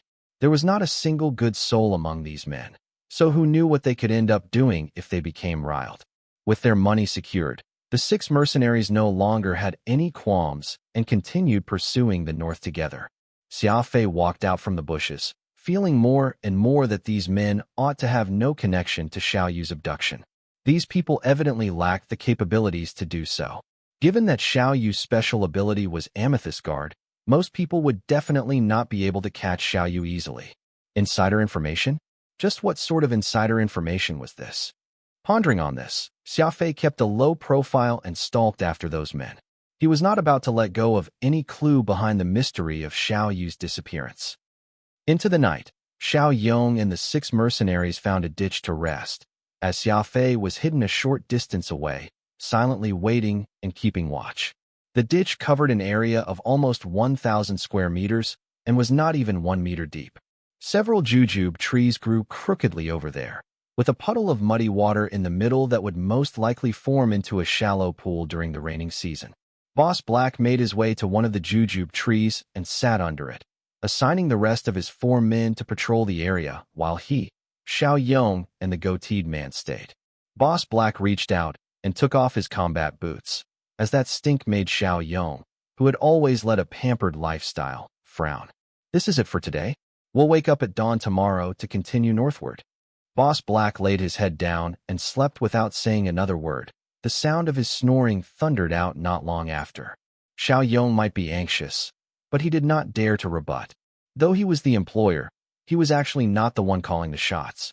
Xiao Yong sighed helplessly and retrieved a bottle of water from his spatial ring to wash his face before taking out a blanket and wrapped it all around himself. Soon, he wandered off to dreamland. For these people to have made it out alive from the northern foothills, they ought to be fairly capable themselves. Xia Fei was not in a rush to make his move, so he patiently waited until the moment when all of them were asleep. Time passed, and in a blink of an eye, it was around 3 a.m. in the wee hours of the morning. People were asleep at this time, and it was precisely the best time to strike. There was nothing that could be used for cover in the rain shadow, so Xia Fei needed to quickly and effectively eliminate as many enemies as possible. However, the moment someone got startled and woke up, Xia Fei would immediately be discovered. Xia Fei stooped low and kept his footsteps slow and balanced. Going for speed at this time was hardly the smart move here. Effectiveness was what was important now. He neared the back of the first mercenary swiftly.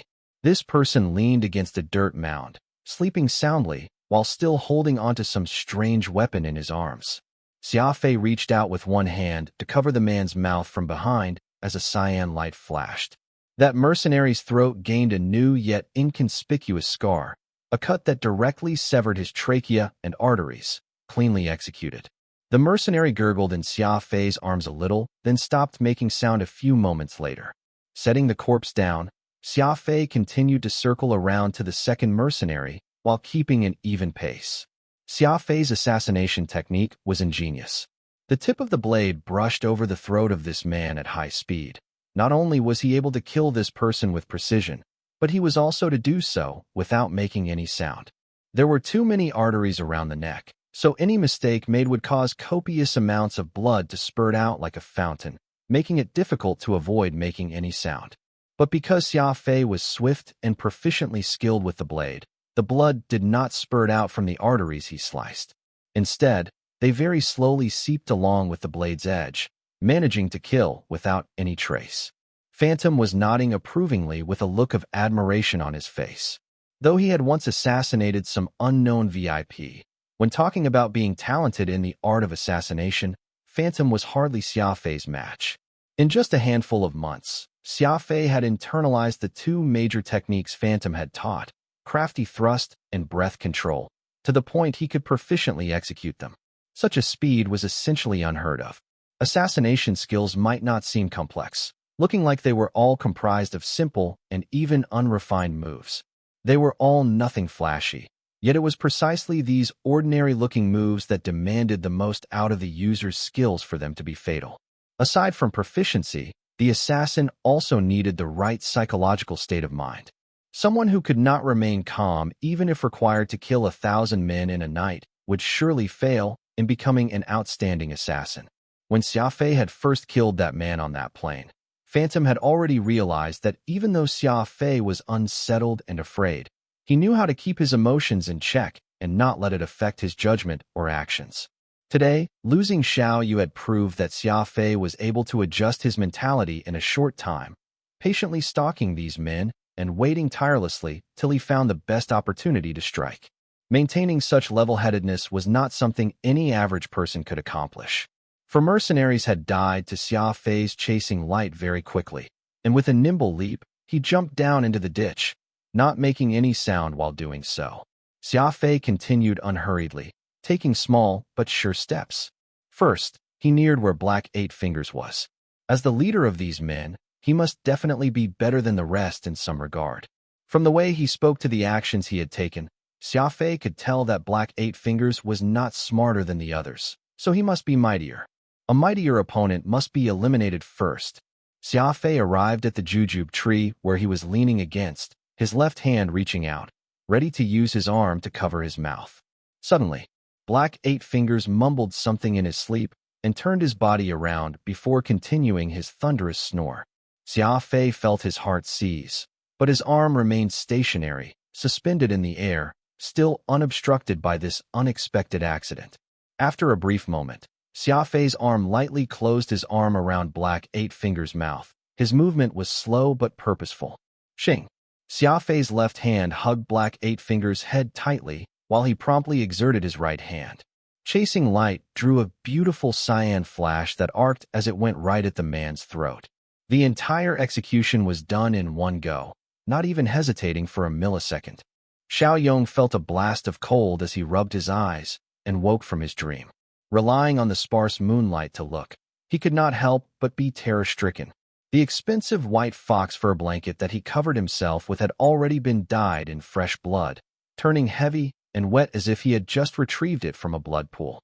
The corpse of Black Eight Fingers and the goateed men were lying to the side, their 4 dead eyes blankly staring at him. Xiao Yong was petrified, hurriedly tearing off the blanket as he checked to see if the fresh blood came from them or him. That was when a cyan short blade extended from behind him, positioned firmly across his neck. Its sharp edge gave him chills as he shuddered from the fear. "Don't move," Xia Fei coldly remarked. "If you dare shout for help, you'll end up just like them." Xiao Yong forcefully suppressed his terrified expression as his heart started palpitating fast, as if it were going to leap out of his chest. "Don't kill me. Don't kill me. I've got money. As long as you spare me, I'll give you all the money I have." Xiao Yong trembled as he spoke, his cold sweat tracking down his forehead. Xiao Yong quickly took off the spatial ring that he had on his hand and handed it backward. The ring he gave up had very fine workmanship. There was a clear emerald space stone inlaid on it. A glimpse was all it took for Xia Fei to recognize this ring to be of a higher grade than the one he got. Xia Fei took the ring while chasing light remained pressed against Xia Yong's neck, maintaining a ready state that ensured Xiao Yong couldn't make any unnecessary movement. Xiao Yong was crying to himself in secret, cursing inwardly at his heartless cousin Xiao Haili, abhorring the fact that he had sent him north. Now, not only he couldn't get hold of a token, but also he might very well end up losing his life as a result. I've already given you what I have. Don't you think you should? Xiao Yong's voice was shaky as he pleaded. Now it's my turn to ask my question. If you don't tell me the truth, I'll send you off to a place that you won't like, understand? Xia Fei said solemnly. Of course, Xiao Yong did not dare to defy the man, repeatedly stuttering out in affirmation. Let me ask you, where is Xiao Yu? Was it your man who kidnapped her? Xia Fei gritted his teeth and asked. Who's Xiao Yu? Oh, how gravely I've been wronged. I truly do not know of any Xiao Yu. Xiao Yong was claiming to be aggrieved, looking particularly pitiful. Xia Fei felt a chill in his heart. Through Xiao Yong's words and actions, Xia Fei had confirmed that he was telling the truth and that these people were not related to Xiao Yu's disappearance. But this was the only clue he had right now. Xia Fei sighed and continued to question. Then let me ask you again, who sent you northbound? Xiao Yong jolted. No one. No one at all. We had suffered heavy losses out in the east and had decided to come north to try our luck. Xiao Yong did not dare to mention Xiao Haili's association with this, because this matter would affect his future. If news about him collaborating with a candidate were to spread, all the hard work that Xiao Haili had done in the past decade would have been all for naught. By then, it would not just be Xiao Haili, but even the people in his familial clan would not let Xiao Yong off so easily. After all, Xiao Haili was the most outstanding talent in the clan out of the younger generation, considered the ray of hope in their clan. Xia Fei chuckled coldly as he pushed chasing light half an inch deeper, the sharp edge of the blade cutting into Xiao Yong's skin. All he needed to do was exert just a bit more strength and Xiao Yong's arteries would be severed, and not even the heavens could save him from the inevitable death. Xiao Yong only felt a searing pain blossom along his neck as some warm liquid flowed down, streaming down into his undershirt as it gradually cooled. Xiao Yong panicked. He was doing his best to suppress the extreme fear that was seizing his heart right now, sitting there without moving an inch, as even the slightest move would most definitely cause that sharp blade to slash his throat.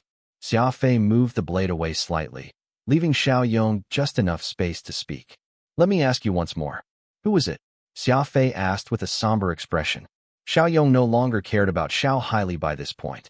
With his life in this person's hands, he would not hesitate to even betray his own mother, much less a distant relative like his cousin.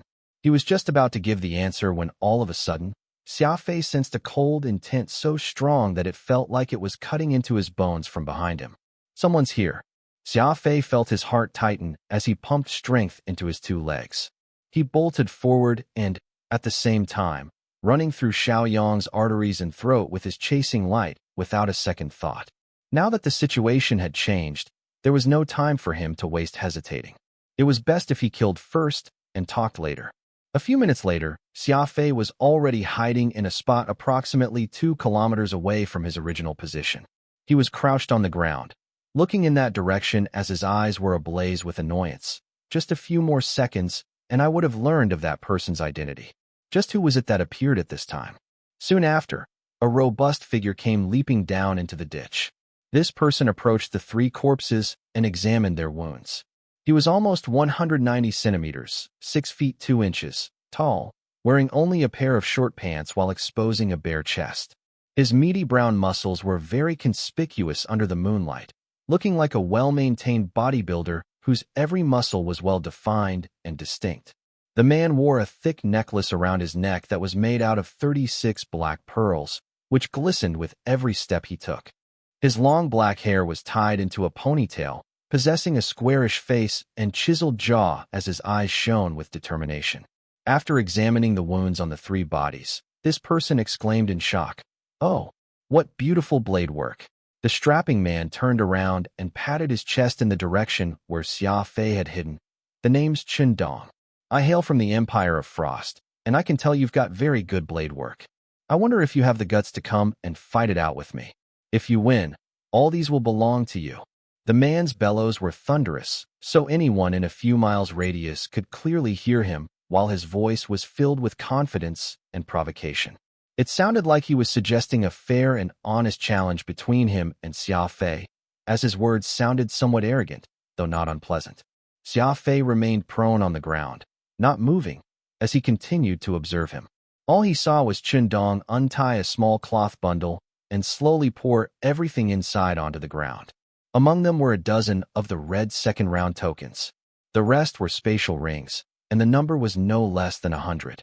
Could everything there be the spoils he had collected? Xia Fei thought to himself. Shock. Extreme shock.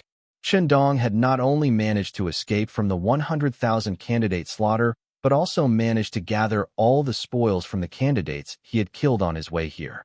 Who knew just how many men lost their lives at his hands? This person is really fascinating. He treats the assessment like a trial.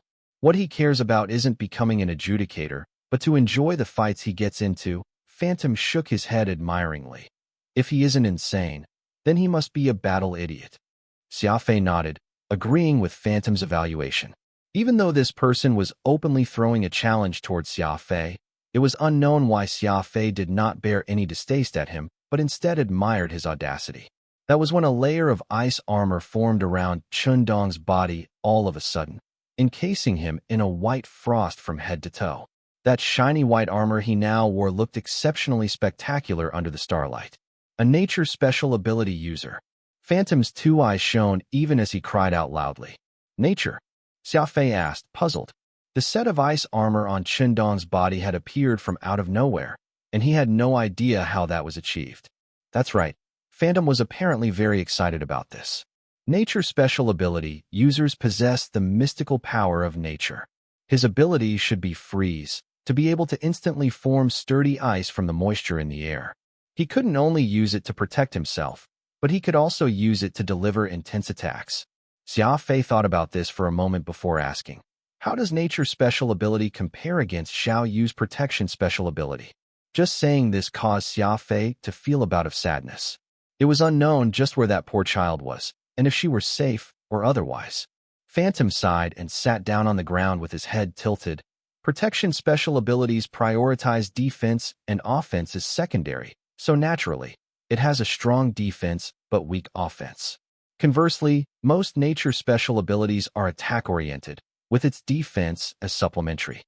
Dong's free special ability is even more outstanding, providing both a sturdy defense and powerful offense, and is considered the most balanced out of all the nature special abilities. The two were quiet for a good moment. On mentioning Xiao Yu, neither Xia Fei nor Phantom felt good, as the atmosphere momentarily got a little heavy. Since you're all here, why not show yourselves? Come out and fight me if you have the guts. Dong shouted with great enthusiasm. As long as there was a fight to be fought, Dong's pupils would always be green. He was now a little annoyed after shouting for so long, yet no one came out. You cowardly bastards. To actually not have the guts to do anything to me. You're all just wasting my time. Dong then turned in the direction where Xia Fei was hiding. You, over here. Are you fighting or not? Quick, come out and fight if you want. I'll let you and those cowards behind me gang up on me together. Xia Fei was speechless. This Dong character was really interesting, having a love for fighting to the point he was almost crazy over it. Others would usually fight for a reason, like if it was a competition or simply out of anger. But this person here was fighting solely for the sake of fighting, like he was born only to fight. Dong stood there and shouted for some more time, though no one took up on his challenge. Disgruntled, he packed up the items into a cloth bundle and went in the direction he originally came from. Pointless. This is so boring. Since you guys aren't coming over, then I'll fight my way there. Dong yelled loudly. Dong headed back in the direction he came from and strode up with haste, while Xia Fei saw a group of figures immediately scattering in the distance as if they were terrified of Dong, the battle maniac. Getting up, Xia Fei turned toward the west and began running.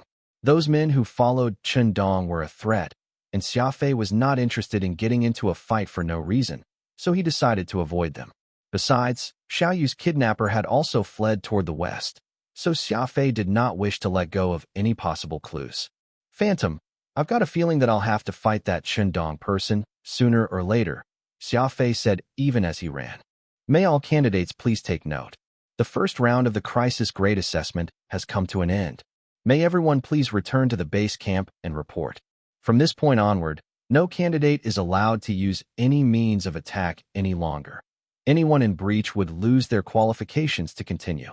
Injured candidates, please press the yellow button on your communication device and await medical treatment. Just as the sun came up, the white watch which Xia Fei had on him began broadcasting the news regarding the end of this assessment over and over again. Xia Fei spat and proceeded to run in the direction of the assembly point. Xia Fei had a bad feeling about Xiao Yu's mysterious disappearance. He had been trying his best to control his emotions and avoid thinking about the worst-case scenarios. Right now, all he could do was to put his hope in the power of the Adjudicator Union. After all, the chance of finding anything out just by his own strength was far too slim. Maintaining a speed of 180 meters per second, Xia Fei could soon see the 4 massive black spaceships in the distance parked in a row on the clearing. There were many candidates around, and most looked to be bearing injuries of different varieties, all looking tired, and their bodies were covered in dirt and sand. They no longer showed the enthusiasm they had when the assessment first started, whether they had managed to obtain a token or not. These last 7 days had been hell, and each and every one of them was looking forward to a hot bath and a sumptuous meal. Over 1,000 staff members from the Adjudicator Union had formed a row and were in charge of registering the returning candidates. In the distance, 2 candidates suddenly started fighting each other over a token. The adjudicator who was closest to them instantly stepped in and stopped their altercation, even teaching them a little lesson at the same time. As for how things stood, it was already too late for any of them to put in any additional effort. The moment the broadcast played earlier in the morning, the fate of each and every candidate had already been sealed. Xia Fei swept his gaze through all the Union's staff present, and a pair of attractive legs caught his eye. They belonged to a female adjudicator who had first received Xia Fei and Xiao Yu. Yi Xiaoan.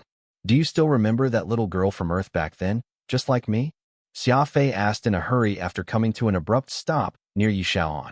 Yi Xiaoan had an emotionless expression on her face as she used the device in her hand to scan Xia Fei's watch to verify his identity. Do you need any medical attention? Yi Xiaoan asked in an icy tone.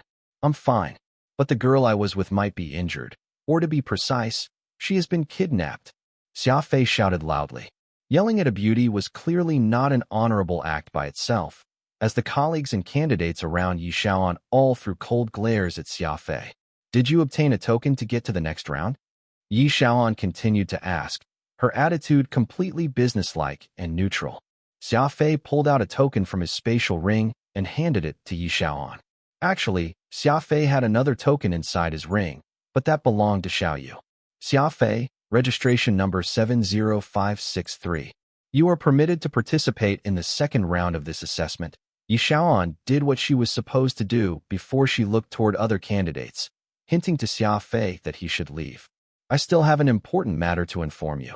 What is it?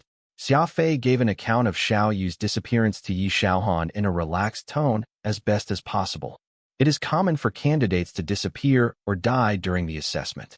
You have all signed a life and death contract before participating. The contract clearly stipulates that the Adjudicator Union shall not be held responsible for any accidents during the assessment. Yi Xiaoan very calmly answered.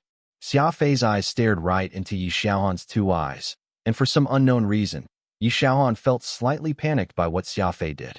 However, her expression remained as stern as ever, not outwardly showing any change at all. Believe me, this is not an accident, Xia Fei solemnly remarked. First, the person who kidnapped Xiao Yu had a speed of over 4,600 meters per second. Considering that they were carrying Xiao Yu, it clearly meant that their top speed was over 5,000 meters per second. A speed of over 5,000 meters per second meant this is someone who had achieved the Star River rank. Since this assessment's rank requirement is between Star Light and Star Domain, it is evident that this person isn't a candidate. Secondly, this person was not concerned about the token needed to qualify for the second round. Just this alone showed that his goal was to kidnap Xiao Yu. So he or she isn't a candidate who was hiding their strength. Thirdly, I have been following their tracks, and I discovered that the footprints suddenly disappeared in the west. Tell me, if this person were a candidate, why would they suddenly disappear from the designated venue? Why would they just give up on the assessment? Fourth, Xiao Yu's special ability is the Amethyst Guard. You should know just how powerful the Amethyst Guard is as a special ability. Could a candidate who isn't higher than the star domain rank be able to kidnap a candidate with the Amethyst Guard ability without causing any conflict? Just from these 4 points alone, I can tell that the person who abducted Xiao Yu was most definitely not someone taking part in the assessment and was an unaffiliated interloper. Someone from the outside who was at least the Star River rank. Xia Fei became more and more agitated as he spoke, his voice involuntarily growing louder and louder. The hundreds of people around him who were unaware of the truth had all been quietly listening to their conversation. Yi Xiaohan was quiet hearing Xia Fei's analysis, but she gave an emotionless reply after. This is just your deduction. It cannot be admitted as evidence. Unless you can effectively prove that an interloper had kidnapped a candidate from this assessment, we would not be accepting your complaint as fact. Xia Fei took a few deep breaths and kept his inflamed emotions in check. I request to check the monitoring information collected during this assessment.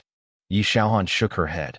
I'm sorry, you do not have the authority to examine any of the information collected during this assessment. However, we will be announcing the final results for this first round before 12 noon.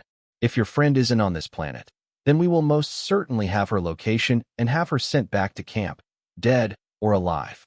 How will I be able to check the results for the assessment? The results for the first round would be announced on the interplanetary internet across the entire Indero Star region before 12 noon. Xia Fei no longer cared to bother the woman and strode back to his bunk. I'll admit that you're a very beautiful lady, but do you know what you lack? Xia Fei walked off as he pulled out a hongtishan, softly saying, You lack compassion. Xia Fei did not loudly declare this, but it was still particularly harsh when Yi Xiaohan heard it.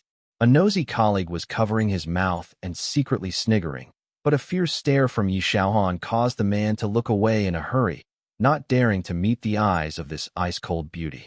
Glancing at Xia Fei's shrinking back, Yi Xiaohan contemplated his parting words. Am I really uncompassionate? After taking a cold shower, Xia Fei sat on his bedside and took out a hongtishan. The bed beside him still had traces of Xiao Yu's scent, a delicate fragrance that was unique to little girls, like the smell of fresh milk with flower petals added to it. Unforgettable. Even though he was not doing well emotionally, Xia Fei still maintained his calm. There was nothing he could do with the complaints and anger he had, so all he could do was patiently wait and attempt to recover his physical strength as quickly as he could, all the while preparing for the second round of assessment in 3 days. After a change of clean clothes, Xia Fei made his way to the mess hall and ate a hot meal before retiring back to his bunk to rest. He set his alarm for 12 p.m. to check the final result of the assessment as soon as possible. Xia Fei's head hit the pillow as he instantly fell asleep. Having not slept a wink for 7 consecutive days, he was already feeling extremely exhausted. Xia Fei had a dream in his sleep. On a sunny afternoon several years in the future, Xia Fei was walking amid a crowded street when a slim teenager suddenly appeared right in front of him, wearing a pretty white dress and a head of short black hair that blew freely in the wind. She had a sweet smile on her face as she walked towards Xia Fei. Xia Fei thought this teenage girl was very familiar. An urge to reach out and pinch her cheeks with his hand came over him. Unfortunately, his surroundings turned pitch black. Xia Fei hurriedly searched for something on himself that could shine a light, but he turned up empty-handed. In this darkness, Xia Fei could feel that white figure brush her shoulders as she passed by, slowly getting further away as he could do nothing but watch her leave helplessly. It was at that moment when the piercing sound of an alarm woke him up from his dream. While rubbing his eyes, Xia Fei got up from his bed with a hop and washed his face with some cold water in the bathroom. Xia Fei seemed to be much gaunter than how he was several days ago, appearing to be a bit more miserable than before. Returning to his bunk, Xia Fei wore his virtual reality glasses and accessed the interplanetary internet, intending to check on the Adjudicator Union's finalized name list. If the Adjudicator Union had yet to find any trace of Xiao Yu after a whole morning of registration and search, then the word missing would be added next to her name. The Adjudicator Union was powerful and unrivaled. If even they had to acknowledge that Xiao Yu was missing, then that meant the chance of Xia Fei locating her would be slim at best. Logging onto the Indero Star System's Adjudicator Union website successfully, Xia Fei clicked onto the candidate name list of the first round of assessment and searched through the names intently. A name list with 100,000 candidates was very long. Every name would be marked with their current status. If they were marked to be eliminated, severe injuries, a further click would display the candidate's picture and a detailed report on the injury. The adjudicator union was very meticulous in this regard, so the candidate's family and relatives could very quickly check on them. As Xia Fei uneasily searched for Xiao Yu's name, a three-dimensional video signal unceremoniously interrupted Xia Fei's hunt all of a sudden. Avril appeared to be seated in her boudoir, a huge room filled with pink decorations in the video. Even her bed sheets and the rows of stuffed toys placed on the table were dressed in pink outfits. You're willing to use an anonymous account that you've bought from the black market just to avoid me. Am I really that detestable? Avril very pitifully asked. Xia Fei was nervously searching for news about Xiao Yu right now, yet Avril's mischief had interrupted him. A fit of anger involuntarily welled up in his heart, and with a knitted brow, Xia Fei snapped out of anger, "Scram!" Poor Avril was stunned. She had not even dreamed that she would receive a scolding after she had spent so much effort tracking Xia Fei. Lowering her head, her delicate pale hands rubbed a corner of her blouse repeatedly as tears streamed down from the corner of her eyes. She was aggrieved, saddened, and helpless.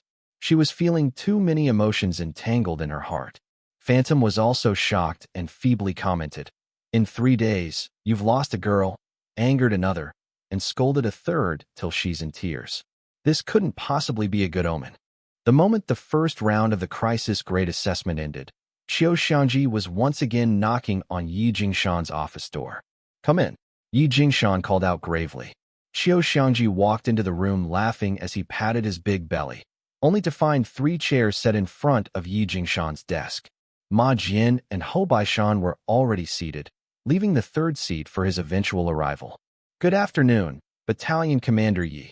Qiu Xiangji smiled as he greeted Yi Jingshan, taking his seat on the chair prepared for him.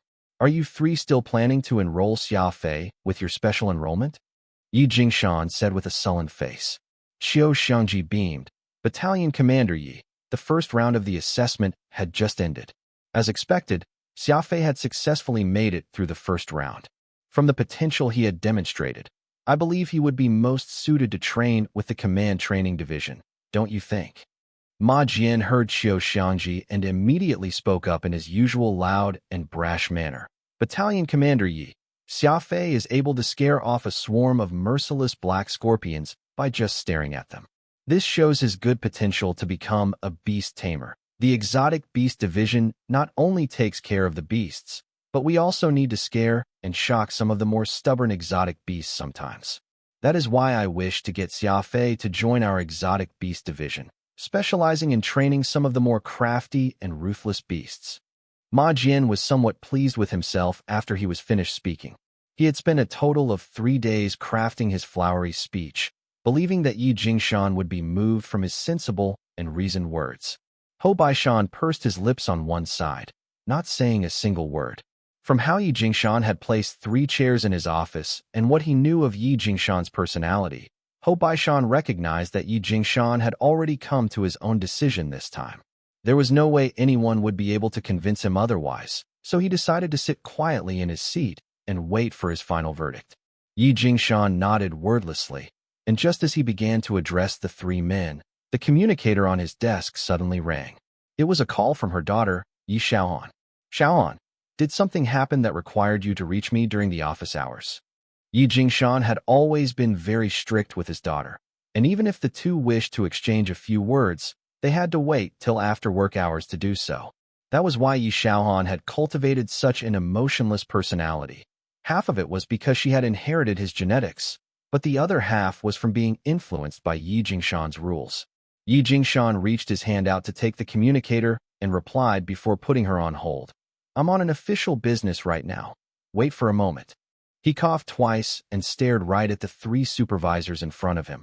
"I've already decided that the Heaven Execution Training Camp will not be specially enrolling Xia Fei."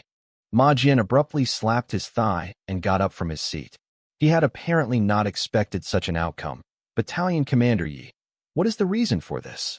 Hou Baishan, and Qiu Xiangji shook their head regretfully. The two were smart. Unlike Ma Jian, they had long expected this outcome. There was no merit to have three supervisors end up at loggerheads with each other, fighting over a single candidate. As the camp battalion commander, Yi Jingshan had to do what he could to avoid such a distasteful outcome. Since you've all claimed him to be a genius, he should be able to get into the training camp on his own without depending on the special enrollment. That's the end of this matter. You may all leave now, Yi Jingshan explained with a grim expression. Ma Jian sighed as he trudged out of Yi Jingshan's office, all glum and moody. Qiu Xiangji and Hou Baishan followed right after, bidding Yi Jingshan farewell politely before departing.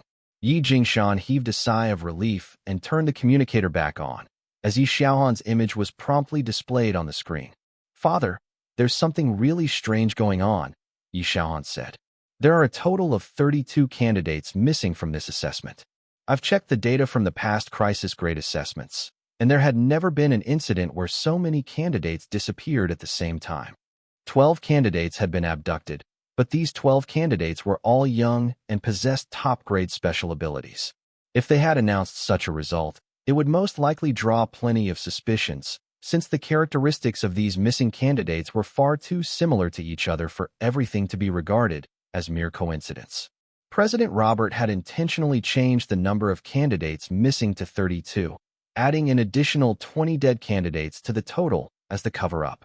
Being abducted and turning up missing were two different concepts altogether. It was hardly a glorious matter for the distinguished adjudicator union to admit that they were helpless to an outsider entering their assessment venue and kidnapping the candidates right under their noses. Oh, Yi Jingshan furrowed his brow. 32. It is quite unexpected for there to be so many missing candidates. Have you submitted a special report to Robert? This sort of matter falls under the investigations department's scope as well as the assessment department. Yi Xiaohan nodded. President Robert had personally arrived at the assessment venue. I've just briefed him regarding this matter. He told me that the union has already begun their investigation. But what's strange is that when I tried to retrieve the video recording of these candidates, I discovered that the information had already been designated as confidential, requiring a Level 7 clearance to access them. Level 7 clearance. The wrinkles on Yi Jingshan's forehead deepened. A Level 7 clearance meant that aside from the union's classified investigations team and Robert himself, no one else would have the clearance to look at these videos. Considering that this was merely a case of missing candidates, there was absolutely no need to set it on Level 7 clearance. Could there be some secret that couldn't be divulged here? There is a candidate named Xia Fei who had reported to me about the disappearance. According to his account, it was an expert who was at least of Star River cultivation rank and had broken into the assessment location and kidnapped his partner.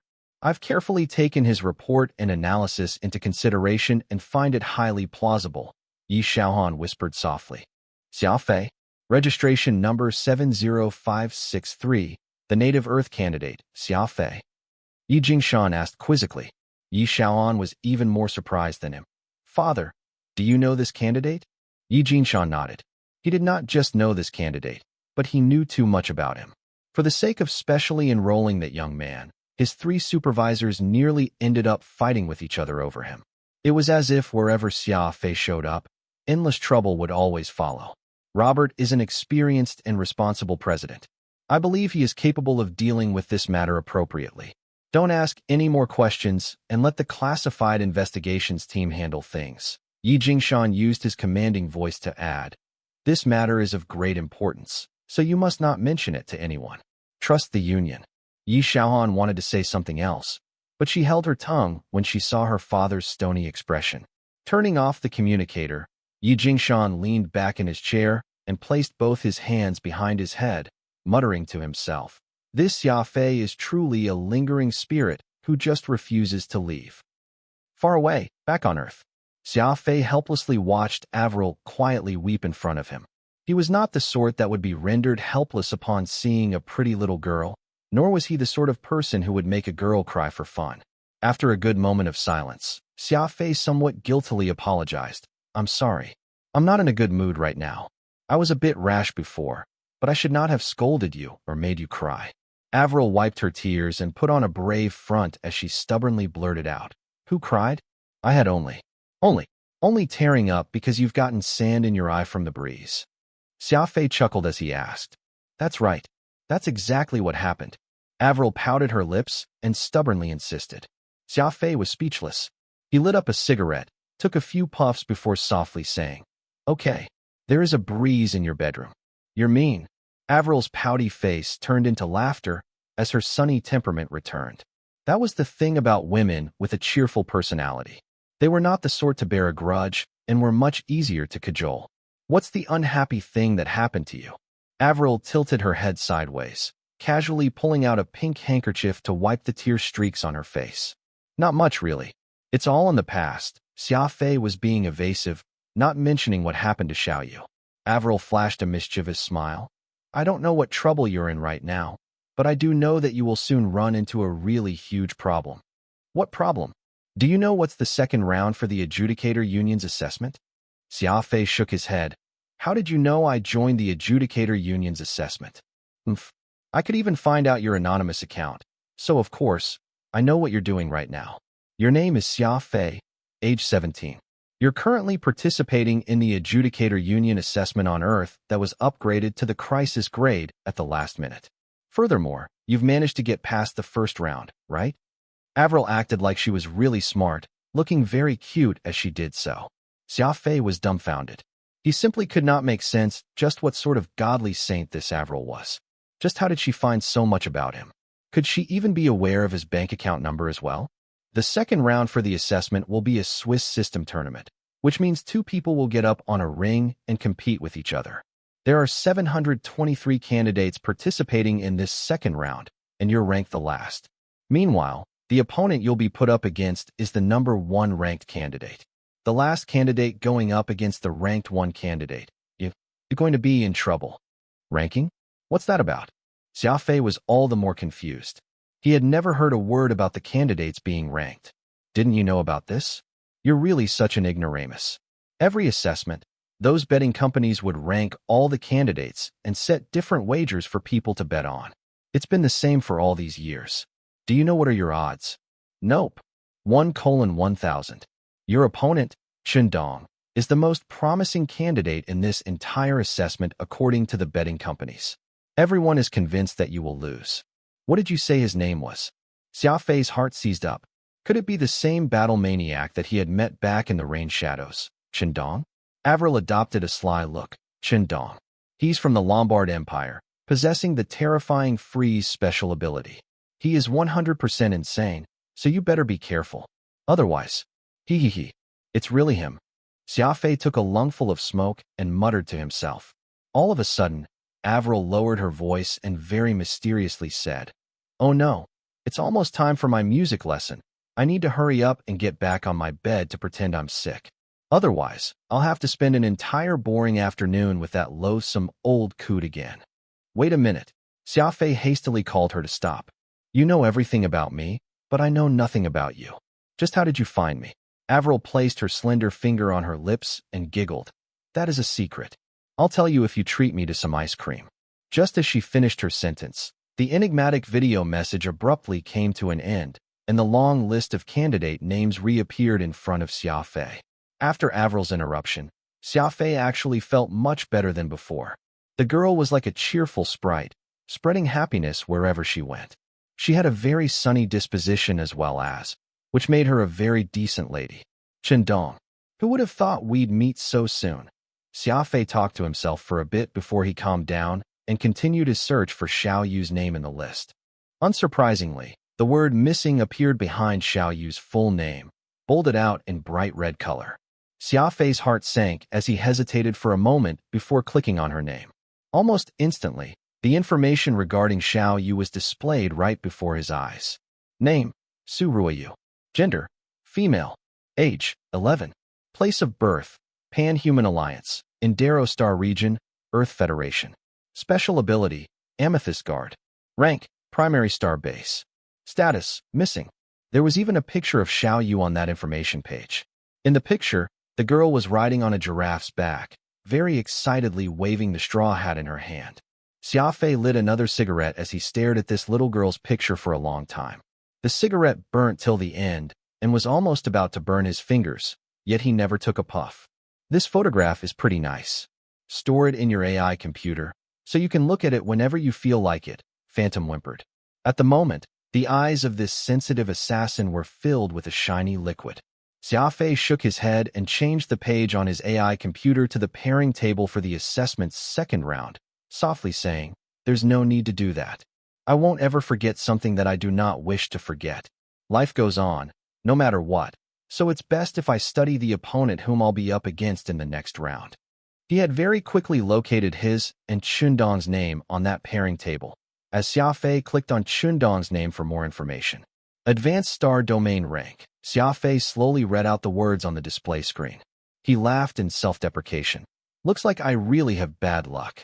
Not only is Chundong a powerful nature special ability user, but he had even cultivated to the Advanced Star Domain Rank. Xia Fei's ability was Speed. This was the second most common ability in the universe, while most people possessed the Strength ability. If all the various abilities across the universe were to be divided into top, middle, and low grades, the Speed ability would only rank around middle grade at best. Conversely, Chundong's nature special ability, Freeze, had the qualifications to be considered top grade. Xia Fei was already at a disadvantage in terms of his ability, let alone the fact that Chundong's cultivation was 4 whole ranks higher than his own. Every rank meant the power of the user would be doubled, not to mention that this was not merely a 1-rank difference, but 4. The differences between the two were simply heaven and earth. Xia Fei wished he could beat Chundong, but that would simply be an impossible task. Xia Fei could use his experience, judgment, and technique to make up for the difference of 1 rank. But just what could he use to make up for 4 ranks worth? His life? Xia Fei quietly stood up and suited up his Windshade Mark IV combat suit. Securing his chasing light on his arm, Xia Fei stepped out of the door. "Where are you going?" Phantom asked. Xia Fei did not turn back as his footsteps continued marching. "I'm off to cultivate and train, of course. It's as the old saying goes. Even preparations made in the last minute would turn out helpful. Heh, I have no intention of losing too uglily when the time comes, after all." Phantom followed closely behind Xia Fei. His head hung low with a solemn expression as if he were deep in thought. "There's no way for you to win against a freeze ability user at the Advanced Star Domain rank. No matter how fast you are, the best you can do is escape. But there's no way for you to beat him in combat," Phantom worriedly commented. Xia Fei smiled. "I never did say I'm going to beat him in combat. I merely don't want to lose too badly." Turning at a corner, Xia Fei entered an elevator. "This is an opportunity for me to spar with an expert. I've checked the rules of this round, and candidates are allowed to admit defeat if they can't win. I'll just admit defeat if I really can't take it. I'll just end up lowering my head a little, so I won't need to sacrifice my life." "What are you being so gloomy for?" Phantom was still in deep thought, only slightly nodding to the prompt, not saying a word. "Before, I wanted to be strong because I was not satisfied being holed up in this small Earth. I wanted to head out to see the mysterious alien planets while still alive, find out just what the universe out there is like, see if these so-called experts have grown 3 heads and 6 arms. After this incident, I've suddenly realized that the world beyond is a lot more complex than I had imagined. I'll need to get stronger myself. Otherwise, who's to guarantee that what happened to Xiaoyu won't happen a second time, or even a third time?" Xia Fei sounded very relaxed when he said this, like he was just having a casual chat with an old friend, but Phantom could tell that Xia Fei had made a huge decision. The incident with Xiaoyu had encouraged him to speed up his own life's path. Leading an aimless life was a frightening existence, and only a person of talent would endure all sorts of pressure and keep going ahead when given a clear and defined goal in front of them. Phantom gazed at Xia Fei with quite a bit of excitement before he knitted his eyebrows and shook his head, as if he were experiencing a bitter struggle between heaven and man. The elevator stopped at the lowest level. Xia Fei walked out of the spaceship with a smile on his face as he stood on the yellow soil of Australia. The first round of assessment had already finished. So many candidates were carrying their bags and preparing to leave. All of them had a heart full of excitement and hope on arrival. Yet all they were left with now was just disappointment and a body in pain. Xia Fei waved goodbye to a big and tall candidate, possessing a height that could easily qualify for a basketball player and a physique that could do weightlifting. This man was presently carrying a heavy backpack, wordless as he got ready to board a spaceship that would take him home. His left arm was heavily bandaged, and tears ran down his cheeks. His torso was bent over like he was a huge shrimp, and the big and fat head of his was drooping, almost as if he were about to kneel over to the ground. Look, this is what a loser looks like. I admit that I would have a very tough time beating that battle maniac Dong, but I do not wish to leave so crestfallen. Even if I'm beaten, I'll make sure to return home with my back straight and head held high. Xia Fei's eyes glowed as he spoke, like he had fired a ray of light right at that burly man's back. That man felt an intensity build behind him, but he was not in the mood to pay any attention to it. With a sigh, he trudged along and took the escalator up to get on the spaceship. With that, Xia Fei somewhat embarrassingly used his hand to scratch the back of his head, laughing. I forgot. I'm still staying in a hotel right now. How can that even be called a home? Then, I'll just raise my head and head back to the hotel. Xia Fei cracked a joke to Phantom. Phantom was completely moved by Xia Fei's seemingly calm, yet absolutely stirring speech. He gritted his teeth and very gravely said, I believe there's a way to help you, perhaps. Though winning is still improbable, you would at least not lose too badly in the fight. What method is this? Trickery? I've already thought about that. Against an opponent who possesses true strength that far outstripped my own, deception is of no use, Xia Fei remarked. Phantom shook his head as if he had already made some sort of decision. Do you know why the crafty thrust technique isn't called assassination technique, and why there's that word crafty added to it? 1 inch. Xia Fei shrugged. How would I know? Isn't it just because it sounds cool? Phantom chuckled. It's because crafty thrust isn't just a thrust technique. There's another approach to the technique that focuses on craftiness. Xia Fei was slightly surprised. Do you mean to say that I've actually only learned half of crafty thrust, and that there's still another half to the technique that I've not touched yet? Phantom nodded with a measure of delight. That's right. You've only grasped thrust, and not crafty. Xia Fei's expression turned somber as the smile disappeared from his face. Why have I never heard you mention this? Then why did you impart me with just half of it? The moment Xia Fei said this, he already understood the part of the reason behind it. I got it. Every time you speak of your master, you turn into a different person. I suppose this must be your master's rules, making it impossible for you to teach the true crafty thrust to me. Phantom was a little helpless as he replied. I'm greatly indebted to my master, so how could I break the rules that he had set in place? Xia Fei was even more puzzled. Since you don't plan to impart crafty thrust to me, why are you telling me about it? Are you just deliberately teasing me? Man, you're really quite unbearable if you're doing such distasteful things. I didn't say I'm not teaching you, Phantom hastily corrected him. But you need to agree to a few conditions. Xia Fei was elated. As long as I can learn the crafty approach, I'd agree to any of your conditions.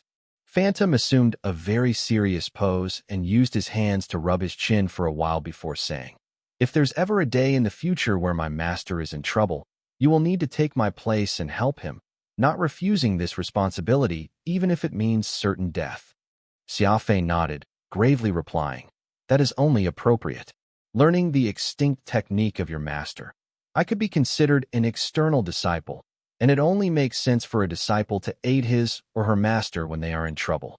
Second, if my master dies one day, you'll have to take my place to send him off, and you'll have to guard his grave for 3 years. Third, Phantom gave a wordy recitation of 13 conditions, each one all relating to his master. It could be seen that even though Phantom had failed as an assassin, his respect toward his master and his own discipleship ran deep, and could be considered a sentimental and righteous assassin. Xia Fei very readily agreed to everything Phantom had stated, and as for whether he was willing to do everything asked of him, that was something only Xia Fei and the heavens knew. Any other requests? Xia Fei asked.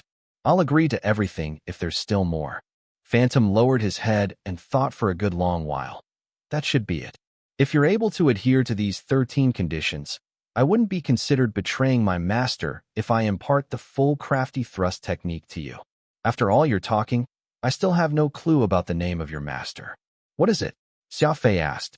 That, WL, Phantom was a little hesitant. Let's leave that to another day. I'll tell you when the time is right. It was already late in the night before Xia Fei returned back to his bunk, completely exhausted. Phantom's crafty approach had truly lived up to its name. It was something that would add a myriad of variations and adaptations to the act of assassination, making it that much more difficult for enemies to guard against, and was absolutely unpredictable. Unfortunately, Xia Fei had been unable to demonstrate the full potential of the approach with his current strength. Variations were not a simple matter. It required him to have powerful bodily mobility to work in tandem with the approach, given how there would be a greater strain on the body as the variations in the approach increased. He made very slow progress with today's training, which was very likely due to the fact that Xia Fei's body had yet to recover back to its peak state. After 7 consecutive days of foregoing sleep, just getting several hours of sleep the night before was far from enough. That was why Xia Fei was not in any rush to succeed, but was sensibly taking the time for rest. Without even taking off his suit, Xia Fei collapsed headfirst into his bed to get some sleep. The instant his body touched the bed, Xia Fei instantly felt something underneath him, and he panicked. Reaching his hand out, Xia Fei felt several rings under him. Xia Fei had not just obtained 2 tokens during the first round of assessment, but he had also collected 3 other spatial rings and a spatial bracelet. Among this lot was also that emerald stone ring that Xiao Yong had handed over. Xia Fei had yet to inspect its content. Xia Fei took these items in hand as his eyes rested on the ring that he had not yet checked. I've yet to find the time to examine the contents within this ring. Could there be something good inside? With that thought in mind, he placed the ring by his bedside table. Forget it. I'll wait until tomorrow before I take a look. Xia Fei's physical mobility had recovered at an unimaginable speed. In just a single night, he had managed to recover about 80 to 90% of his body condition, feeling like his entire body was brimming with energy when he woke up the next day. After a quick breakfast, Xia Fei arrived at a place 200 kilometers in the west and continued his own training. There was a lone, large standing rock formation about 5 meters in height and 2 meters in diameter. Xia Fei circled around the rock as he began to run around it at a constant speed, treating it as an opponent. Suddenly, Xia Fei's figure darted to the west side of the rock as his chasing light came thrusting out. Logically speaking, the blade should stab the large rock from the west direction, yet Xia Fei had scored a hit on the north side of the rock when the tip of his blade made contact. Diversion strike. If there were a slow replay feature, people could clearly see that in the moment Xia Fei had made his attack, he had forced himself to change the form of his body, his feet pedaling agilely even as his body made an unbelievable turn. From this vigorous spin he did, his footwork changed accordingly as well. Until the final moment when his chasing lights slashed at the rock, everything he had done was in a single instant. Though he had finished his move, Xia Fei ended up falling down to the ground because he had lost his balance in the assault, causing clouds of sand and soil to fly up into the air. Phantom stepped forward to the rock formation and examined the opening that Xia Fei had made. Your strength was a little uneven when you attacked, which caused a 2-centimeter deviation from the orientation of your blade's entry.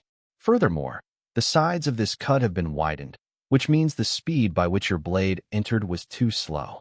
The crafty thrust technique does not require strength, but it seeks for precision. After making your move, the wound you leave behind should match up with the body of the blade itself and perfectly fit together. Insert your chasing light here and see for yourself. Xia Fei nodded and got up to his feet. He inserted his chasing light into the cut he made on the rock and jiggled it. It was very loose, like a scabbard that did not fit because it had been made a little too big. The root of the problem here is still your body. Crafty thrust would cause users to momentarily lose their balance after executing it. So you need to find your own center of balance as soon as possible through your own coordination. Though you managed to pull off your move just now, you did not manage to find your center of balance, which is why you fell and caused the cut to be so sloppy. You need to experience balancing yourself to grasp the technique. Everyone has a different center of balance, and some need to take an extra step before they could adjust themselves. Others might only need to do a light pirouette with their bodies. To quickly find a way to maintain your balance while pushing your body to the limit, you need to keep training and experience it yourself. No one can help you with this, Phantom very mildly hinted, trying to relay Xia Fei his own experience and understanding.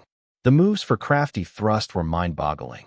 The instant a variation was made, the entire body would have to be in an extreme state of contortion, sometimes even needing to twist their body in inconceivable shapes. It would require his coordination, resilience, explosive strength, and balance to all work together to successfully execute this fearsome technique. Any deviation from perfect would just ultimately result in failure. Xia Fei did not say a word, his eyes deadlocked at this immovable enemy, as if he were really immersing himself in a fight to the death, not at all being negligent, even though he was up against a big rock. Increase speed, variation, thrust, fall. Speed up again, another variation, another thrust, another fall. He continued to speed up, tried another variation, thrusted, but he still fell. Falling time and time again, and climbing up repeatedly, Xia Fei was like a robot, repeating the same moves without stopping. A careless attempt, and Xia Fei fell and slammed on his jaw, as red blood began to flow. Xia Fei reached out to grab a handful of yellow soil and pressed it against his wound to staunch the blood. He then stood back up and plunged into his training once more, not even showing a bit of hesitation at all. A layer of skin on his palms had started bleeding as he used yellow soil to stop it from bleeding. When his elbow started to hurt from falling down so much, he used his fist to punch it a few times to numb it and stop hurting. He was crazy. This was a crazy and grueling training. From the break of dawn till sunset, Xia Fei did not stop even once to take a break. Even the time he spent eating a meal was used to contemplate over his own movements. Every 2 hours, Xia Fei would consume 12 cans of food and drink 6 bottles of mineral water to replenish his physical strength. Obtaining a huge amount of energy from the food he ate, Xia Fei kept every cell in his body topped up to sustain the high intensity of his crazy and grueling training. A figure stood a distance away, quietly keeping an eye on Xia Fei the entire time. She wore an adjudicator's uniform, with a pair of long and slender legs that seemed to have been carefully crafted and kept in perfect proportion. Watching Xia Fei falling time and time again and repeatedly getting back up, the corner of Yi Xiaohan's lips twitched slightly. Even this icy beauty could not help but be moved by seeing such stubborn and insane training. As the setting sun made its last struggle in the distant horizon before finally disappearing, darkness soon settled throughout the land. Xia Fei sheathed his chasing light and headed back to the base.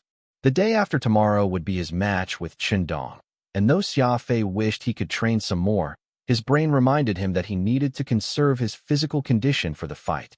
Yi Xiaohan hesitated for a moment before walking over to approach Xia Fei. She still maintained her cold and businesslike countenance, but there was a hint of admiration in her eyes. "Have you been here for a long time?" Xia Fei asked when the two of them were within earshot of one another.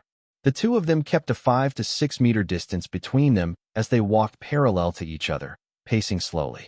Xia Fei couldn't run as he needed some time to recover his strength first and give his sore muscles a chance to slowly relax. "I had specifically looked into Su Ruiyu's affair. Unfortunately, I can be of no help. I am sorry about her disappearance." Yi Xiaohan apologized in a halting manner. She was quite a stranger to the word sorry. She could hardly remember when was the last time she apologized to anyone like this. As someone who had followed along a path that was meticulously laid out for her, she had continued along like a machine, obeying the rules and hardly ever making any mistakes. "This isn't your fault anyway, so there's no need for you to apologize. Even if you feel the need to, you ought to be saying it to Xiao Yu's family." Xia Fei smiled before he continued. "Actually, you have been doing what was expected of your duty that day, and it was I who was too rash." A cool wafting breeze lurked out in the dark night, as Yi Xiaohan suddenly felt a very uneasy feeling come over her while she was together with Xia Fei. It was a very subtle sensation that left her at a loss over what to do next. "If there's nothing else, I'll be heading off first." Yi Xiaohan was not used to this feeling, so she was in a hurry to leave. "Your opponent for the second round is very powerful, so it's best if you find more information on him." After saying this last line, Yi Xiaohan disappeared into the distance in a streak of mesmerizing light. "This lady's pretty interesting. Unfortunately, she's a bit too old, though she would be a good fit to be your elder sister," Phantom muttered to himself as he watched Yi Xiaohan's shrinking figure. After eating dinner and taking a cold shower, Xia Fei collapsed onto his bed and logged onto the interplanetary internet. The interplanetary internet had a set of information collection tools that was publicly available, allowing users to search for the information according to specified parameters before aggregating the result and displaying it to the user. This was an inexpensive service that was only priced at 10-star coins that Xia Fei had already ordered his AI computer to begin an automatic search. With all the information compiled, it was time to take a look at what it found.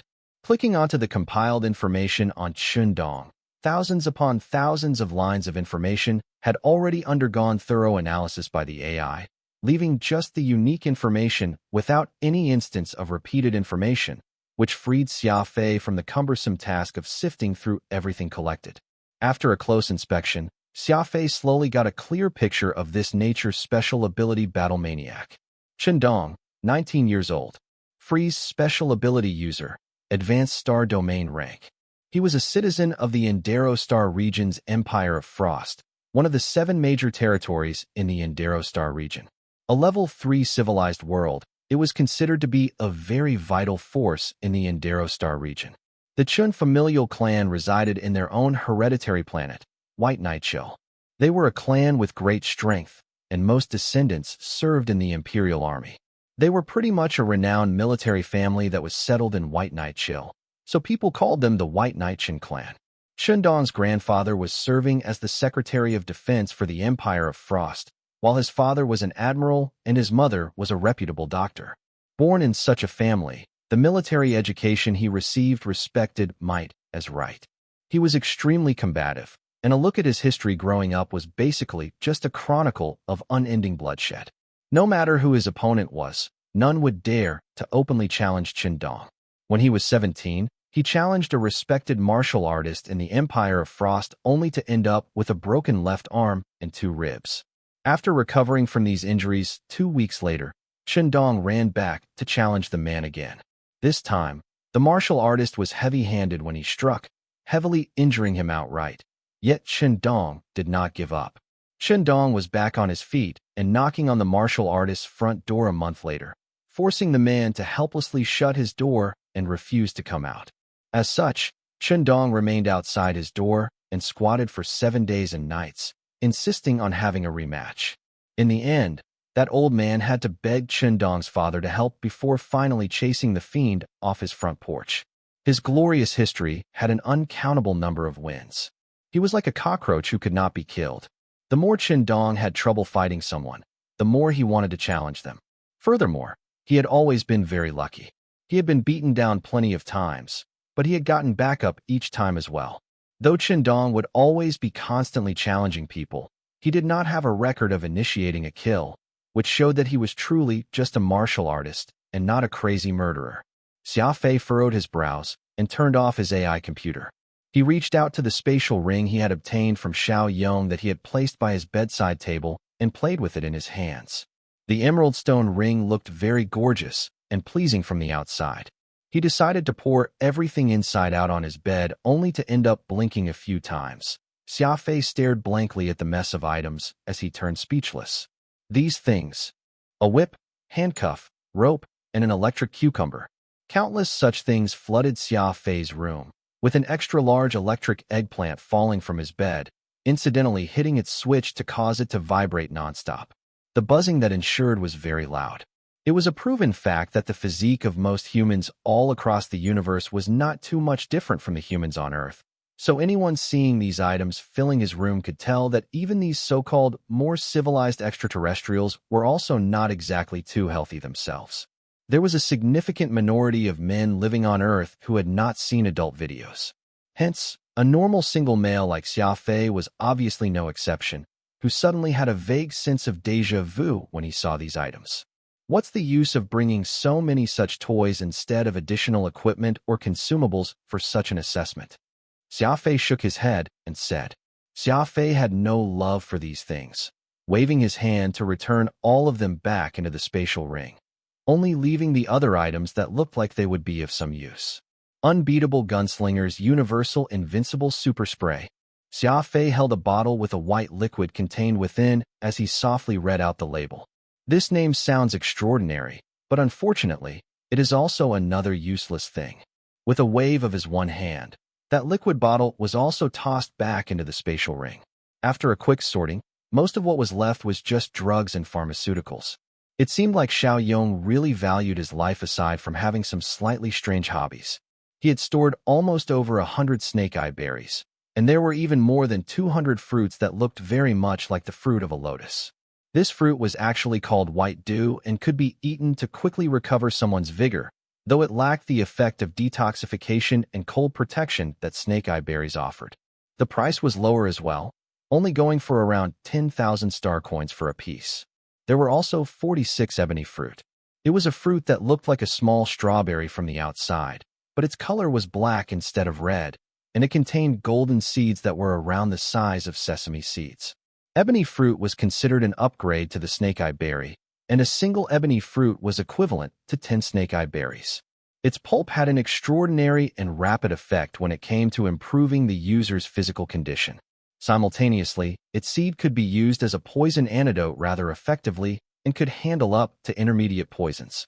The price of the ebony fruit was as much as 800,000 star coins for one, and 46 of them meant a total value of 36.8 million.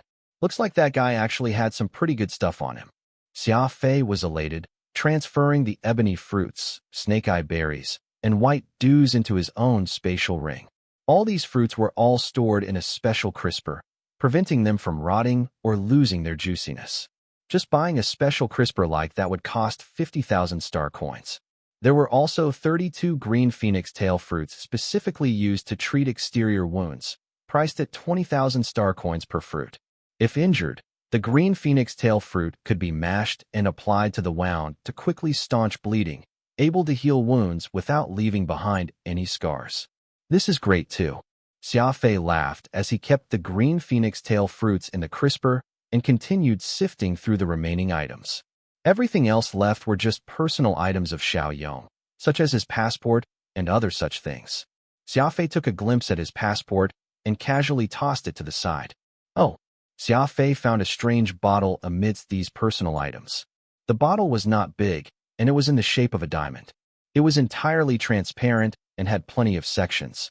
Light was being refracted by these sections, which gave the bottle an ambiguously mysterious sensation. What made it even more shocking was the presence of a golden fish about the size of a thumb swimming inside.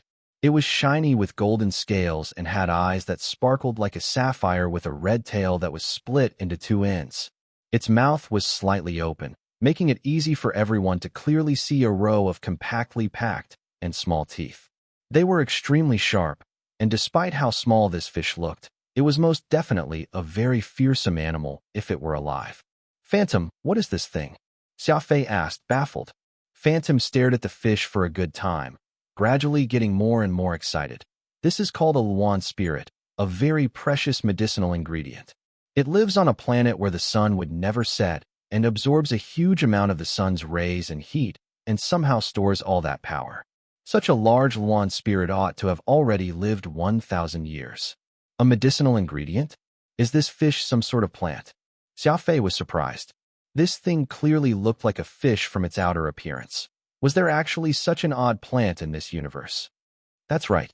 This is a plant, or to be precise, a fruit from the Luan spirit tree. A Luan spirit tree could grow over 100 meters tall, large and lush, but its fruit would only be that small Luan spirit. A Luan spirit tree would need at least 3,000 years to bear fruit, and the fruit would need another 1,000 years before it could mature to such a size. Every single Luan spirit fruit is extremely precious and hard to find. Phantom sighed. I had been worrying over finding the medicinal ingredients that you'd need to rank up, and this is perfect. Someone had actually gifted you this. We'll wait till the medicinal residue in your body have subsided before we use the Luan spirit to raise your cultivation rank. Phantom was really excited. Lucky. You're really lucky to have actually gotten hold of such a top-grade ingredient like a Luan spirit. I've already had enough of using these low and middle-grade medicinal ingredients, only raising your rank to intermediate star base after taking 3 different medicinal potions. That's far too slow. With this thing here, I guarantee the next rank up you'd experience would increase by a huge magnitude. Phantom very confidently said. If a Luan spirit is so precious, it must be worth quite a lot, huh? Xia Fei asked as he carefully held onto the Luan spirit. This one here could be worth around 800 to 1 billion. Xia Fei was delighted to hear this, caressing the bottle of Luan spirit with his fingers repeatedly. The bottle's external protective glass was warm to the touch and had high density, almost 5 to 6 kilograms in weight. It was just a plant, yet it had grown into such an unconventional form. Xia Fei was overjoyed as he began to calculate the haul he had gotten from this crisis grade assessment so far. First, there were 4 spatial tools in total, 3 spatial rings with 1 spatial bracelet. As 1 cubic meter was the threshold for spatial rings, the price of rings that were lower than a single cubic meter would exponentially decrease with the size. A spatial ring with 1 cubic meter would be worth around 200 million, but a 0.9 cubic meter spatial ring could be bought with 80 million star coins, and a 0.8 cubic meter ring would just be 55 million star coins, becoming less valuable the smaller they get. The 3 spatial rings he had were 3 cubic meters, 1 cubic meter, and 0.5 cubic meters, respectively, while the bracelet was only a pitiful 0.3 cubic meter. A spatial ring with 3 cubic meters would be worth around 1.3 billion star coins in the market. A 1 cubic meter was 200 million, a 0.5 cubic meter was 10 million, and that 0.3 cubic meter bracelet was only worth about 1 million star coins. Just these 4 spatial tools were worth 1.511 billion star coins. Then there were also the dozens of survival and medical assortments, each set worth 1 million star coins or above, and including all the weapons and medicines, that would come up to around 1.8 billion star coins. The highest Xia Fei's bank account had was 480 million star coins, so if he could cash out all these things, Xia Fei would actually have 10 digits to his name for the first time in his life. Furthermore, it was worth noting that the golden cicada that could save his life in a critical moment and the Luan spirit that could be used for his future rank up were not included in this calculation. If they were included, Xia Fei's haul this time around would break past 3 billion star coins. Xia Fei instantly recalled the spaceship he saw in virtual reality, the Caldari Class 3 frigate, Eagle Series. That Eagle Series frigate was a real beauty, just like a soaring eagle. Wait till I've cultivated to star domain rank, then I will surely buy it. The 3rd day of training went as usual, and after learning that he had gotten such an enormous increase in his funds, Xia Fei's enthusiasm had risen to new heights. After all, having money was like a ticket to a future, be it the high-quality medicinal ingredients he needed to increase his cultivation rank or that frigate he loved so much. Either would require him to spend a lot of funds to acquire. If he wished to become strong, aside from opportunities and diligence, he would also need a steady stream of capital to back him up, and this was a truth that was applicable to everything in life. On the dawn of the 4th day, that emotionless feminine voice could be heard over the broadcast system again. The 2nd round for this crisis grade assessment will begin soon. May participating candidates please make their way and gather at the designated location immediately. Xia Fei collected his equipment. His left hand vigorously shook the chasing light that was fixed to his arm, ensuring that it was secured, before taking a few deep breaths. He took a big step out of his bunk with a resolute expression and headed to the designated site for the 2nd round. The 4 huge and black spaceships were lined up in a row, and an additional circular spacecraft was now opposite them, to be used explicitly for this 2nd round of the assessment. Its exterior was entirely white in color, with a diameter of over 2 kilometers. Round portholes were arranged closely like eyes looking out in every direction. Most of the eliminated candidates had chosen to return to their own planets. Only a minority of candidates with the mentality of wanting to learn or simply wanting to watch the excitement unfold live had chosen to stay.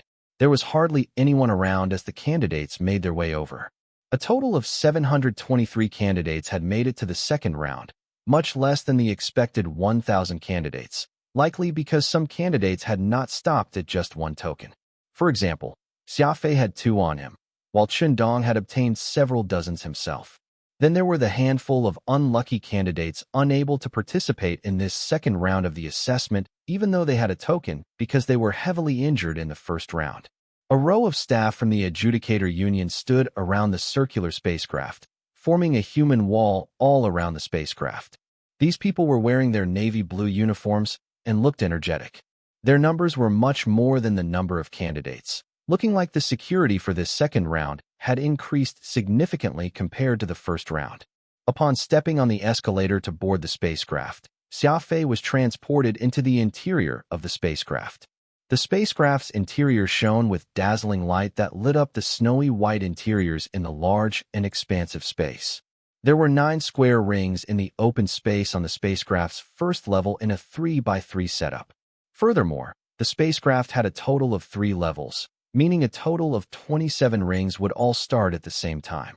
Each ring's length and width was 100 meters, and the platform itself was approximately 1 meter above the ground, and was made entirely of a solid triple titanium alloy. No matter what happened on the ring, it would be impossible to cause the ring to collapse or shake. Every ring also had a transparent energy shield around it. Once candidates enter, there would be no escape for anyone inside before the end of the match. Dozens of high-definition cameras were set up all around the place, allowing detailed observation from every possible angle throughout the fight. The broadcasting rights for this second round had already been sold to 6 Indero Star region TV stations. Like before, the adjudicator union would sell all the broadcasting rights to their assessment, and they had sold both the second and final round this time. However, they did not offer the rights to the first round despite it having the most people participating. This was also the first time that had happened in all these years. The adjudicator union's assessment was a grand event for the entire Indero Star region, drawing an uncountable amount of viewers to pay for access. The financial benefits for such a move were hard to calculate, as the broadcasting rights would go for outrageous amounts. This was one of the ways the adjudicator union earned profit. After all, the adjudicator union was not a charity organization, and its many adjudicators also needed to eat. How could they survive without a source of income? Xia Fei was assigned the ring number 21 on the 3rd level, and taking an elevator to arrive, Xia Fei was led by the staff right to the ring. Lighting a cigarette, Xia Fei scanned his surroundings and spotted a tall and muscular figure in the distance walking over with his head held high. Sure enough, he was the battle maniac, Chen Dong. The man came to Xia Fei as he rumbled out a hearty laugh and excitedly asked, "You're my opponent for this first fight?" He looked like he could hardly wait to start the match, eager to brawl with Xia Fei. "The name's Chen Dong, a citizen of the Empire of Frost. You better not show me any mercy when we exchange blows later. Since we're doing this fight, let's be straightforward about it." Chen Dong's voice was like a clap of thunder, his bold words buzzing in Xia Fei's ears. Xia Fei smiled in response, agreed. From the corner of his eyes, Xia Fei noticed that Yi Xiaohan was also on this level. When she saw that Xia Fei had spotted her, she intentionally turned her face away, pretending to be completely unconcerned with his presence. More and more people filled the spacecraft. As the citizens across the Indero Star region began to turn on their televisions at this time, guzzling beer as they looked forward to seeing some exciting and bloody battle. Watching the adjudicator union's crisis grade assessment would require a fee of 10 star coins per hour, which was not considered cheap, but these citizens did not mind. The chance to see experts fight did not come easily, especially in a crisis grade assessment with their lives on the line, which would only draw an even higher viewership. After all, this sort of competition where blood flowed freely and death would happen anytime could not be compared to wrestling or boxing. The level of excitement and realism far outstripped all these other athletic events. Many light years away, a 13 to 14 years old little lady was nervously sitting in her room, hugging a pink stuffed bunny as she stared at the display screen unblinkingly. On this screen was Xia Fei, smoking as he exchanged words with Chen Dong. Avril saw the big and buff Chen Dong against the skinny Xia Fei, and she could feel her anxiety increased. Avril had a habit of tearing things up when she felt nervous. At the moment, her 2 tender hands were repeatedly tearing at the rabbit plushie, almost as if she felt the rabbit's ears were not short enough. A voice could be heard from the other side of the door as a soft knock came. "Miss, it's time for your art lessons." Avril pouted and called out, "I'm not going. I'm not going. I'm not going. I want to watch Xia Fei's fight." The old butler behind the door was slightly shocked by this, furrowing his brow as he muttered to himself, "Xia Fei? Who is Xia Fei?" Several dozen large screens around the arena for this assessment appeared suddenly, as Xiao Hailei's smiling face filled the display. The second round for the Adjudicator Union's Crisis Grade Assessment will begin shortly. I am the chief umpire for this assessment, Xiao. Allow me to give everyone a brief introduction of the assessment's rules. Every ring has a separate energy shield, which would only come down if a party dies or admits defeat. There's no time limit, and weapons are allowed, though thermal weapons are not included. Anyone using a thermal weapon would be instantly deemed in violation of the rules and would be disqualified. Only the final 18 candidates would enter the final round. Xia Fei wrinkled his forehead. He suddenly recalled the Xiao Yong name from the passport. Xiao Yong. Could they be related to each other somehow? In the other corner, Dong was impatient as he leaped high onto the ring and waved his hands at Xia Fei. Come on now, there's no need to hear his nonsense. Let's just have a good battle up here. Xia Fei was unfazed, flicking his cigarette but on the ground as he snuffed it out with his foot. He lifted his head and his eyes met the battle maniac, Dong, as he simply answered, sure. Xia Fei answered with a nonchalant affirmation and jumped into the ring, standing right across Dong with over 30 meters gap between them. Dong was still dressed in tight-fitted short pants. Only this time it was ocean blue in color, and the well-defined muscles on his body were visible for all to see. The scars all over his body were all very clearly visible as well. Many scars that connected or were stacked on each other, making them uncountable. With the advancement of civilization and technology, there were at least a few dozen methods that could be used to remove scars. Yet, this man did none of that, almost as if he wore these scars as a badge of honor for the battles he had fought. He wore two old-fashioned black combat jackboots that were well worn on his feet, and its soles were almost about to wear out. If this sort of combat jackboots, made with special material, could also show such a degree of wear and tear, it simply meant that they had gone through extreme levels of abuse, which in turn was a testament to just how actively Dong used them. With a figure that boasted a height of 1.9 meters and weighing over 150 kilograms, Dong had a face that exuded perseverance, giving off a look of wild might to anyone who first caught a glance of him. Zing! After sensing that both parties were ready for battle, the energy shield automatically activated, just like a transparent glass that encased both Xia Fei and Dong within the ring. On the display screens all around them, Xiao was still enthusiastically explaining the rules. It was a great honor to be the chief umpire for the Crisis Grade Assessment, and while he was enjoying his glory and honor, Xia Fei and Dong had actually turned a deaf ear to his passionate yet official words.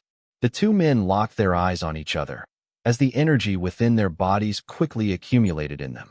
Xia Fei could clearly feel the temperature of his surroundings rapidly drop as the air turned piercingly cold in a matter of seconds, which meant Dong had already adjusted to a state when he could attack at any time.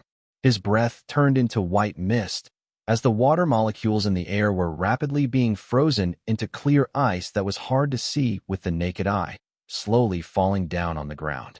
Are you ready? Dong asked with his deep rumbling voice. His two arms were placed in front of his chest, adopting a posture like he was ready to fight. Xia Fei had a grim complexion as he lightly nodded. His eyes were staring right on Dong as he moved his feet slowly, his steps light and nimble. Then let us begin. Ching! The water molecules in the air instantly condensed and quickly gathered all over Dong's torso, creating a layer of transparent ice that enveloped his entire body. Simultaneously, his two arms turned into two icy blades that were approximately 2 meters in length and radiating a chilling glow. Dong yelled out a loud war cry and charged right towards Xia Fei. His two icy blade arms were intersecting before his chest like a pair of scissors. Dong already had a huge frame. Coupled with that layer of thick ice armor, the triple titanium alloy platform they were standing on shuddered as he ran, causing dull banging sounds with every step he took. Xia Fei did not evade it, but instead chose to meet Dong's charge straight on at a measured speed. When the two were just 5 meters apart, Dong's icy blades suddenly extended out, and in a cold, gleaming flash, went straight for Xia Fei's waist. As the icy blades reached out, Xia Fei's figure suddenly ducked as his body went springing forward with full force. The icy blades flew past with Xia Fei's back, just a few centimeters away from the sharp edge, nearly slicing a big portion in his back. The overly vigorous lunge that Xia Fei had done caused him to lose his balance. It looked like he was about to ram right into Chun Dong's chest with his head forward and legs behind. But Chun Dong's torso was protected by his ice armor. Crashing right into it would most likely cause his skull to crack. That was when Xia Fei's figure suddenly changed. His right leg had abruptly stretched out as he used all his strength to kick up toward the air. Whoosh! A low whistle of air could be heard as Xia Fei's body used the strength from that one kick to quickly move to the left, tunneling out from under Chun Dong's arm. At the same time, chasing light made a beautiful arc that went straight past Chun Dong's ribs. Asterisk ping. Ping. Ping. Asterisk. 3 consecutive strikes. Xia Fei had stabbed him 3 times with his blade in just a mere second, with each and every stab landing perfectly under Chun Dong's left rib cage. These 3 strikes were not only fatal to the enemy, but Xia Fei also had very cleverly used the reaction force from these 3 stabs to rebalance himself, to put himself in the best position. Whoosh! Xia Fei did an inexplicable roll in the air as he landed somewhere 50 meters away from Chun Dong. It was as if the 3 consecutive stabs he had done were applied on solid steel, leaving Xia Fei's right arm numb from the shock. Xia Fei flexed his arm as a dour expression appeared on his face. Chun Dong was sent staggering backward a little abruptly. Since he couldn't find his footing, his entire body ended up crashing right onto the transparent energy shield. The energy shield absorbed the force from that crash, its shape instantly twisting for just a moment as ripples undulated, like the surface of a serene lake disrupted by a large stone getting dunked into it. After the impact of the crash had been dispersed by the energy shield, Chun Dong turned his head around and looked at Xia Fei, laughing uproariously. Not bad. That's not bad at all. It's been said that speed ability users possess the fastest reaction across the universe, and their moves are the sharpest. Truly, their praises are well-deserved. Xia Fei held a stern look, not at all happy in the least. Though those 3 consecutive stabs had landed perfectly on Chun Dong's body, all they did was leave behind 3 small scratches on his ice armor. Forget about piercing through Chun Dong's physical body. Even his ice armor couldn't be fragmented by his attack. Xia Fei had already used all his strength in those 3 stabs. Besides, his chasing light was a legendary rank weapon. His failure to break through Chun Dong's defenses, even with that in his hand, only showed just how abnormally strong that ice armor was. How was he supposed to fight like this? Even if Xia Fei's speed and crafty technique were enough to evade Chun Dong's attack, there was no way he could break through his ice armor. The huge gap between their ranks made Chun Dong invincible from the beginning. Yi Xiaoan suddenly felt her heart rate increase when she saw Chun Dong charge towards Xia Fei, very much sweating for the young man. However, when Xia Fei had dodged Chun Dong's attack and had even managed to pull off a counterattack with 3 consecutive thrusts of his own, she nearly could not help herself and wanted to cheer. She felt that she was being very strange today due to this sort of roller coaster mood swings, clueless as to where it came from. Why would I be worried over someone unrelated to me? In a place far, far away from Earth, Avril was using her sleeve to wipe away the sweat on her forehead and heaved a long sigh. That was close. She had already torn an ear off that long-eared stuffed rabbit in her hands, making it a rabbit with just 1 ear left. Avril threw that long floppy ear down on the floor and began to work on the rabbit's 2 hind legs. "Miss, if you're not going to your art class, sir and madam will be very unhappy." The old butler was still camped outside Avril's room, constantly nagging her to attend her lessons. Avril was annoyed hearing him go on, so she covered both her ears and shook her head incessantly. "I'm not going. I'm not going. I won't be going anywhere until I finish watching Xia Fei's fight." In a moment of inspiration, Avril took a set of headphones from the table and put it over her head. These headphones were great for the noise canceling, so she couldn't hear anything else aside from the television's sound. Her world was finally quiet as she giggled mischievously before continuing to tear and work on the rabbit in her hands. In a blink of an eye, Chun Dong and Xia Fei had already exchanged blows for 4 rounds in ring number 21, and each time Chun Dong attacked, Xia Fei would use his speed and crafty technique to evade and counterattack. Chun Dong had already taken 9 stabs from Xia Fei on his body so far, yet Xia Fei remained completely uninjured. Xia Fei was feeling more and more anxious as this continued. even though he appeared to be holding the advantage after the 4 clashes. Only Xia Fei himself knew how alarmingly dangerous each instance had been. He had only managed to dodge Chen Dong's attacks by centimeters each time. It was like he was dancing on a knife's edge, his life hanging by a thread. He could end up with broken bones and rent flesh if he were to make even the tiniest mistakes. There were endless variations to the crafty approach, but it also required a huge amount of energy from the user. At the end of the day, it was an instantaneous change that would require extremely explosive force to support the body when executing these extremely difficult moves. Xia Fei might have the physical strength now, but the moment he could not maintain this level of strength and make a mistake, he would find himself injured from Chen Dong's keen icy blades. Xia Fei had yet to cause any harm to Chen Dong despite stabbing him 9 times, and if Xia Fei were to make a single mistake, it would be fatal. Your control over your body is great, far more agile than many high-ranked speed ability users I've met, and the diversity in your moves is incredible as well. Our exchanges thus far had merely been a warm-up. Now, I'm going to show you my true strength. The tip of Chen Dong's blade pointed right towards Xia Fei as he boldly proclaimed. With that said, the surrounding air's temperature dropped even further, reaching such coldness that it made everyone's heart shudder. The surface they were standing on quickly froze up, and in just a few seconds, the entire triple titanium alloy platform had a layer of ice formed over it. The layer of ice was flat as a mirror, smooth like nothing else. Anyone could slip if they were not careful. Continuing to use the highly difficult crafty approach on this slippery ice surface would be much more demanding than before. Anywhere inside this energy shield is my world. In this domain of ice, you'll have to play by my rules if you wish to challenge me. Chen Dong bellowed. Nature ability users indeed had such capabilities that allowed them to change the battle environment to suit themselves. This was the strength of being able to control nature. Fairness? It was basically impossible to seek for fairness when talking about a nature ability user. Xia Fei looked down at his feet as he silently pressed the button on the 2 sides of his combat boots. Zing! A row of dense and packed ice cleats extended out from underneath the combat boots. The boots were part of the Windshade Mark IV combat suit, and it had capabilities of legendary rank. These inconspicuous ice cleats were arranged in the most effective and scientifically proven manner, largely solving a major problem that speed ability users face when on icy surfaces. Furthermore, the length and materials used for each of the spikes were precisely calculated. Too long, and it would affect the user's speed, and too short spikes meant their ability to grip the ground would be compromised. When activated, the ice cleats would even adjust their length and distribution according to the activity's intensity in which the user was involved. It was undeniable that the Windshade Mark IV combat suit was very expensive. However, there was a reason for its exorbitant price tag.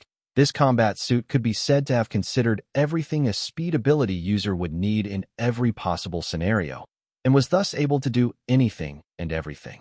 Chen Dong furrowed his brow. So you've also come prepared. But even if you have great equipment, it'll still be hindered by the environment I've created. I have no need to lower your speed or movement too much. All I need is a 10% decrease, and that would be enough. Indeed, Xia Fei had only barely managed to avoid Chen Dong's attacks thus far. A 10% reduction would well make it possible for him to hit Xia Fei. Moreover, I still have this. Chen Dong's 2 eyes gleamed as he shouted out loudly. As those words left his throat, Chen Dong's 2 icy bladed arms suddenly transformed. Xia Fei's eyes immediately widened as his heart seized. At this moment, the fight had been going on for 5 minutes and 17 seconds. Chen Dong's 2 arms had abruptly expanded. Countless water vapors rapidly gathered, and in several seconds, his arms grew to around 6 meters long, and they now looked like a pair of large drills. The circular drills were spinning at high speeds and were full of sharp barbs. It could be imagined if that thing were to brush past Xia Fei's body. Even a combat suit with sturdy defense would be grounded to shreds by it. Creating cold ice required a level of mastery, while controlling the cold required an even higher level of mastery. Chen Dong's understanding toward his freeze special ability had already reached the latter. Come, let's fight again, Chen Dong yelled, and proceeded to dash right at Xia Fei. The two huge ice drills spinning in his hands created an ear-piercing whine. Xia Fei gritted his teeth and exerted strength to both his legs and shunted to the side. Crash! The pair of drills came into contact with the icy surface as a slew of broken ice scattered in every direction like an explosion. Before Xia Fei could steady himself, Qindong's arms lashed out horizontally, causing the two spinning drills to sweep past him. Xia Fei tapped the ground with both feet as his entire figure leaped upward as he evaded the cut from Qindong's follow-up attack. Thud! Xia Fei landed squarely back on the platform as the ice cleats on the bottom of his combat boots gripped tightly onto the icy surface. Xia Fei had only been able to duck and avoid that series of attacks just now, completely unable to mount a retaliation at all. Qindong's speed was simply too fast. Not only were the weapons he was wielding in both his arms much more powerful than before, but even the speed and the force behind his attacks had also been strengthened. This pair of drills that Qindong was wielding was already 6 meters long, and it was continually spinning like a real drill. Xia Fei needed to be further away from Qindong to dodge his drills, making it that much harder for him to get close enough to Qindong's body to dish out his counterattacks. Technically, the bigger the weapon's size, the heavier it would be, which meant the frequency of each swing would decrease. But for some unknown reason, Qindong seemed to be able to brandish those two large drills of his much faster than the two icy blades. Could his physique have been bolstered by his ability as well? Xia Fei kept dodging even as he continued to think about this problem. That completely defies common sense. How could a weapon that became heavier provide even more frequent swings? All of a sudden, Xia Fei discovered that the shape of Qindong's two ice drills had been changing the whole time. It was just that the difference was extremely minute, such that the average human would hardly be able to spot it. As Xia Fei continued to duck and weave while keeping his eye on Qindong's ice drills, he finally understood what was going on. It turned out that the ice drills were actually automatically changing along with Qindong's movements. It meant that Qindong was not actually wielding that pair of ice drills at all. Every time his arm moved forward even by 1 centimeter, the ice drills would also automatically change by a centimeter in the same direction. As long as he could control the morphing ice drills to fit his arm at all times, there was actually no need for him to use any strength to manipulate the drills. What an amazing ability! It was an ability that allowed the user to move it with their mind. Such an ability was absolutely incredible. A whole 30 minutes had passed, and Xia Fei had been evading Qindong's attacks without once going on the offensive himself, as he was in a passive position now. Evasion also required Xia Fei to expend a lot of physical strength and keep his concentration levels at peak condition. This was especially true when choosing the right path to escape. He simply could not make even the slightest mistake. The temperature in the ring was about 12 degrees below zero, yet Xia Fei was sweating profusely as he was using up a lot of his physical strength. Standing in the corner of the ring, Xia Fei took out a white dew fruit from his spatial ring and popped it in his mouth, quickly munching on it. The white dew had the miraculous effect of replenishing physical condition when eaten. In such a battle, Xia Fei needed to ensure that he had enough physical strength at any given time, as even the slightest of mistakes would turn out to be problematic. Qindong threw an icy stare at Xia Fei. 30 minutes had already passed, and no matter how hard he had tried, he still couldn't land a hit on Xia Fei at all ever since their fight started, and he was slowly becoming somewhat annoyed by this. A dozen or more victors had already been decided in the other 26 rings. In contrast, the candidates in the ring number 21 had hardly even exchanged blows with each other beyond the handful of bouts, let alone tell which party would be victorious right now. Having won his first match, a bald man came over to the information system in the main hall to check his opponent for the next match, and the display screen showed that his next match would be whoever ended up winning the fight between Qindong and Xia Fei. That bald man laughed, a hand rubbing his shiny bald head as he said, "To think I would have such bad luck, actually pitting me up against that madman Qindong." As for Xia Fei, this man had basically disregarded him. He cracked his knuckles and made his way over and stood in front of ring number 21. Others might be afraid of you, but I'm not. The bald man sat down below the ring as his eyes stared daggers at Qindong, the flames of battle smoldering in his irises. Chen Dong took 2 steps back, stooped, and then went hurtling straight for Xia Fei like a cannonball, his 2 ice drill arms placed right in front of him. Xia Fei hurriedly did a sidestep to dodge this charge, and just as Xia Fei's figure moved, Chen Dong's ice drills suddenly swelled. Chen Dong had increased the length of his ice drill in that instance, and went piercing right towards Xia Fei. Xia Fei had not expected that Chen Dong's assault this time around would be so fierce. He struggled to twist his body, his feet desperately stomping on the icy surface. The ice cleats on his combat boots could sense the explosive force Xia Fei had applied, so the spikes extended themselves, lodging his 2 feet tightly into that ice to provide maximum support for Xia Fei. Crash! Xia Fei's entire body soared upward, the ice drills barely brushing past the soles of his shoes. It was yet another close shave. Chen Dong had clearly seen himself attack Xia Fei countless times. The barbed ice drills would always be just several centimeters away from Xia Fei's body, yet he would avoid the attacks every time with his unpredictable movements. Chen Dong was becoming more and more annoyed. He kept increasing the intensity of his assault, like a combination of a raging blizzard and ferocious hailstorm, wildly attacking, again and again. Xia Fei was nowhere near as irritated as Chen Dong, but instead, his mind was actually becoming clearer and more composed. He did not spend too much time practicing the crafty approach, so there were still many moves that he had yet to master with proficiency. After fighting for over an hour and countless near-death experiences, Xia Fei was slowly becoming more and more dexterous with utilizing the crafty approach.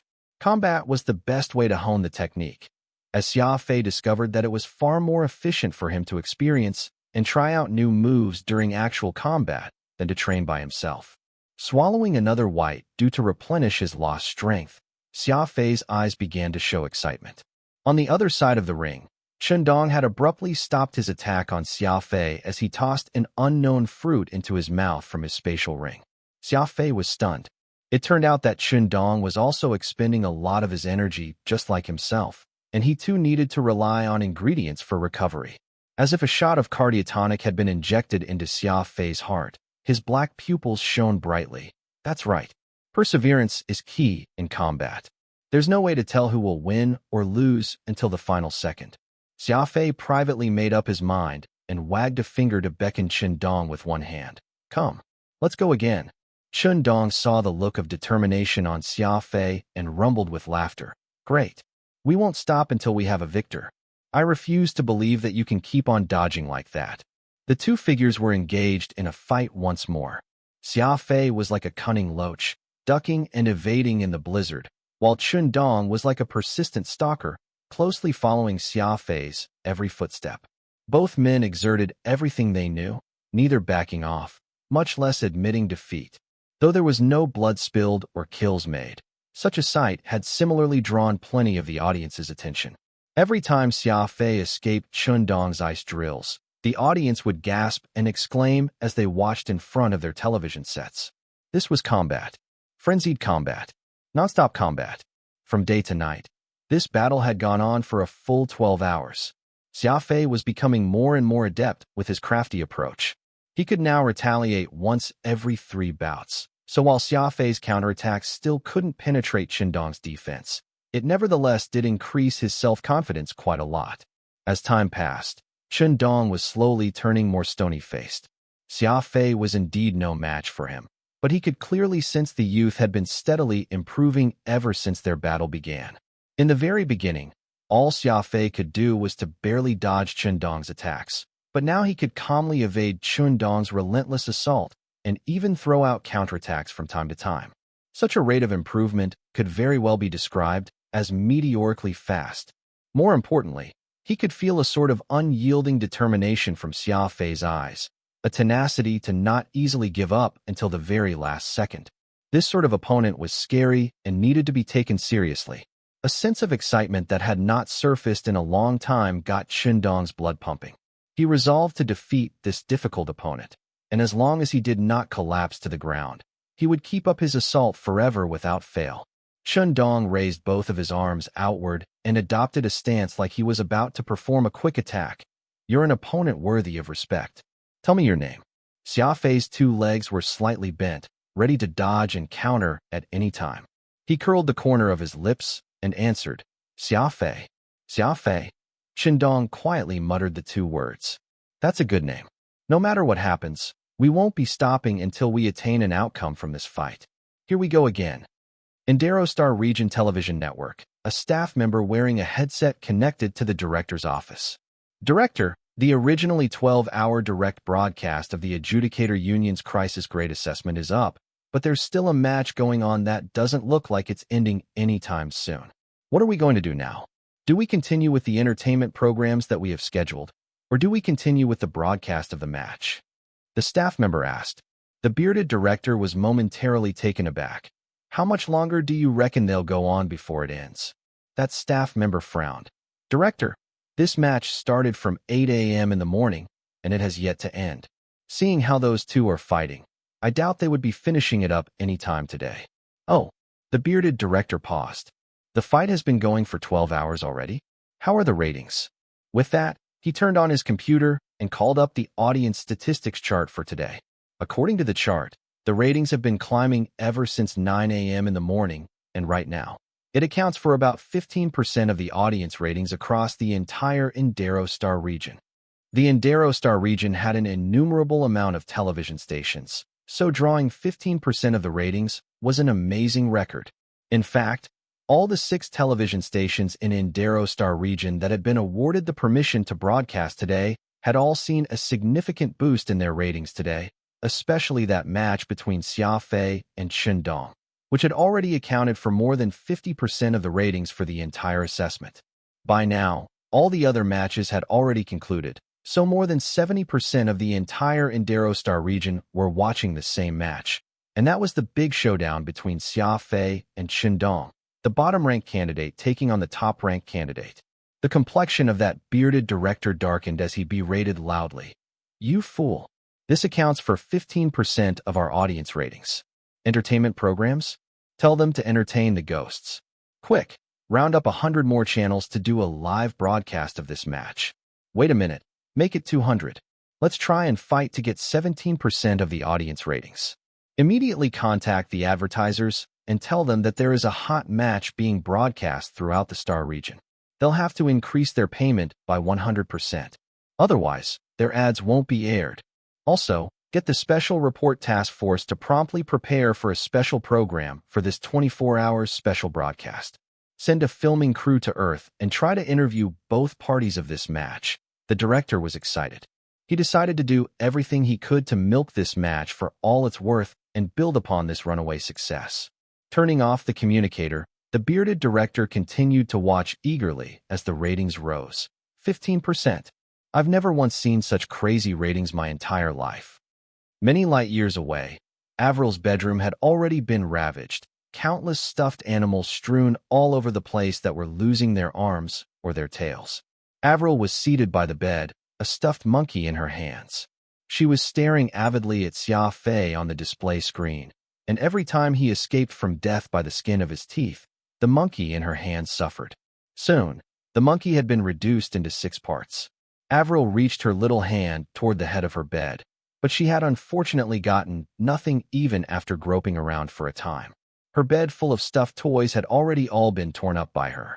Knitting her eyebrows, Avril dashed to the door and shouted loudly, "Bring all the toys in the playroom over here." At this time, Qindong and Xia Fei's fight had been going on for 12 hours and 21 minutes. The sky lit up with the morning sun. So far, the battle between Xia Fei and Qindong had been going on for 24 hours. Before the second round of the assessment, the largest betting company in Star region evaluated and ranked all 723 candidates by their strength, in which Xia Fei was ranked last. However, the ranking was not static and would be adjusted according to the candidate's performance. In the first half an hour of this assessment round, Xia Fei's rank had jumped by 50 places, taking the 673rd spot, and after 24 hours, the betting company had already bumped him up by a full 400. He was now ranked 323. Qindong's odds were at 1 minute and 1.01 seconds, while Xia Fei was at 1:1000. That also meant that if Qindong were to win, anyone betting would get 1 star coin profit from the payout for every 100 star coins bets placed on him. But if Xia Fei were to win, a 100 star coins bet would end up with a total profit of 99,900 star coins. The disparity in strength between both parties in the match was simply too huge. Everyone believed that there was no way for Xia Fei to win against Chun Dong in this match that exerted an overwhelming pressure on the candidates. Although Chun Dong's low payout rate was a little strange, it was seen as a 100% guaranteed bet, so it still drew the attention of many careful gamblers to the match. An ant was still flesh no matter how small it was. Every bit counted. 10 minutes after the opening, the betting company discovered that over 100 million star coins had been pitched behind Chun Dong, while the bets on Xia Fei winning were a measly 50 star coins. The rumor was that the 50 star coins bet was placed by an old gambler who had accidentally pressed the wrong button when casting his bet. The betting company acted quickly and immediately sealed any further bets for that particular match. Due to the stark contrast between the number of star coins behind the bets on either side, the market closed 10 minutes after the opening, which created a new record of the shortest opening bet period.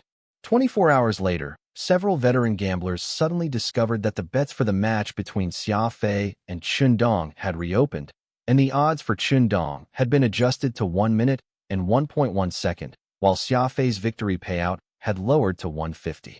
The shrewd betting company had not only reallowed betting for this match, but they had even added a whole new betting item for gamblers to guess when the match would end. Starting from 25 hours, they were given options all the way to 240 hours.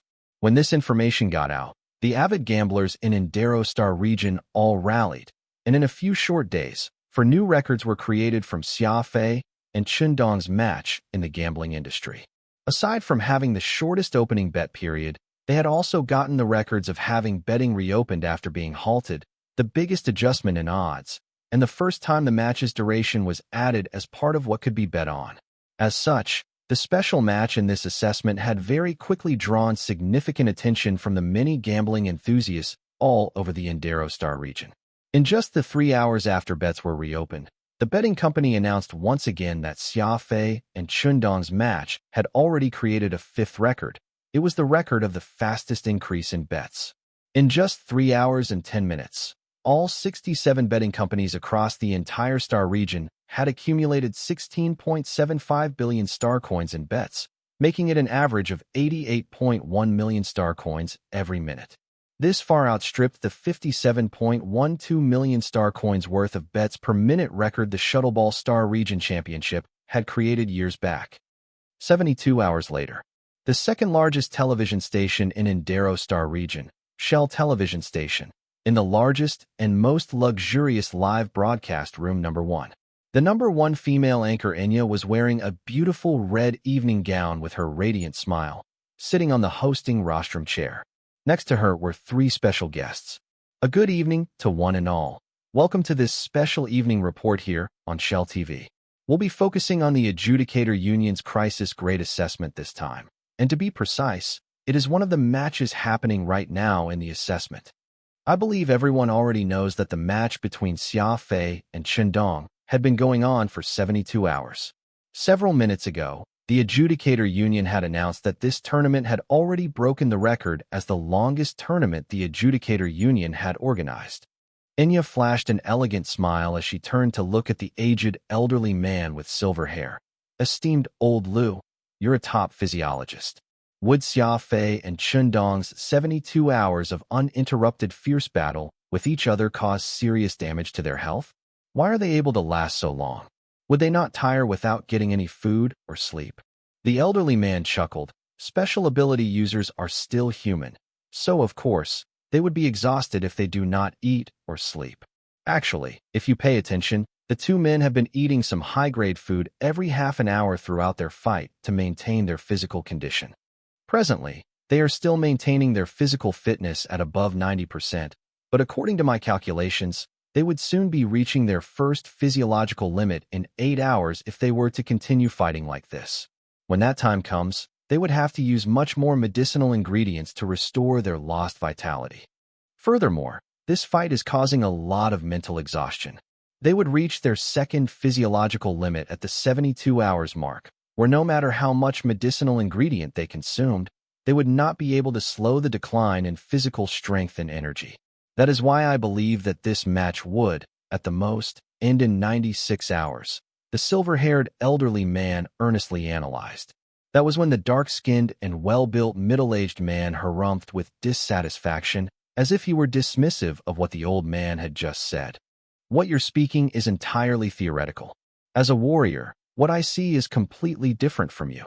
The middle-aged man soberly commented. No one should underestimate the determination a warrior possesses. Warriors are innately born to fight. Without a doubt, Xia Fei and Chen Dong are outstanding warriors, possessing a tenacity that normal humans find unimaginable. What decides the outcome of this battle or when it would end would most definitely not be their physical condition, but the details. Enya was slightly taken aback by that answer. Details? What sort of detail would bring this match to an end? Any detail. From the beginning of this match, Chen Dong has been depending on the advantage of having a higher grade special ability and cultivation rank to hold the upper hand. In contrast, Xia Fei has always been passively defending himself. In such a situation, it requires Xia Fei to never make any mistake. Even the slightest mistake caught by Chen Dong would be fatal for Xia Fei. The difference in terms of their rank is simply far too large. There was absolutely no way for Xia Fei to win against Chen Dong. The only question here was when Xia Fei would make a mistake, as even the slightest slip would instantly end the match. The dark-skinned man rumbled deeply. All those so-called physiological limits apply to a normal human, but as long as a warrior had undergone severe training, their physical condition would also be much stronger than the average human. There's no need for us to pay attention to this, as warriors do not rely only on their physical condition in combat. Instead, it was more important for them to depend on their tenacious willpower. Even if their strength has been depleted, as long as their willpower is strong enough to allow them to carry on fighting, they will break through the so-called limit. Indeed, a pale-skinned, bespectacled young man laughed lightly. I agree with your assessment, though I do not think Xia Fei is guaranteed to lose. The black-skinned man wrinkled his brow and asked, do you know how frighteningly sturdy is the defense of the freeze ability? There's absolutely no way for Xia Fei to penetrate Chen Dong's defense. He has no hope of ever achieving victory. That's true if we are taking into account how the state of things are standing. But I've noticed that Xia Fei has been making steady improvements throughout this battle. From the initial one-sided mauling that put him on the passive till now, when he can execute a counterattack every 2 bouts. If the match continues in this trajectory, God knows how crazy Xia Fei's standards will be, that young man mused. The black-skinned man laughed uproariously, his tone completely dismissive. Crazy standard? He's just a speed ability user at the intermediate star base rank. Even if he improves, just how much can he improve? The bespectacled young man was unfazed. Don't forget, he is the same intermediate star base ranked youth who is still in a deadlock with an advanced star domain, Chen Dong, after 72 hours of fighting. That's because he has been evading and not fighting. He is solely focused on evasion this entire time. The dark-skinned man was evidently hot-tempered, slapping the desk violently as he cried out. Evasion is also a skill. What about those who could not even dodge the attacks at all? The bespectacled young man adopted a 4-figure sitting position as he said this matter-of-factly. You. The dark-skinned man glared with anger, his complexion turning somewhat purple. Earth, Australia. The Adjudicator Union's crisis grade assessment venue. Xia Fei very deftly spun around as he slid past Chen Dong's ice drills, his body nearly coming into contact with the ground. However, Xia Fei's left hand very conveniently reached the ground and gave himself a light push. His entire body immediately rebounded back up as the chasing light in his right hand slashed at Chen Dong's leg 3 times in succession. Asterisk, ching ching ching. Xia Fei clearly felt that the strength behind his 3 stabs was weaker than what he could pull off several days ago. Every time he retaliated in the last few days, his counterattack would be able to score an obvious gash on Chen Dong's frost armor. But now, all he was leaving were just some light scratches, which clearly proved that his strength was on the decline. The 2 men had very tacitly retreated to their separate sides of the ring, stopping their attacks simultaneously. Xia Fei pulled out 2 snake-eye berries from his spatial ring and shoved them in his mouth, while Chen Dong directly grabbed a large bundle of fruit that could replenish his strength and shoved it in his mouth. Though these fruits could replenish their lost energy, they could not ease the feeling of hunger lurking in their abdomens. Actually, that was not exactly a bad thing. Humans would easily feel lethargic after eating their fill, while hunger would let them maintain a sort of vigilance. Humans tend to become more tenacious with their own survival when the danger they were in was greater. Xia Fei had gone down a size after the last few days, and there were a pair of prominent black circles around his 2 eyes, yet he still persevered. With constant battle and repeatedly dancing with death, Xia Fei's understanding of the crafty approach grew every day, every hour, and every minute. Chun Dong swallowed all the fruits and intrepidly barked, satisfying. I've never tried fighting with someone for 7 consecutive days and nights before. This is such a great feeling. I do want to see just how long can you hold out under my assault. Come, let us fight for another 7 days and nights. Chun Dong had already entered a state of extreme zeal. Maintaining and controlling his freeze ability had caused an even severe depletion of his physical condition than Xia Fei, but he was not the least bit afraid or hesitant over his decision. Xia Fei pulled out a bottle of mineral water and drank everything, loudly calling out, "Sure, you've got a deal." Without another word, the 2 men began a new round of outrageous combat once again. In the past 7 days, neither Xia Fei nor Chun Dong had viewed each other with animosity. Instead, they shared a feeling of fellowship toward one another. Though the 2 of them were of different rank, they shared the same temperament. And that was their tenacity. Neither was going to give up until the last moment. The bald man by the side of the ring was still waiting for the fight between them to come to a close, yet 7 days had passed, and things were still undecided. That bald man decided to bring along a sleeping bag and directly slept right by the ring. Hearing the 2 of them talk, the bald man groggily opened his eyes and looked up to the ring. He saw that Xia Fei and Chun Dong were still entangled, so he helplessly sighed as a worried frown etched across his face. Oh heavens, when will the 2 of you be done? Can the 2 of you just call it quits? I'm begging you to quickly decide the outcome of this match already. At the moment, ring number 21's match between Xia Fei and Chun Dong had already been going on for 170 hours. Many light years away, Avril had fallen asleep on her pink bed, curled up inwardly, her pretty little face somewhat paler than usual. The door quietly opened as an old man in his 60s crept in. He was dressed in a stiff suit and wore white gloves, looking very much like a butler in service to Avril's household. There was a huge mess on the pink carpet, and countless parts of stuffed toys were littered all over the room. The display screen was still on, showing the live broadcast of Xia Fei and Chun Dong's match. This time-consuming and also record-breaking match was still going on. Xia Fei and Chun Dong were already panting heavily, as the 2 men's movements were visibly slower than what they were several days ago. The butler waved his hand to the door, as several prettily dressed maids tiptoed into Avril's room at his signal.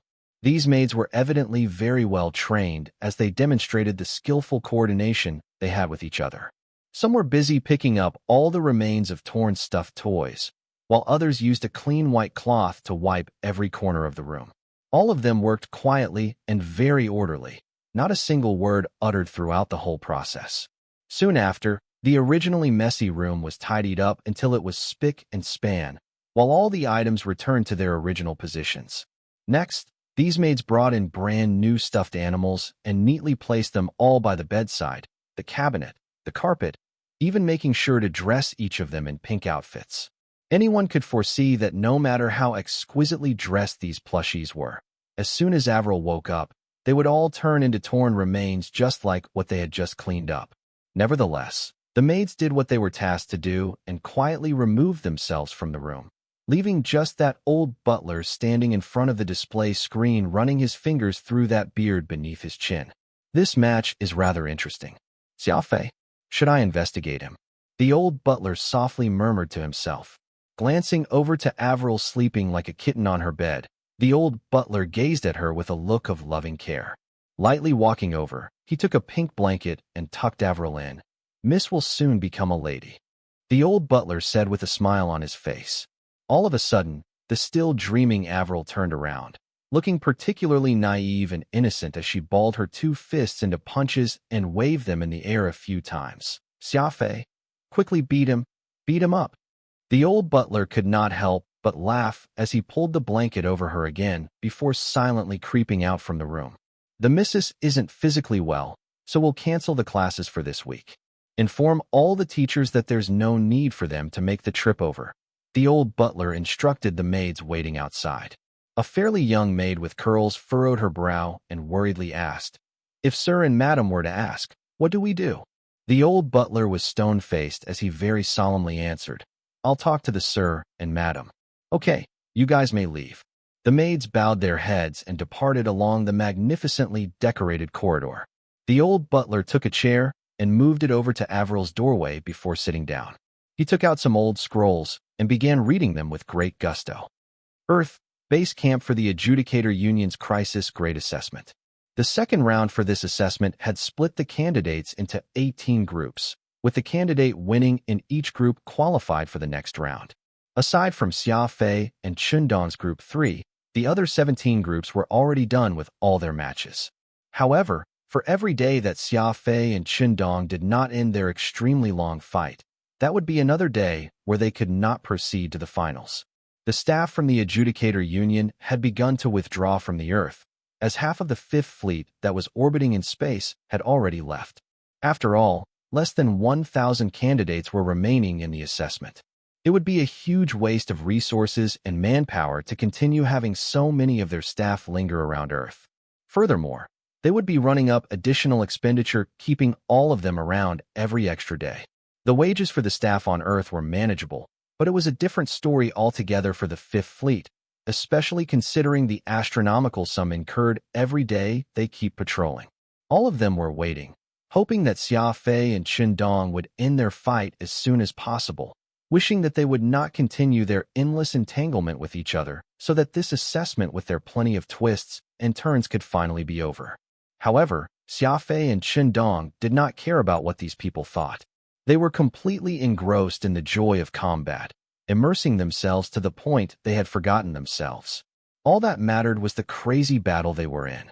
Xiao Haili had both of his hands behind his back as he stood in front of a huge display screen in the assessment headquarters, his eyes transfixed on a beautiful woman on the screen. This beautiful woman was undoubtedly Yi Xiaohan, the lady with a devilish figure and icy deposition.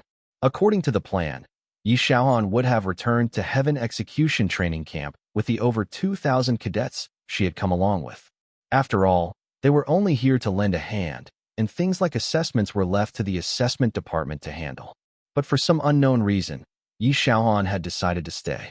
Every day she would pretend to act nonchalant and walk several rounds around the venue, sometimes sneaking into the arena deep in the night to watch Xia Fei and Chundong's fight. Others might not be aware of this, but Xiao Haili clearly knew in his heart that the reason why Yi Xiaohan did not leave was all due to just the one person, Xia Fei. At this moment, Yi Xiaohan was again at level 3, ring number 21. There were several staff members from the Adjudicator Union seated around the ring, as well as hundreds of candidates watching the fight to join in on the excitement. Every time Xia Fei escaped from Chundong's attack by the skin of his teeth, these people would all exclaim in unison, evidently all completely absorbed by the thrilling duel between the two men. Yi Xiaohan slowed her steps and walked around the ring before walking back out the way she came in. Though she looked like she was about to leave, she was actually stealing glances at the ring from time to time, looking back thrice with every step, her thoughts apparently occupied. Xiao Haili could see all this very clearly through the monitoring screens, grinding his teeth as his expression sank. There were plenty of colleagues in the monitoring room with him. Xiao Haili would never show his deranged side to others, so he suppressed the rage he felt within him and cursed Xia Fei 10,000 times in his heart. That was when President Robert pushed open the door and walked in. "Xiao Hai, what's going on with all those reporters outside?" Xiao Haili turned around in a hurry to look at his teacher with a smile ready. "Heh, they are here to interview that somewhat excessive match that's procrastinating everything. Our union had only sold the live broadcast rights to 6 major television stations, but we had not sold the interview rights, which is why they are all crowding outside." Robert nodded. "Oh, that's great. Arrange for their lodgings and provisions. Don't neglect them. Just tell them to wait till the match is over, and the Adjudicator Union would arrange for an important press conference." Xiao highly furrowed his brow. Teacher, why are we holding a press conference? Could the union have something to announce? Robert patted Xiao Highly's shoulder and smiled. This is a great opportunity to show the attitude the Adjudicator Union would show toward people of talent. I want to show those in the Hermit Syndicate that the Adjudicator Union is the #1 union in the universe. No one would have guessed that Xia Fei and Qin Dong would fight for 21 days, continuing to fight over 500 consecutive hours for such a long battle. Forget the average human, even an elite warrior would be seriously tested by it. In every corner of the Star region, everyone was discussing this shocking battle. Aside from the super long duration of the fight, everyone wanted to know just how Xia Fei and Qin Dong were able to accomplish this. The average person would feel extremely sleepy after staying up for 24 hours. A total of 21 days and nights was well beyond anyone's imagination. It would never be possible to do all this without possessing superhuman willpower and a determination of steel. After all, neither Xia Fei nor Qin Dong had any rest throughout these 500 hours. Plus, they had spent every moment fighting nonstop. Being in combat would not only use up plenty of their physical strength, but also deplete plenty of their mental strength. Now, it was no longer a question about who would win or lose. Being able to create this unprecedented record was already a huge achievement in itself. The names of the battle maniac Qin Dong and the crazy Xia Fei spread like wildfire. To be able to do something so crazy, what else could they be aside from being insane? Xia Fei was trembling as he made his way toward Qin Dong, staggering at every step as his mind was all blank. He no longer remembered why he needed to fight. All he knew was that he needed to hold on and that he must not fall, no matter what. Qin Dong was not in any better state either. His two eyes were staring straight only at Xia Fei. He wanted to step forward and attack, but he could not lift his leg and move no matter what he did. His two legs were too heavy, as he could not make them move even after exerting all the strength he could muster. The two were like puppets right next to each other, throwing a punch out to the other, before retaliating with a slash of their own. Every action they made was unbearably slow, lacking in any aggression to speak of. Despite so, the two continued to persist, using what little strength they had to forcibly cling on. Pow! Xia Fei's chasing light struck Qin Dong's thick ice armor, weak and soft like a child's strike, completely lacking power. Pow! Qin Dong's arm very laboriously dug into Xia Fei's shoulder, causing him to wobble for a while. The staff and candidates burst into a round of applause, and a few sentimental girls secretly wiped tears from their eyes. There was already nothing worth admiring with the match itself at this point, but it was tremendously soul-stirring. To be able to keep fighting so fiercely for a total of 21 days. Just what sort of feat was this? Only a few people in this universe could do that. Such a sentiment was not shared with just the people present. Even the audience all throughout Indero Star region could not help but clap and praise Xia Fei and Qin Dong. The superhuman willpower they had shown affected everyone, leaving an indelible mark in everyone's hearts and minds. Experts might have the qualifications to be respected by others, but people like Qin Dong and Xia Fei also deserve to be admired equally for what they had accomplished. Asterisk pow, pow, pow, asterisk. The two puppets kept hitting each other, the speed becoming slower and slower, while their movement became more and more sluggish. Finally, both Xia Fei and Qin Dong reached their very limit. As the two men collapsed on the ring one by one, Xia Fei struggled to get up, but his body simply refused to listen. After desperately trying to force himself up a few times, Xia Fei finally laid flat on that cold, icy surface. He looked up to the sky above as a slight smile appeared on his face. A draw. The battle between the man in the first place in terms of the strength and the man in the last place had actually resulted in a draw. This was the first time in the history of the Adjudicator Union that a match had ended in a draw. 505 hours, 11 minutes, and 37 seconds. It was a new record, an unattainable record. That was marvelous. Truly a great match. I've truly gained plenty of insights this time around. To think it is humanly possible for someone to possess strong willpower to such a degree. The crowd that was present in the arena was ebullient. The entire Indero Star region was also cheering. This match had let the entire Star region know of Xia Fei and Qin Dong's name. The names of the two madmen. I'd love to hear from you. Thanks so much for watching. Did you enjoy this video? If you did, make sure to hit that notification bell so you never miss an update. And don't forget to subscribe and give this video a big thumbs up. Your support means the world to me, and I can't wait to see you in the next one. Thank you.